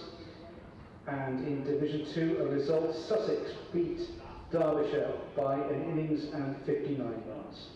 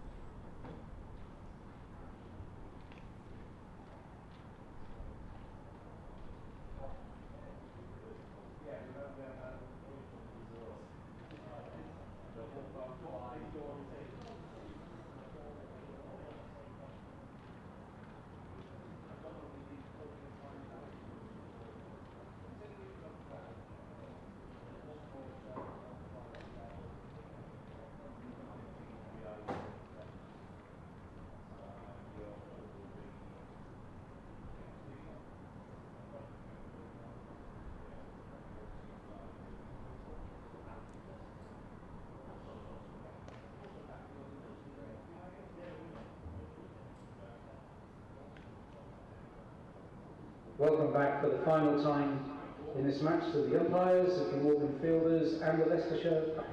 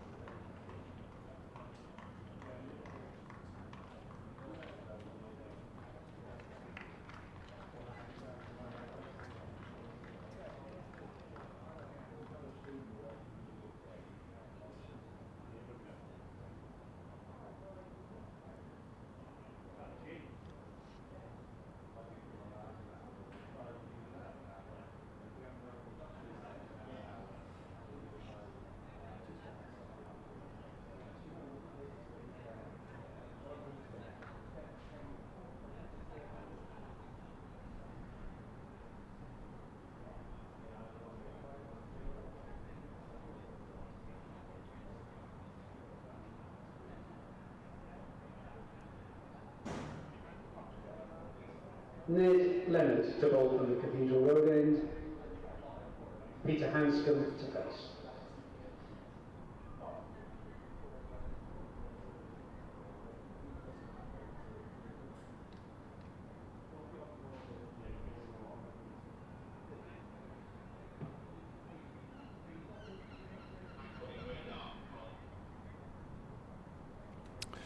Commentary on this final session about to begin then, after an update for BBC Radio Wales shortly. Ned Leonard will be the first bowler for Glamorgan. Leicestershire 344 for 6, leading by 45. Or are we going to get an evening session? No, they've gone back to spin, and Mason Crane will start. Leicestershire 344 for 6. They're holding on thanks to their Australian Peter Hanscom, who's 126 not out. The light is poor. Glamorgan, it seems, have been asked to bowl spin if they want to stay on. Australia, as Hanscom has played a lone hand really since the departure of Rahane for 102. 2 wickets today for Carlson, 1 for Douthwaite. Glamorgan need wickets very quickly. Leicestershire 344 for 6, lead by 45. Yeah. Interesting there, Edward, since the... As you were preparing, Nick, for your bulletin, I noticed Sam Douthwaite, Hanscom as well, talked to the umpire, and obviously when we thought Leonard was going to bowl, they decided, obviously, as you said, that the light was too bad, and consequently you got... well, it's announced as Crane, and now it's Tribe. Yeah. So here we are then. I haven't seen him bowl. There's much point in it, but who knows what's going on out there. 2 overs, 0 for 21 for Tribe as he bowls his first delivery, and it is defended by Hanscom. So it'll be interesting to see who bowls the other end, whether it's Carlson or Crane. As Tribe bowls, it's a better rhythm. Hanscom is forward defending. It's yeah, I'm not quite sure why they've gone to Tribe, because he got a hit about in his first 2 overs. Taller than Carlson, trying to hide the ball almost as he comes in, and Hanscom drives the next one to Carlson at cover, and there's no run. Tribe into a ball, driven through the covers by Hanscom. He'll pick up 1. They'll settle for that off the 4th ball of the over. But does beg the question, if Glamorgan managed to bowl Leicestershire out with the spinners, and the light is still poor, Leicestershire can then say, we want to bowl our fast bowlers. The umpires don't have to take into regard the batter's views. They rule on whether it is safe or not. If it's not safe, then the umpires take them off, even if the batters want to stay out there. Yeah, they'll deem it unsafe for the batsman, not very safe for the fielding. Tribe bowls. Travaskis clips it towards and indeed through short leg. There's no run. 3:45 for 6. The lead is 46. Tribe looking for a maiden first-class wicket. Floats it up and it's turned away on the leg side, and thought about a single, decided against it. 3:45 for 6 as Edward and Kenneth will take us forward for the next half hour. Thanks, Nick. Yes, and the game slowly dying here. If Glamorgan don't take a wicket in the next half hour or so, then we might well see the shake of hands, because Leicestershire 46 in front, still 4 wickets to fall, and Nick pointing out perfectly there what happens with this light. So it's on, and I'll just go, Kenneth, back to the pitches that they have prepared and can't do anything about getting some turn for spinners. No. I said the last time in commentary they need a top-class off-spinner, but if you're not going to get it off-spinner, it doesn't matter too much because you'll never get any turn here. And how many games? We saw a game earlier on in the season where Glamorgan are on top in the first innings, and then it died a death. But here's Crane, bowled first ball outside the off-stump, and well, I think the last one I did here, Northants ebbed and flowed, and there was some turn there, yeah. But basically it's been hard going for the bowlers. There's Crane, who hasn't taken a wicket, and you'd expect him to in this environment and this time in the game. Of course, he should have taken a catch or two yesterday off his own bowling. Yeah, it's when you get a side like Northants, you mentioned, Kenneth, scoring 472 for 8 in their second innings, as this is tossed up and gently played away out for a well, single. that was a game that Glamorgan were on top and really, and in the end could have lost the game. They were just in survival mode at the end. I think it was Van der Hoogte and all the men round the bat at the end. Travaskis, who just blocked his way to 8, is facing. He's got a slip to contend with, a backward short leg, a forward short leg. And he's facing Mason Crane, who's bowling from the river end. And he's coming round the wicket and bowls. Good Lord. Would you believe it? He's gone for the big hit and has got the maximum down to Cowshot corner. Wherever did that come from? Because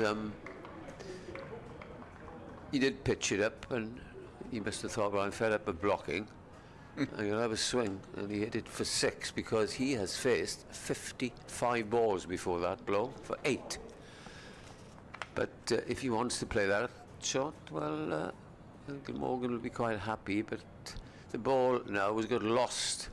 I can't say in the crowd because there are at the moment about 50 people here. It's been lost out at deep mid-wicket, but it's been retrieved by one of the fielders. Yeah, so many of those I've seen that have gone down the gantry, so to speak. They can never get them back. Yes. Yeah, I don't think Mason Crane will be duly concerned if he's going to go for that shot, if he skies one. Yeah, he hit it well enough and cleared everything.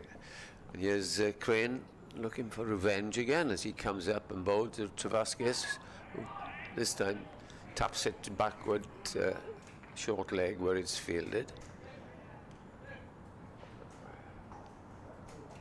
Rearguard action here, 352 for 8.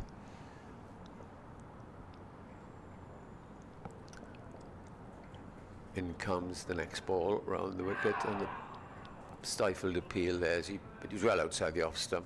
No chance of a. I was off. I don't know if you were on commentary, Ken, when there were very, very big appeals for catches from Crane when he was bowling this end. I was just peering over Nick's shoulder, but I think one was off the thigh pad possibly, and they were interested, but. There was one very, very big shout where they were convinced there was something. So Hanscom making the most of his last innings of the season. He's 128 not out, and he has been there 237 balls. As well, Kieran Carlson is coming on. The strike bowler. Yeah, but why didn't he bowl the first over? Kieran Carlson, who's taken 2 wickets, is coming on from the Cathedral Road end. Right arm over, because they have to play spin, but I do fear that they are, Glamorgan that is, will be will have missed the boat, so to speak, as Carlson comes right arm over, fullish, but that's worked into the onside. No, it's not, it's missed, it's taken by Cook. Either by the perseverance of Leicestershire, and namely fine knock of Hanscom, or the light, or both.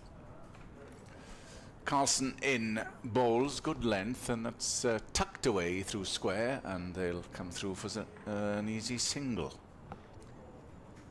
When you look at Carlson's figures, 2 for 17 of 10.5 overs, you'd think somebody looking at the paper tomorrow morning would say, why do they only bowl 10 overs, 2 wickets, and hardly yielding any runs? But it has been a different picture on the field. A bit of a rejig in the field. I was surprised, having said that he was brought on so late, as he is the only, well, I can't say recognised off spinner, but he's the only, basically, the other spinner alongside Crane. Carlson coming around to Travaskis, around the wicket to the left-hander, stride in, and there's no run. Sussex were on the verge when I last looked. They probably won by now, have they, against Derbyshire? They were 9 down, and kind of they'll have a look as around the wicket comes Carlson and beats him. Beats everything, I think. With the ball that turned outside the off stump. He's obviously hit that. Yeah, Derbyshire have been beaten by an innings down at Hove, and if, well, not if, Yorkshire and Middlesex are going to play out a draw, and Sussex are going ahead and look very, very much the favourites for promotion as the next ball is pushed forward in front of him by Travaskis. And that is the end of Kieran Carlson's over, so there's a bit of a lull in proceedings, you would say, at the moment. 353 for 6. The lead is 54, so not over by any stretch, but you just get that feeling now that you're waiting for the handshake to come at some point. There's a bit of a conflict between umpire and captain, and I'm sure that is due to the light again. Yeah. Well, I think the umpire should just go and have a look at the light, take it up to the stumps as you should do, and perhaps Northeast thinks that perhaps it has brightened just a little. But it will be Mason Crane to continue from the River Taff end. Some will point out, of course, that Glamorgan have had 112 overs to dismiss the opposition, and if the light holds, there'll be another 20-odd. Crane bowls and is pushed forward by Hanscom. I bet Glamorgan is sick and tired of watching Hanscom. He's been there since yesterday. We've Fine seen innings. so many players I mentioned earlier do this sort of thing at this ground over the years. As in comes Crane, bowled. Oh, and he's gone to the big hit and gets 4 out towards mid-wicket. Or has it gone all the way? No, it bounced first, I think. It's a long way away. Yeah. And the umpire says that's 4. No applause whatsoever. Well, even more left now. And the lead now, you see, is 68 once it gets up to 100. Then 58. And once it gets up to 100, then they might as well shake hands.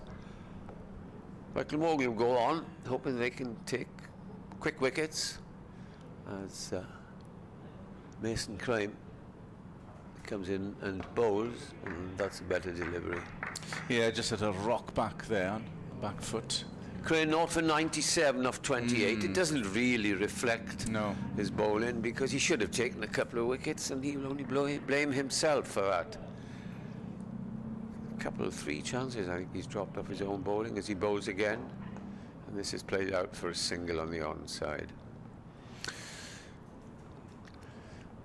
the score moves on to 358 for 6. The lead is 59 and Travaskis is on 14. Yeah, just looks to be petering out, unfortunately. As we did worry this morning, that could be the case. So that'll be, looks as if it'll be the only result in Division 2. That game at Hove, as Crane comes in half an appeal, but I think it off the pad. It was caught at slip by Ingram. He tried to lap it from outside off, step down to the leg side. He really is aiming, isn't he, for the rough there outside the off stump. That's the left-hander's off stump as in comes Crane, bowls and gets a single between leg slip and the man on the drive. That again is the end of the over. Just wonder when do you think the inevitable? Well, they'll 10 to 5. Shaking of hands will 10 come. to 5, I think, is the time that they will look, and both sides will shake hands and take points. Glamorgan will take more points, but Leicestershire. But that'd be a little comfort to them when they know they had a chance to win this game. But Yeah, a few have been like that, Edward, through the course of the season. yeah, you Few can have say gone begging. possibly 20-odd overs last night might have saved them, but other sides have come here and been in the same position. So it will be Carlson, all spin, of course, given the light here at Sapphire Gardens. Carlson in, shortish, and that's chopped into the offside. The man feels at point. There's no run. If you look at the screen, you can see so much better than we can from here how slow this pitch has got when spinners bowl. Kieran Carlson, and that's just knocked to mid-off. All the time in the world, isn't he? Yeah. Nothing biting, nothing. No help at all for the spinners. No. Between the wicket and the Kookaburra ball. No demons at all. Carlson. Well, they'll have to have the. It'll be the same position down at Hove next a week tomorrow when they start down there.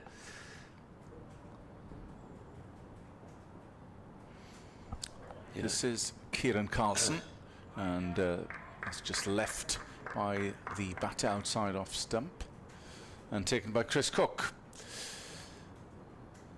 Yes.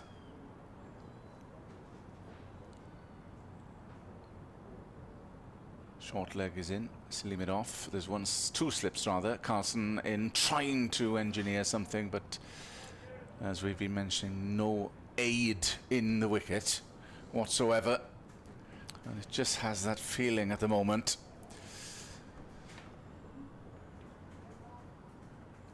Just thought there might have been a glimmer when that 6th wicket fell prior to tea. Carlson in, but they needed a flurry there. If they took a 7th immediately, they'd have been in business.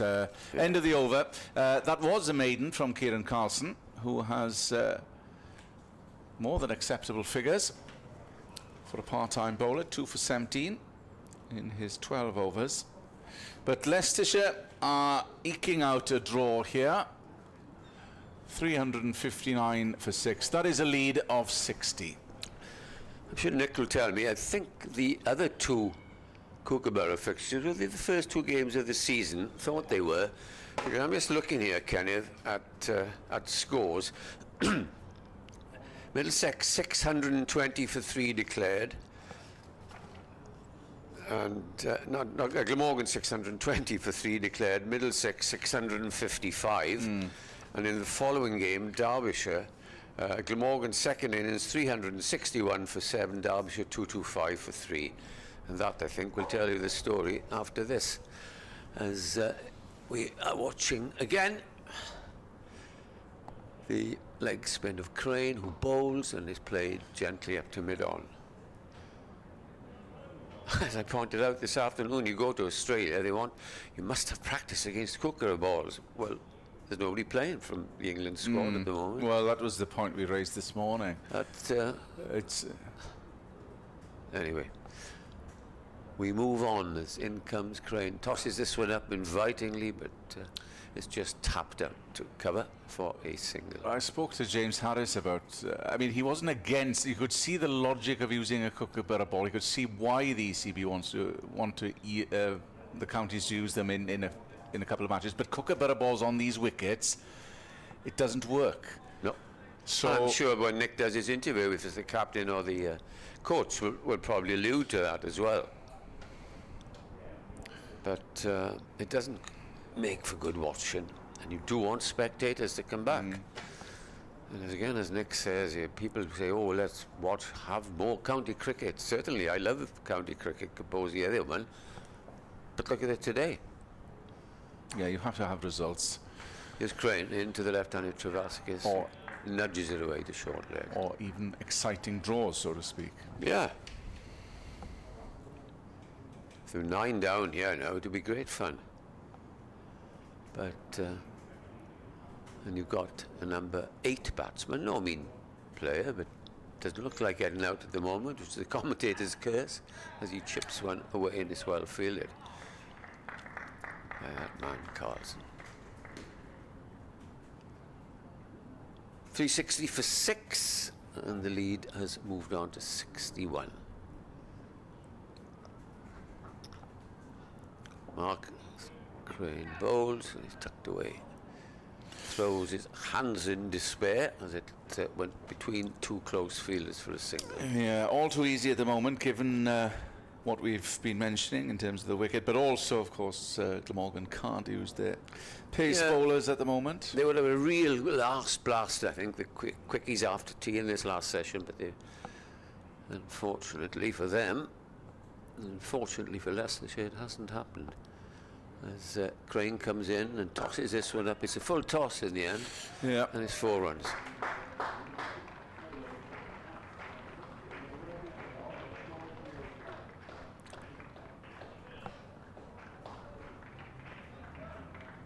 What's that for? Is he 150 Yes. partnership? 53. Yeah.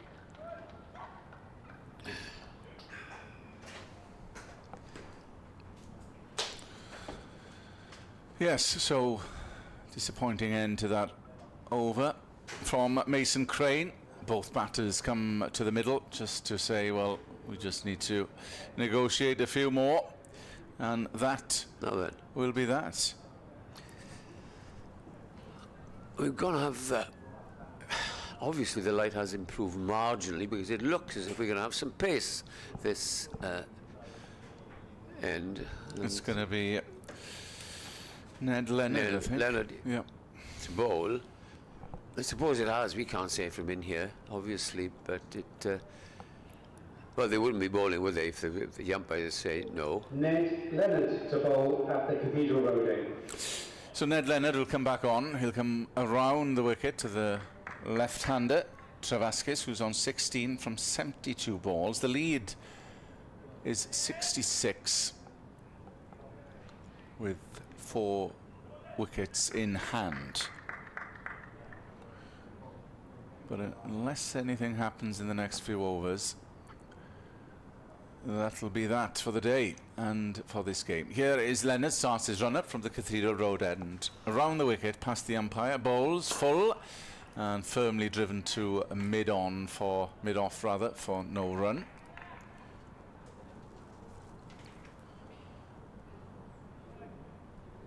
It's been hard work out there for the bowlers.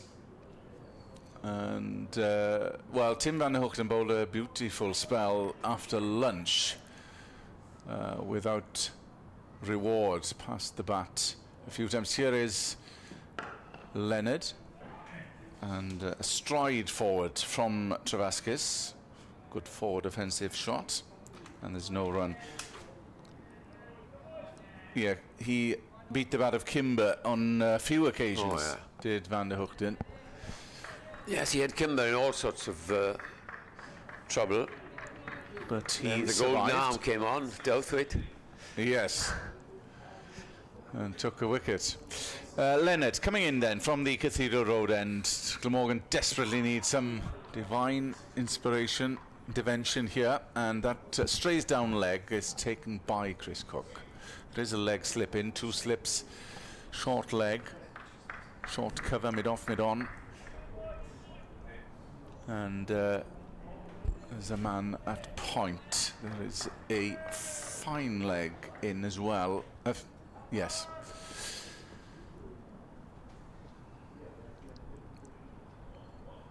Leonard coming in. Bowles puts that one in short, the bouncer, and taken by Cook. I was telling you about the got overseas Simons that Sussex have done, and when Seals went back to the West Indies, I was required for test. I was trying to pronounce this gentleman's name. I think it's Unankat or something like that. I don't know where he's from. His figures, I think, at the end of today were 15 overs, 2 for 13. That's the sort of strike bowler you're looking for. Leonard in, Bowles, and is defended by Travaskis. There's no doubt, but unfortunately, Ed, it's a bit of a recurring theme, isn't it? It is. I'm afraid so.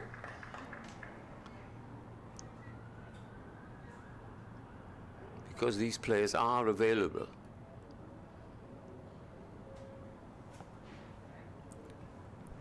So this is good over, tight, and trying everything, aren't they? it's a maiden so far. This is the last ball of the new spell by Ned Leonard. Here he comes then. Trots in from the Cathedral Road end, Bowles, and that's short, and is pulled through square for 4. No one back sweeping, and unfortunately the only blemish on that tidy over by Ned Leonard. Yes, it's a short ball, and you bowl a short ball on this surface, it just stand-ups and begs to be hit for 4. And that's what happens. 300. So hopefully in about 20 minutes the game will end. I think it probably will, because the lead is 70. We still got 25 overs left. Could well go on past that if a couple of wickets fall in the meantime. But time is running out for Glamorgan, and Leicestershire will have achieved their target, because they knew, having lost early wickets. But this will probably be the last throw of the dice, with Van der Gooten coming back from the river end, and he will put everything into this, because he knows basically it's Glamorgan's last opportunity to try and win only their second championship game of the season. Yeah. It's an interesting field, Kenneth. They're trying everything now, aren't they? Never seen anything like it. So there's 3 on the on I'll leave it and to you. offside. So 3 on the off, 3 on the onside. There's like a little arc, isn't it? And no one behind, and then just the he's trotting in from a wide-ish mid-off. Where's he going now? He's going in the middle. He's going to join them. Where's your camera, Nick? Yes, this is an umbrella field. Yeah, it's a great sight. Van Hoogten in, and Hanscom is forward and defends. There's just one man at fine leg. That is it. Yeah, basically you've got 1, 2, 3, 4, 5, 6, 8 men in. The man at point is perhaps 7 men in front of the bat, 1 a yard or so behind at the backward point, and then we could keep a bowler, and as you say, fine leg. Astonishing. Here comes Tim van der Hoogten, bowls, and that's defended resolutely once more, and that has been the tale since Peter Hanscom. Well, there's a bit of rain apparently in the air, so that could put pay to everything. It will, and some people say thankfully, because there's no excitement left for the poor old spectators. The umbrella 60 field of them left. for the bowling of Tim van der Hoogten. Bowling and Hanscom, yes, yet again, gets everything behind it. And his not out obviously will boost his average. Travaskis on 20 from 78 balls. Hanscom, who came in yesterday, 139 from 251. First rate championship knock from the Australian, who will be departing after this game. Tim van der Hoogten then with this unconventional umbrella field comes in, bowls, and that's played to the onside. Well, if they misfield there's about 4 of them, so Yours, no mine. Well, you might as well try everything on this pitch. You're not going to get much response by the look of it. There's nothing much Van der Hoogten and... yeah, well, you said 10-2. I wouldn't. Can't be much more after this, especially if there's a bit of drizzle, as Nick was mentioning in the air. Here, the Dutch international comes and bowls, and yet again, it's a case of deja vu. Well, that is the end of Tim van der Hoogten's over. Yeah, maiden there. It was a maiden. 369 for 6, and the lead is 70.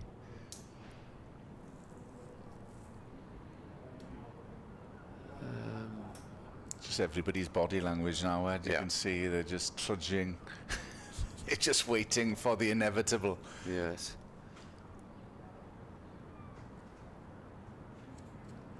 And in fairness to Leicestershire, there was never any chance of them trying to make a game of it, because they weren't going to win it after Glamorgan had a lead of 2-9-9, and their objective, quite rightly, was to save the game. And they've done that. They've more or less done it by now. Courtesy of Messrs Hanscom and both should have been Rahmani out yesterday. But here's Ben Leonard coming in, runs away from us, and bowls to Travaskis, who leaves outside the off stump.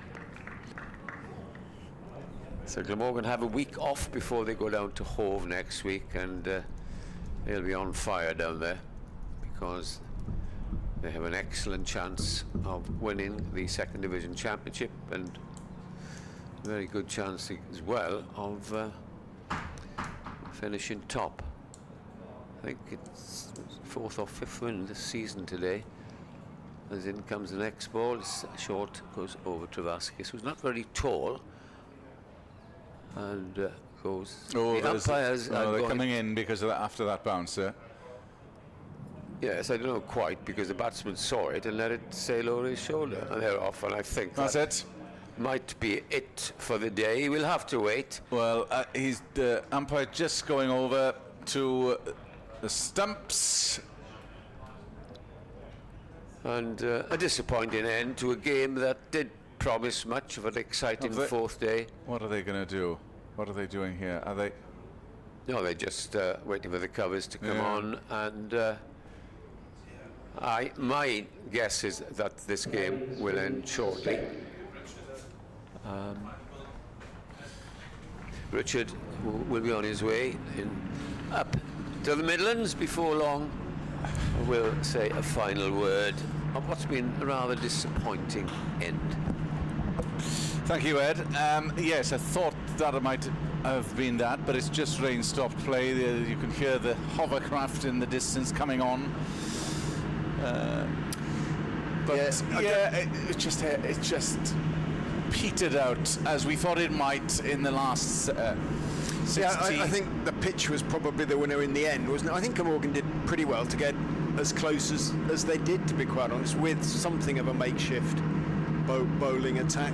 And the class of Leicestershire's 2 overseas players in the end was enough for them to save the game. So it's not quite all over. No, as far as, I mean, in terms of the championship as a whole, as far as Leicester are concerned, I think they'll go into the last 3 games 19 points behind Yorkshire and 20 or 21 points behind Middlesex in 2nd and 3rd, or third and second, and with Yorkshire to play. So, I mean, if they were to beat Yorkshire, you know, if they win certainly 3 games out of the last 3, they'd still be in it. It's an unlikely prospect without Hanscom, but you never know. It's been a tough couple of weeks for the Foxes, both on 2 sort of featherbed pitches, really. First at Bristol here, and now here at Cardiff, and they're probably taken out of it what they can, to be honest. No, they've gone. The game hasn't finished. Not officially, definitively, no. But I would be surprised if they come back on in this situation. I'd be amazed. I mean, at the moment, the lead is 70. You'd have to take 2 off for the change of innings if they were to take the last 4 wickets quickly. I thought. Plus, we're losing overs now, so it's already. I thought there might have been the shake of hands there and then, but I think in about 10 minutes' time. What time is it? It's 25-2 now. Yeah, so maybe at 10 to 5, something around that sort of area, that they will shake hands. If it's the last you hear from me, can I say a very good luck to Glamorgan in the One Day Cup final? Thanks very much, Richard. Yes, we'll be watching with huge interest, and I think they'll be the nation, everybody's favourite, really. Obviously, if you don't come from Somerset, because probably the underdogs in that game. Indeed, and the inevitable cliche, it depends what Somerset team turns up. Yes, but it is a day out for the fans after a successful campaign, and hopefully history will repeat itself from a Glamorgan point of view after winning the competition back in 2021, and at least it gives them a platform to build on to go into what's been again a bit of a lackluster season again in the Championship and the T20. So we will round off proceedings for the time being until we get official confirmation that this game is at an end. At the moment, just to recap, Leicestershire lead by 70 runs with 4 wickets remaining. Rain has stopped play, and we anticipate in 10 minutes or even less that the game will be abandoned officially. We will be back with official news in due course.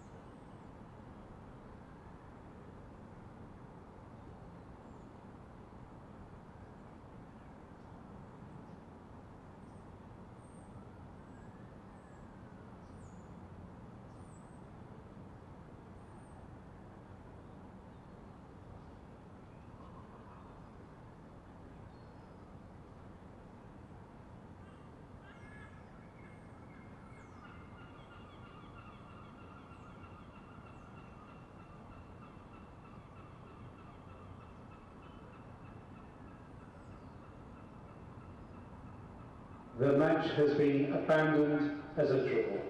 Thank you for coming to Sapphire Gardens over the last 4 days. Our next cricket here is the T20 International between England and Australia on Friday evening the 13th of September, and the next Glamorgan fixture, a 4-day championship game against Yorkshire starting at 10:30 on Tuesday the 17th of September. We hope that you have a safe onward And welcome back to Sapphire Gardens on BBC Wales Sport Online, and the inevitable announcement has come on the tannoy that it is petered out in a draw. Inevitable really. It started to drizzle about half an hour ago and they pulled the players off and it would have ended as a draw anyway, which was disappointing from a Glamorgan point of view. With a lead of 299, they would have felt confident of pushing on for victory, but for notable contributions from Jika Roihane and Peter Hanscom, unbeaten in the end on 139. So Glamorgan take 14 points, Leicestershire 11. You can hear the hovercraft in the distance. It's finished in a draw. We will be back on BBC Wales Sport Online a week tomorrow when Glamorgan travel down to Hove. Nick Webb will be there. But that's it for this evening. My thanks to Nick, to Richard Ray and to Edward Bevan for your company. Until next time, good evening, no star.